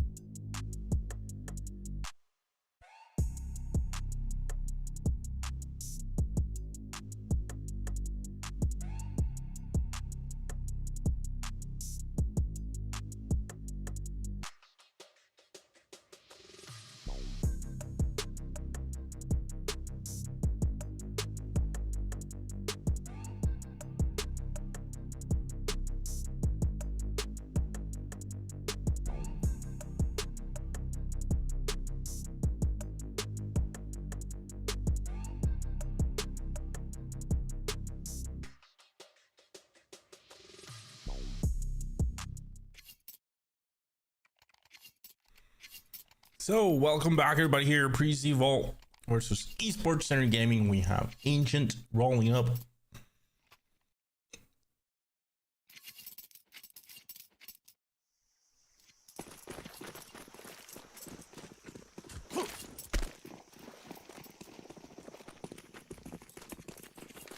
Let's just see what they can do here.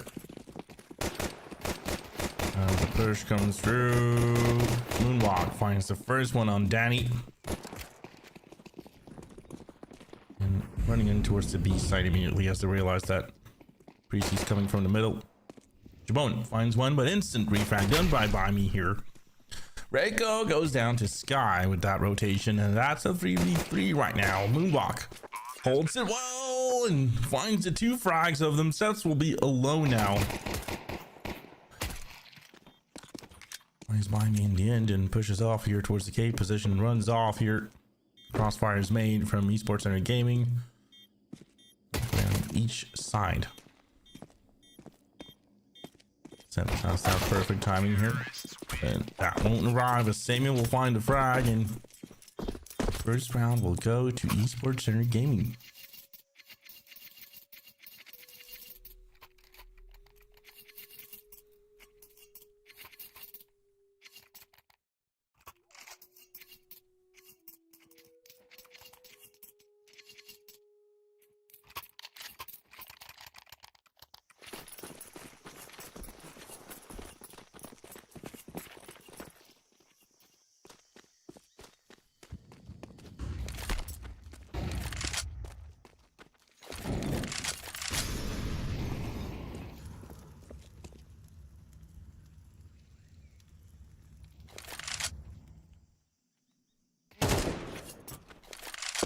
Now, as we're headed into round number 2, we have a full eco for Breezy Vault right now. Mock will make the bomb plant come true.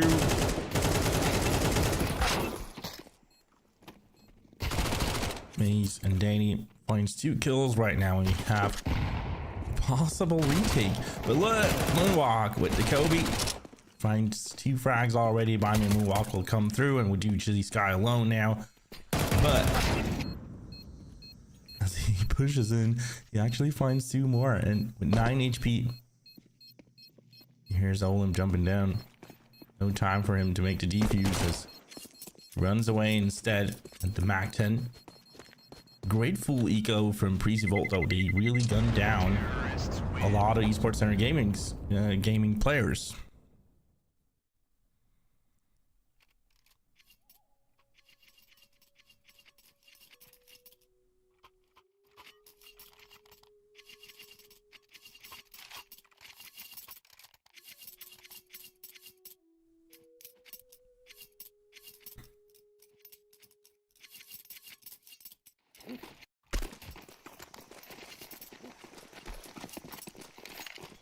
So now here we go, round number 3.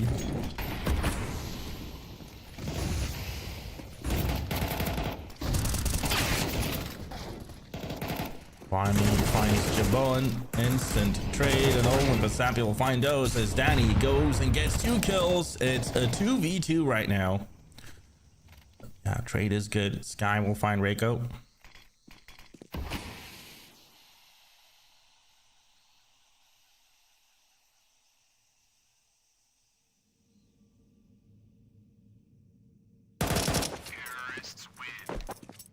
Sammy finds the Sky into that position.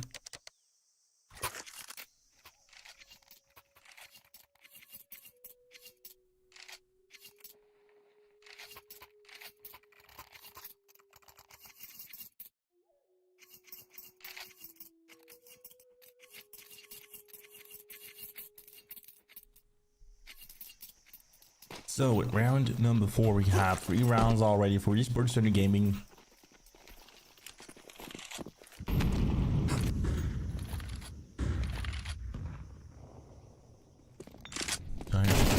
As Pre-C Vault buying up, playing aggressively towards the K position, and finds the frag on Reiko.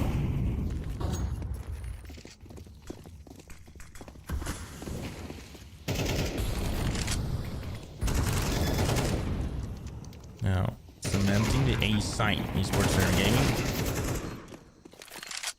As Maze finds by me. And the boost comes up. Moonwalk tries to deny it, but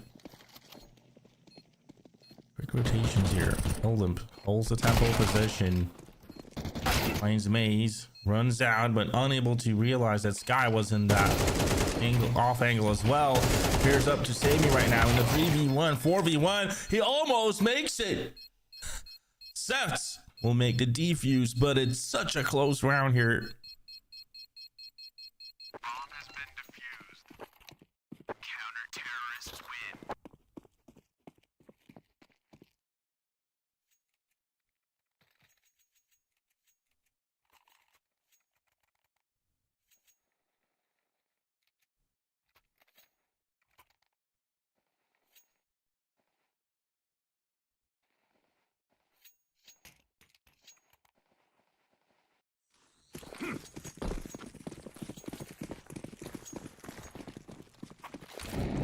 So here we go. This one.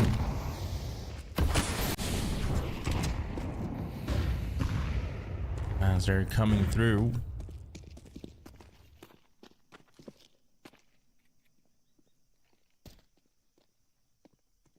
Right now.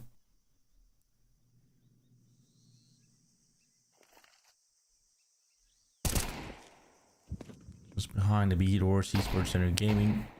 So it makes a contact. It's a full eco for Esports Center Gaming.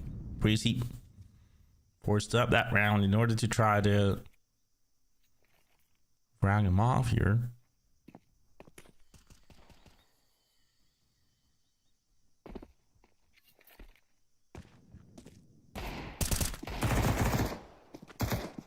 Danny flies by me.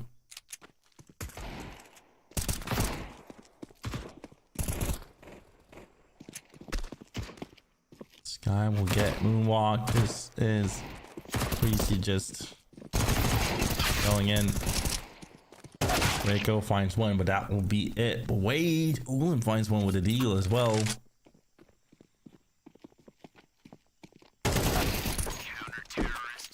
He moves in. Sky quickly there. And we have 3-2.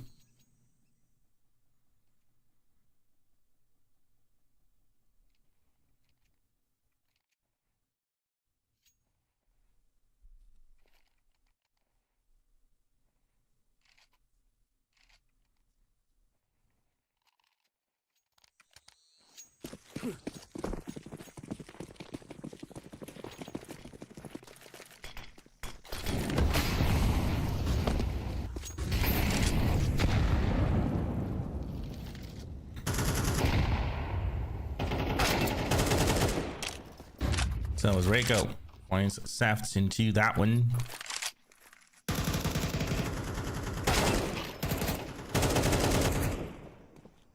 Sky gets Reiko into that position. Sammy finds Danny, and that's a 4v2 situation. Possibility for Esports Center Gaming to come back immediately here, but Maze finds that one. Moonwalk almost didn't survive that battle.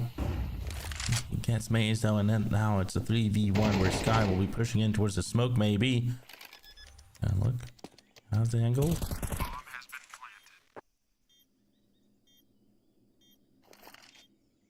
planted. But decision from Sky is to go and save.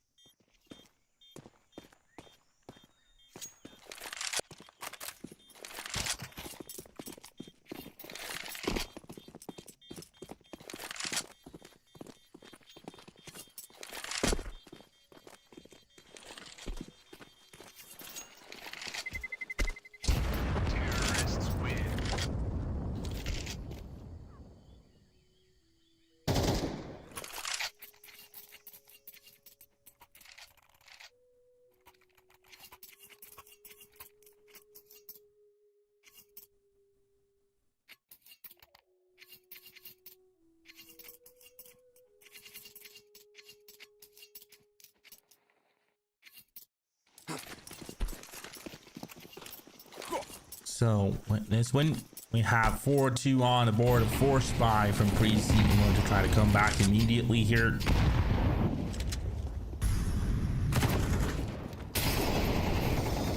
See if they can pull through.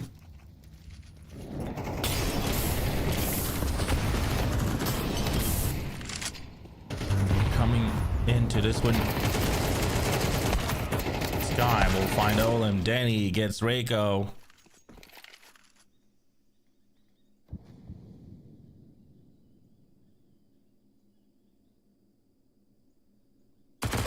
Situation and should have gone to Frag, but Samuel will find Jabone as well. And now towards the B side, it'll go here. Sky finds Moonwalk.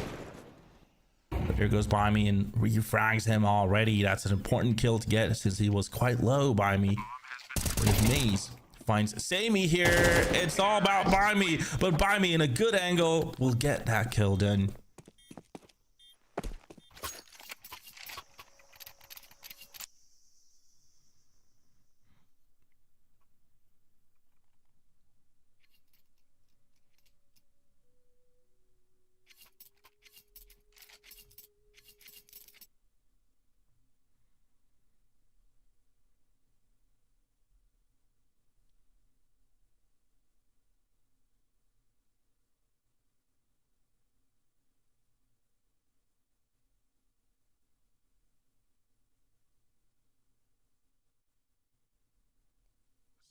Tactical pause arrives right now.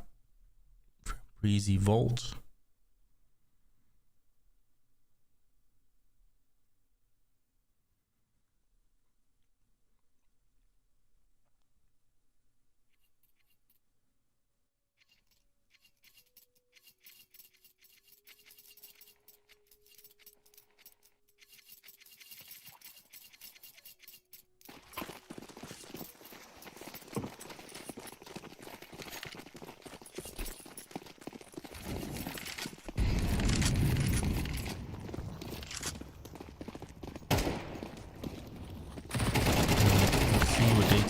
Here, Sammy finds Maze. Seps goes in, but goes down, and Moonwalk and Reiko will actually get a couple of kills, but they get their own TK here. Towards the A side they come. Esports Center Gaming. Another force buy from Priesty Volt trying to come through immediately here.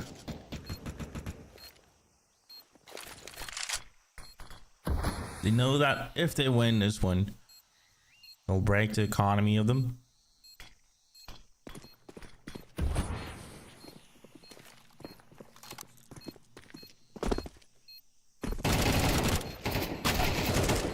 Pushing up. Moonwalk just doubles it up. We got Jabone alone here. 2v1 situation as Moonwalk finds that one. 6-2 is on the board.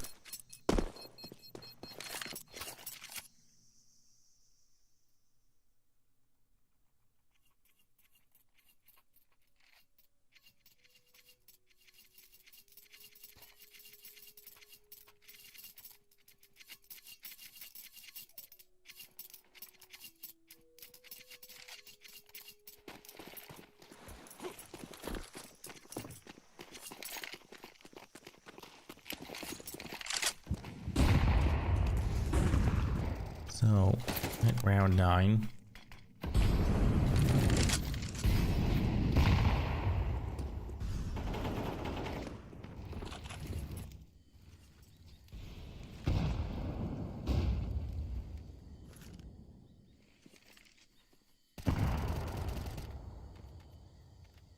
We'll try to come by. Here's Olymp. Peeks out. Samian Moonwalk pushes in.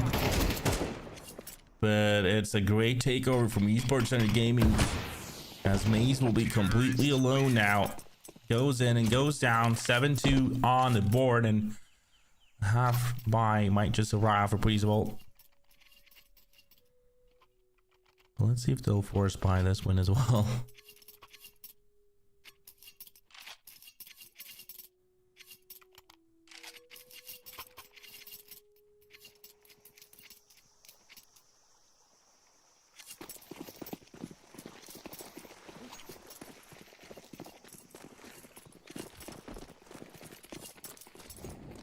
So,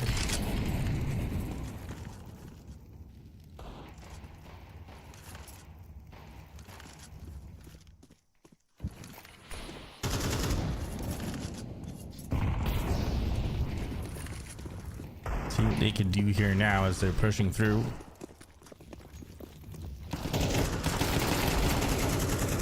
Towards that B site. Poland, but Reiko gets their entries. Reiko just mauls through here.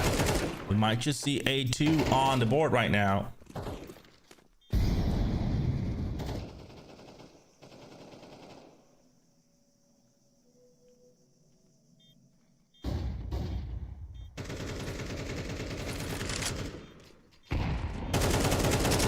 Sky will be completely alone here. Hoping for some exit frags from his position. He finds one. Gets the second as well. Third one will be denied by Bami in the end. Pretty much one-sided, A2. Esports or gaming. Not playing around, not fooling around here. We just have 2 rounds left for them.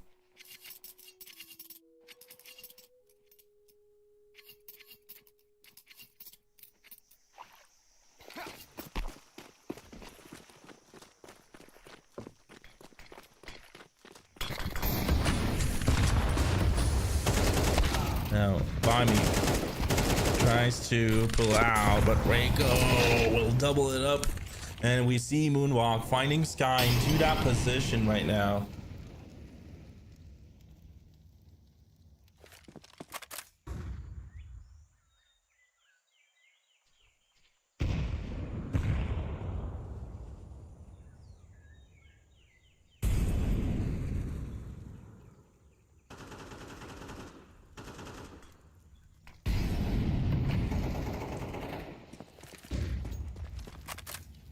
So, 4v2 situation. Olymp finds Danny into that position. Jaboan, just 45 HP, goes down to Sammy as well. We got 9-2.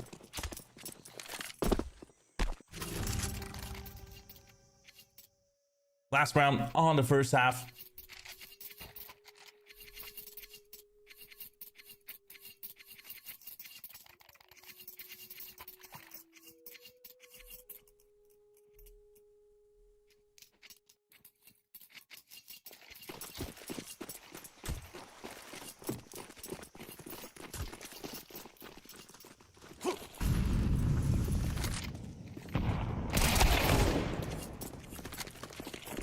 Now here they come. The players are now pushing through. We got Bami finding steps into that position.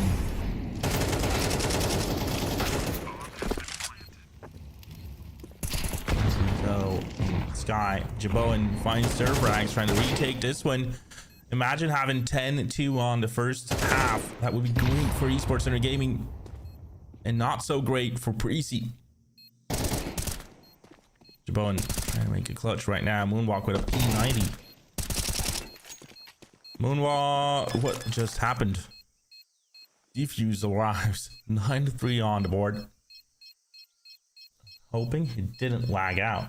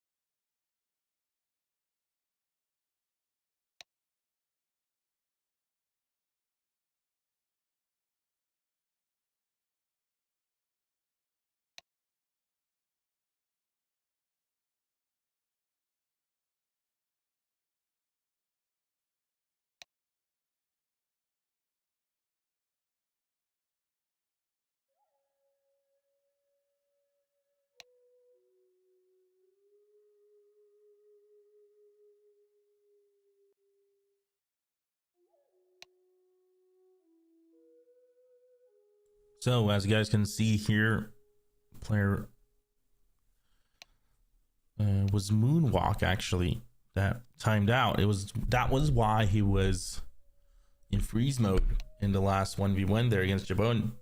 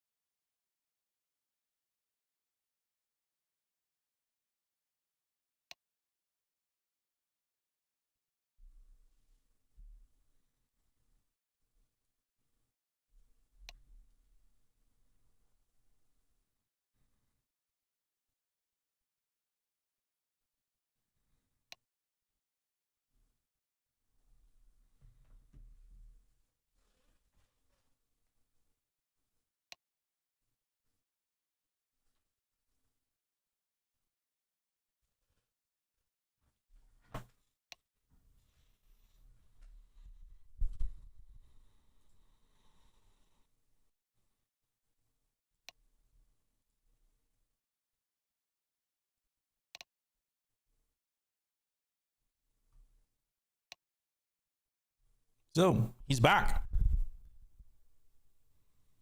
Moonwalk's back on the server. And hopefully we can start the game here.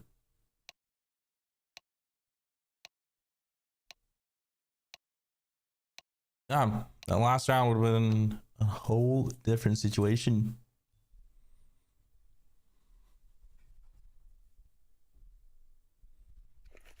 Let's see what happens here. As the pistols will be coming up, we'll be having the second half starting off here.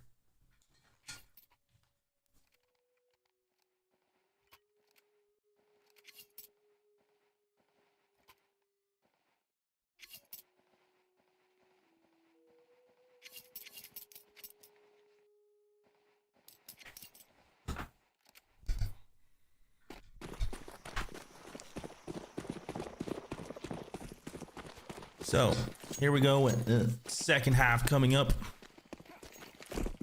Let's just see what happens here following through as the players of Pre-Evolve is pushing up towards the B round position. Sammy and Reiko will find quick frags here. Moonwalk finds the last one, goes down to Danny. By will find the last one instead. And we have double digits up for Jimmy.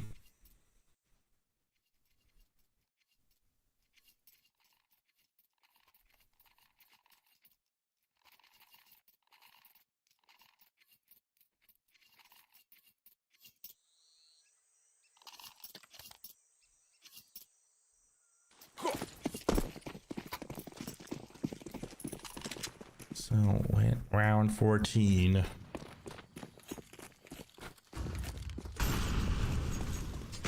See what they'll do here as a push comes out.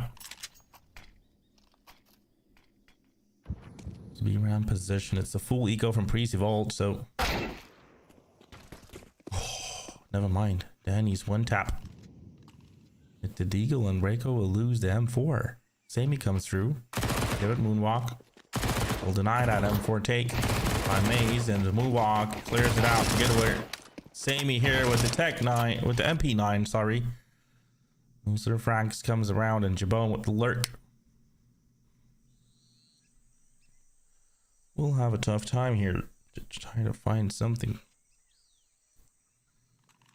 Goes around CT spawn and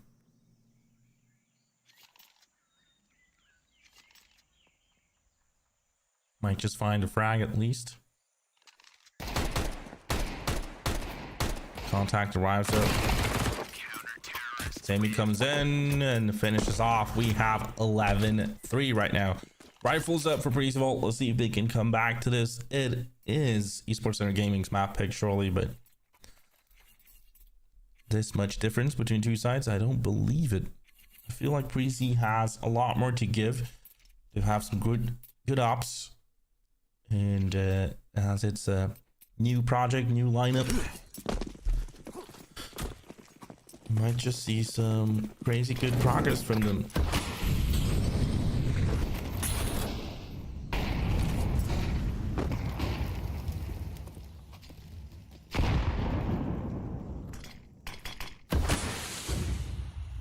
Yep. Here they come. Reiko finds the first one. Sky in the smoke will surprise him. Reiko again dying first.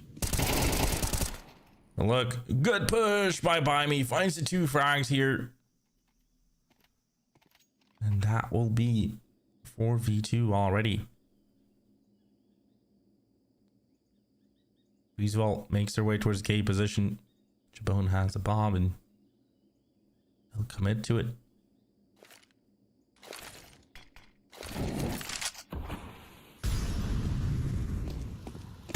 Oh, grenades coming out here. They're battling out in the VRAM position. They find by me in that one. Oh, Steps with 2 great frags. This could be Parisi's round, and still Asami unaware of the smoke push. And Moonwalk will be completely alone now in a 2v1 here. Moonwalk tries to battle it out, finds the first one, but Jabone with 3 frag, and we got 11. 4 to 4v2 will come through.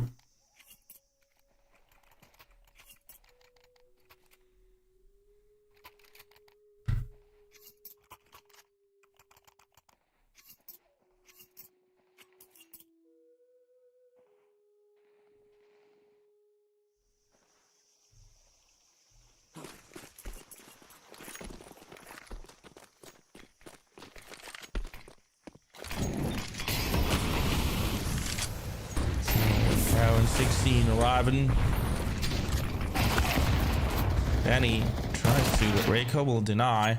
He gets denied as well by Reiko. Reiko, he died first 2 rounds, just 2 previous rounds, but here he comes with an aggression of revenge and wins those. Towards the elbow position, the rest of the Prezi Vault players will be placing themselves.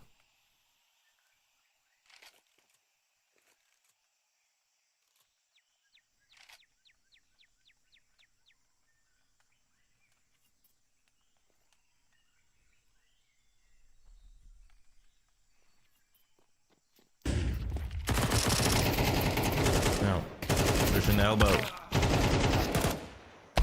Reiko finds 2 frags here. More. He has 4 kills this round.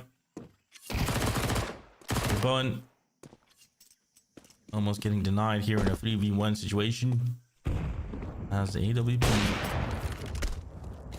can't really find anyone right now.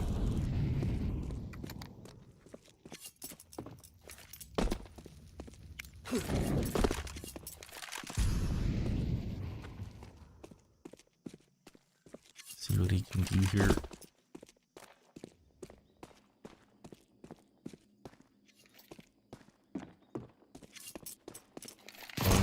Way and goes down.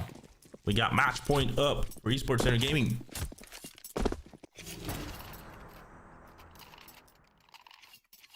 $12-4 on this win.